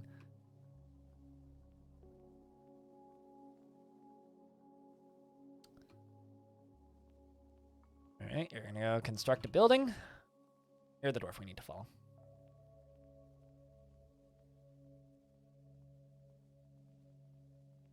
What's 3 doors? I don't know if we'll get those done in time. Yeah, so the version 5.01, which is the new version, will be cross-compatible with the free equivalent. But 47.05 will not be compatible with 5.0. And because Classic is going to come out a little bit after TM, Premium does, there's going to be a break. There's going to be a period of time where we have to wait. Then don't drink.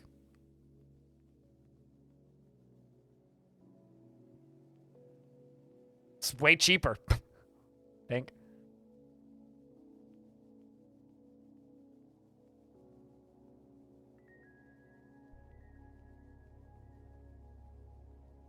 I generally, if it's a long flight, will just pop a melatonin and just get on the plane and not drink on the flight or do anything on the flight. I'll just chill.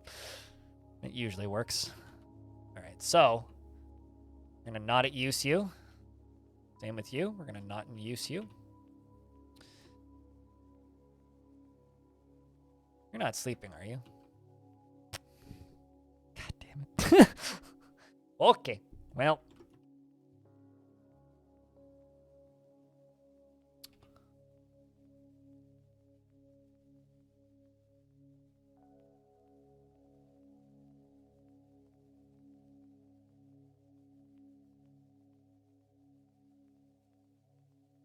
Speaking of drinking before you pilot.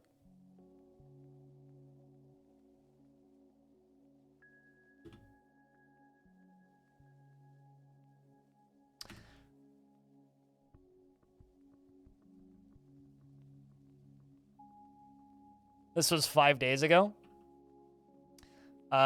This airplane didn't slow down once they hit the runway and then ran off the end of the runway. Nobody was hurt, but they did plant a plane in the middle of a field.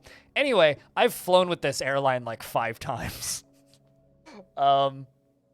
Because they're like the cheap budget airline. They don't sell anything on board. They don't have food. They don't even have water on board, and everything costs extra. They're a great like budget way to fly, but for short distances, but maybe I'm gonna reconsider that because they just like, ran a plane off the end of a runway.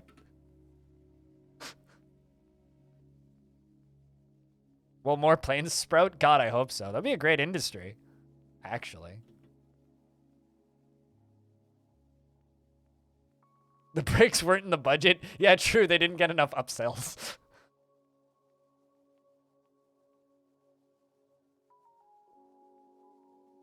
Nobody was hurt, though, for clarity's sake, which is why I'm laughing at it. Because, like, they literally just didn't slow down fast enough, went off the end of the runway, and then just, like, went thonk.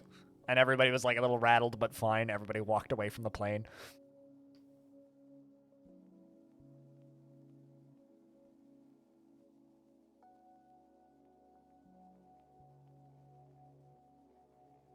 Never get pulled over for drunk flying.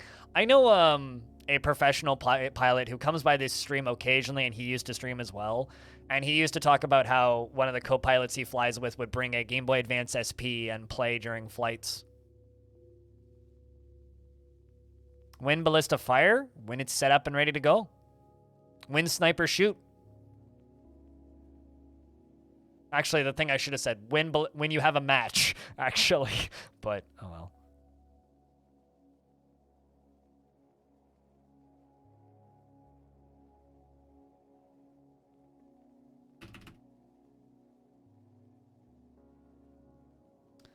So now we wait. So the dwarf who's going to do the digging, who's probably about to die, is... Let's see. Who's got the dig job?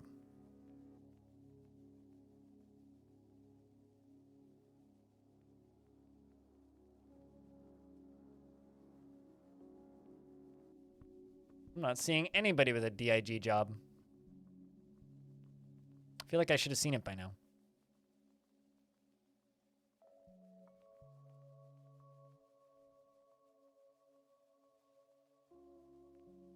Oh, there you are. Oh, hey, it's Nortram. That's my manager. No, not you. You're too important. Let's wait a few seconds. And send somebody else. See who else. See who grabs the job next. If it's Nortram a second time, maybe that's Nortram's,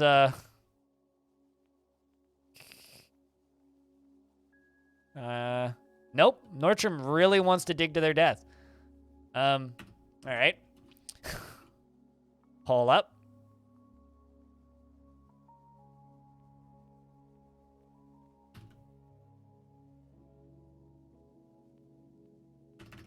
We'll wait a few seconds. I don't feel like reassigning everything. And also that Dwarf is good at their job. And it's not my mayor, it's a manager. I just saw a weird graphical bug for a second there. There we go. Valleys.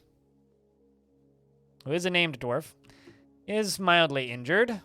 Ability to grasp has been somewhat impaired. Fondness when speaking with an acquaintance. Has no family, no friends. That's kind of sad. Has had previous wounds treated. Isn't in the military or anything. She's 88 years old. Her left ear is gone. She has dark brown skin. She dreams of creating a great work of art, and this dream was realized, and she finds something humorous in everything, no matter how serious or inappropriate. I think a good dwarf to potentially go die to a bunch of demons.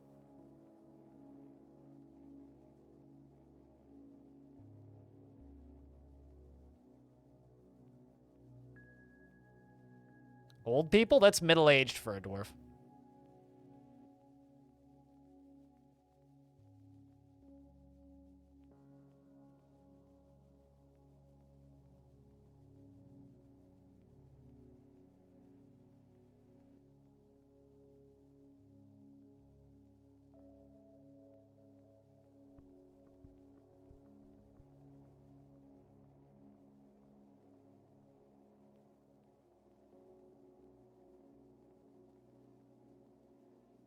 I said demons, yes. Spelled D-E-M-O-N-S, not D-E-A-M-O-N-S.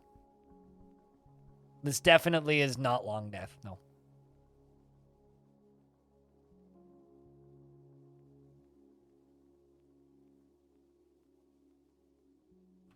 It's gonna jump up a layer so I don't forget. Actually, we'll leave it passable. Let's see if this dwarf can just like sprint out. Demon ass! What?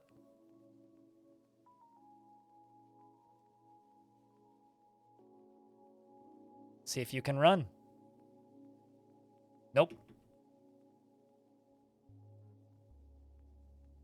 Sorry, dwarf.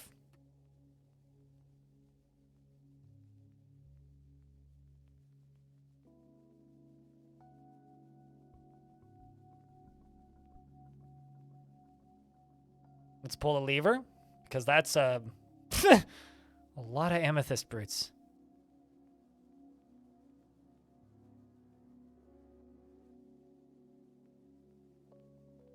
Can you please pull that lever? I literally just told... Okay. Pull the lever, please.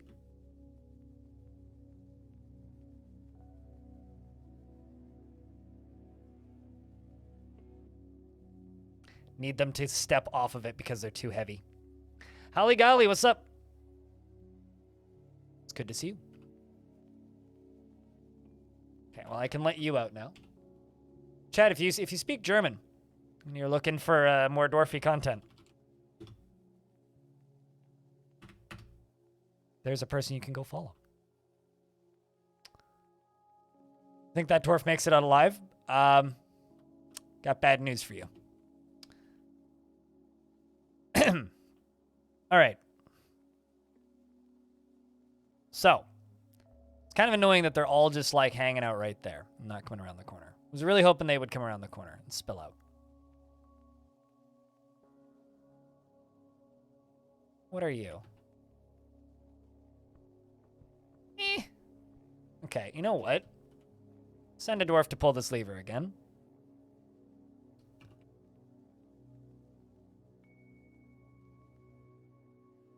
Let's go full stupid, shall we?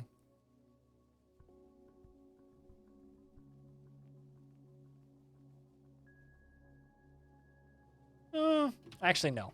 I don't want to go full stupid. We'll do that tomorrow. Let's just start these firing. Fire at will. Fire. Prepare to fire. Fire at will. Prepare to fire. Fire at will. And you don't bother.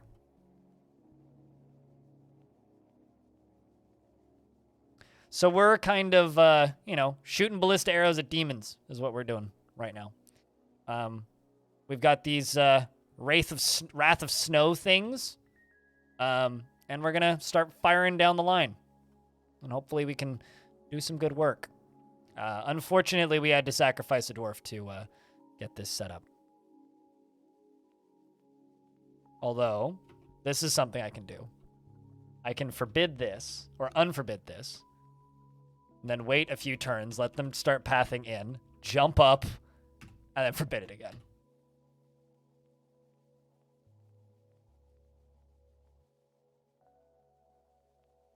Demon slaying is indeed a necessary public service. Oh, wow. That game did not like that. Because everything... Yeah, see? Everything pops up there for a second. And then they all go check and see if they can get out, which no, they can't.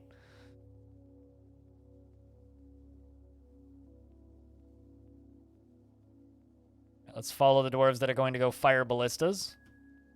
This dwarf here, Vabok, is becoming quite the ballista launcher dwarf. Gotta be honest.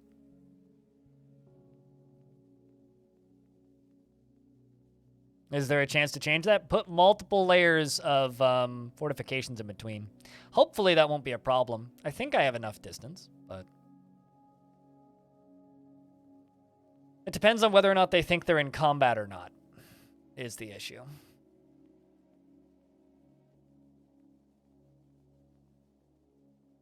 Currently, they don't think they're in combat, but we'll see. It also depends on the dwarf's bravery. If the dwarf isn't particularly brave, then they're not going to do as good of a job. And they're more likely to just be like, bah! And see? Hey, got one. Bang, done. See? Easy peasy. To the point where I think I might just lock a few dwarves in here. So we did take out one of these boiling phantoms. Struck it in the lower body, and the severed part sails off in an arc. It's mostly just those amethyst brutes that are going to be the problem. Okay, that one. All right, dwarf, it's time to train you a little bit at your job, yeah?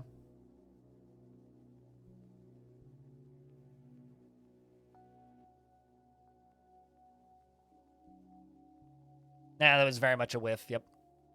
Vubok, that other dwarf, has been doing this for a bit. So hopefully those amethyst phantoms path up. Because they're the ones that keep having quadruplets and triplets. Which is why we have this set up. Gonna go load the other one? I mean, that's fine too. Unless there's a door up here I've forgotten about. There's a door up there that I've forgotten about. Okay. Alright, well. Wait. Breeding like rabbits, breeding like amethyst brutes! And if they all get off that drawbridge, then I can actually lock them in. But, yeah, no, they can't get through because there's multiple layers of fortifications. And the dwarves can't see them because I don't think dwarves can see through... I know they can see through one layer of fortifications, but I don't think they can see through multiple. At least it certainly doesn't seem like it. And the ballista arrows can go through multiple layers of fortifications.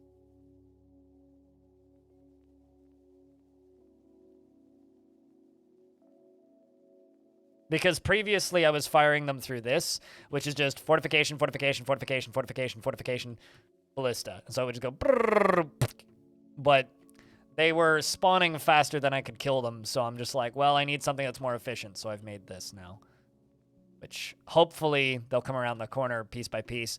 And I have this, which is a green glass floor hatch, which is untoppable from the bottom, and it's locked. So I can lock that and unlock that periodically. And, you know, just let dwarves down. Or let things up. Or try and path up once they're cleared out of this area. So once most of these demons are no longer sitting there, I'll be able to unlock it and lock it again and pass them forward and then lock it again. As long as I'm careful about it. Can you squish them in a drawbridge? Nope. Drawbridges do not go up and down. Ah, man, that almost hit. Drawbridges do not go up and down. They do not raise and lower underneath demons. There are two things in the game that negate the strength of drawbridges, and that's demons and dragons. Dragons negate them because they can burn them. Demons negate them because they just, like, they too big and they don't give no fucks.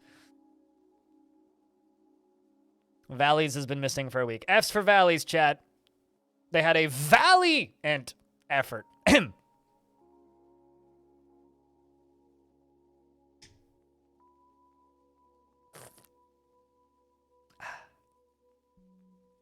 Accurate. Vexing. I felt that too. We are deep in spoilers now. You know, I should probably just like put like literally fighting demons in my title. Literally fighting demons.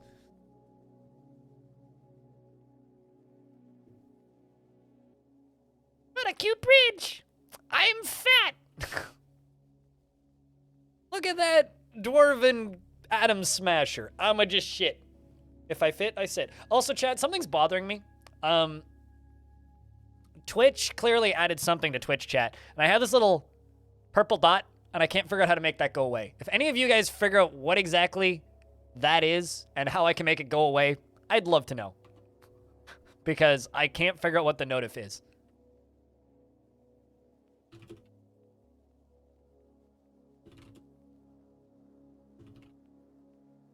The arrow is carried in the wrong direction? No, that's the way they carry them.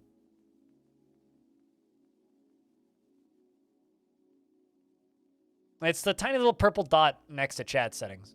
I'm also asking my team, so I'm going to see if any of them know. Someone will probably tell me. I'll post it in Discord in off topic.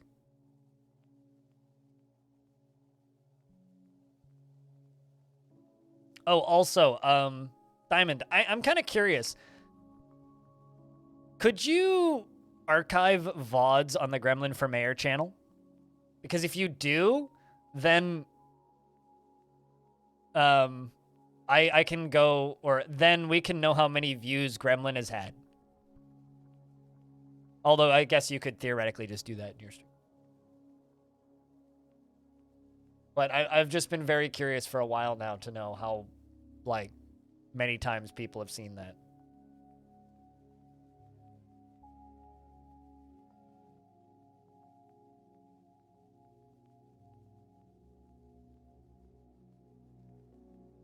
Actually, Kiri has a good point in my secret team Discord that, because she hasn't found it either. Twitch is implementing a new moderation tool called Shield, which is definitely not going to get them sued by Marvel. But they're implementing something called Shield, which is basically just like, put chat into lockdown, close the blast doors. It's like actually, you know the scene in shit, what's the name of that movie? The Pink Panther, when they lift up the gem and then just and everything crashes down on top of them. It's like that, but can I set you to give to these? Aw, man. That's unfortunate. Because of that, that's maybe what they're implementing.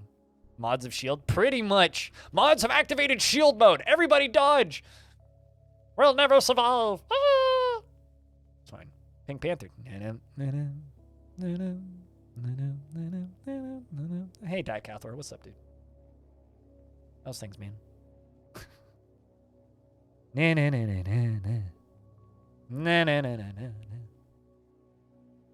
Sounds exciting. Lock it down. Yeah, pretty much. It's like, what happens when the 4chan attacks? Press shield.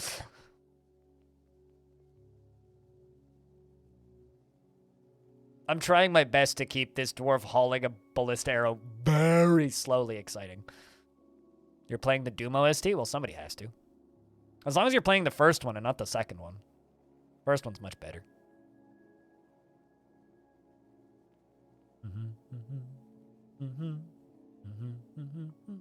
Now they just take like 10 years to... Actually, hold up. I'm going to be mean to this dwarf. Dwarf, you get to be locked in here for a little bit. Wait, can I... I guess I can't lock a door if there's a ballista arrow stuck in it, yeah? That makes sense. A little sad by that. Oh well. I guess what I need to do is I need to put another door here so I can actually lock the door.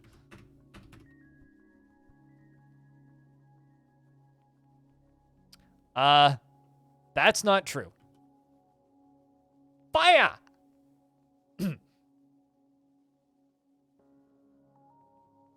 Oh, come on. You didn't even launch it? What a pansy. I was thinking that I was like, okay, Dwarf's gonna float a ballista and then fire ballista. Okay, Vabok's on this.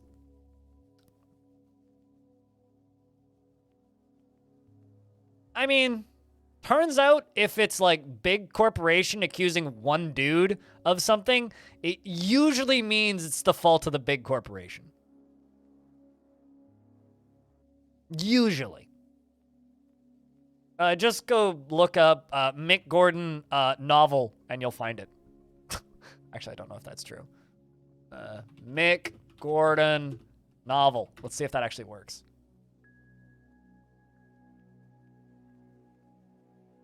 No, it doesn't. Let me see if I can find you his very long Medium article. Here you go. Have fun reading for the next 10 days.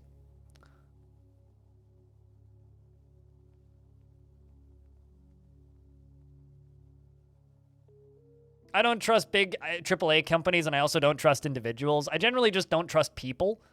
But if it's a big corporation accusing one dude of fucking everything up, it's probably the corporation's fault. I don't trust people, but I give people the benefit of the doubt, generally. Look at that. Oh, I think he missed. They literally threaded the needle on all of them. Okay, no, he made one of them dodge, which is pretty good. All right, so since that dwarf is in there by themselves, and they seem to be going upwards, we're just going to lock that door up top. You just...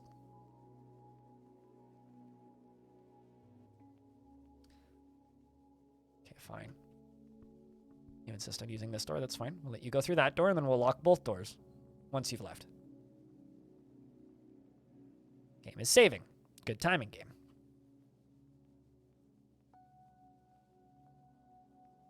Yeah, no, totally. I started reading it and then made it around, like, I read for about 20 minutes and then gave up and grabbed my, like, screen reader and just set text-to-speech to read it for me because I was like, my eyes are starting to hurt.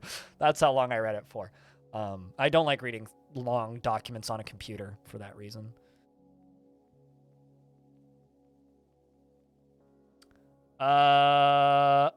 So Berserker Kamikaze, we were just talking about the Doom soundtrack and Mick Gordon and Bethesda and, like, Bethesda accusing Mick Gordon of fucking it up and then Bethesda actually being the ones fucking it up.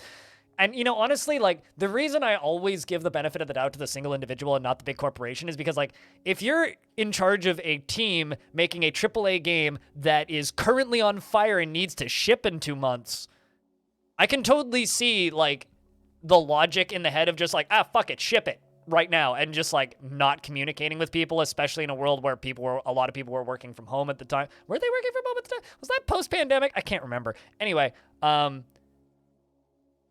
Bethesda issued the statements, but it was id.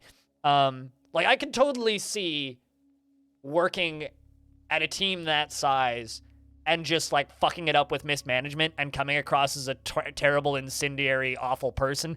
Not really intending to do that, but just coming across that way because you're trying to manage 5 teams to launch a game and one guy gets fucked over in the process. The part that I don't like is the part where they then throw him under the bus.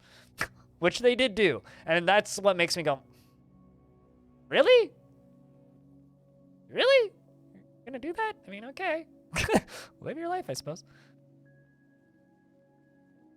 No, it's not. But, like, I can see how that happens, which is why I usually give the individual the benefit of the doubt, because it's usually the individual who deserves the benefit of the doubt. Okay, so then you turn around and fire it. I'm just going to lock this door and this door. Sorry, other dwarf carrying the thing. Miss.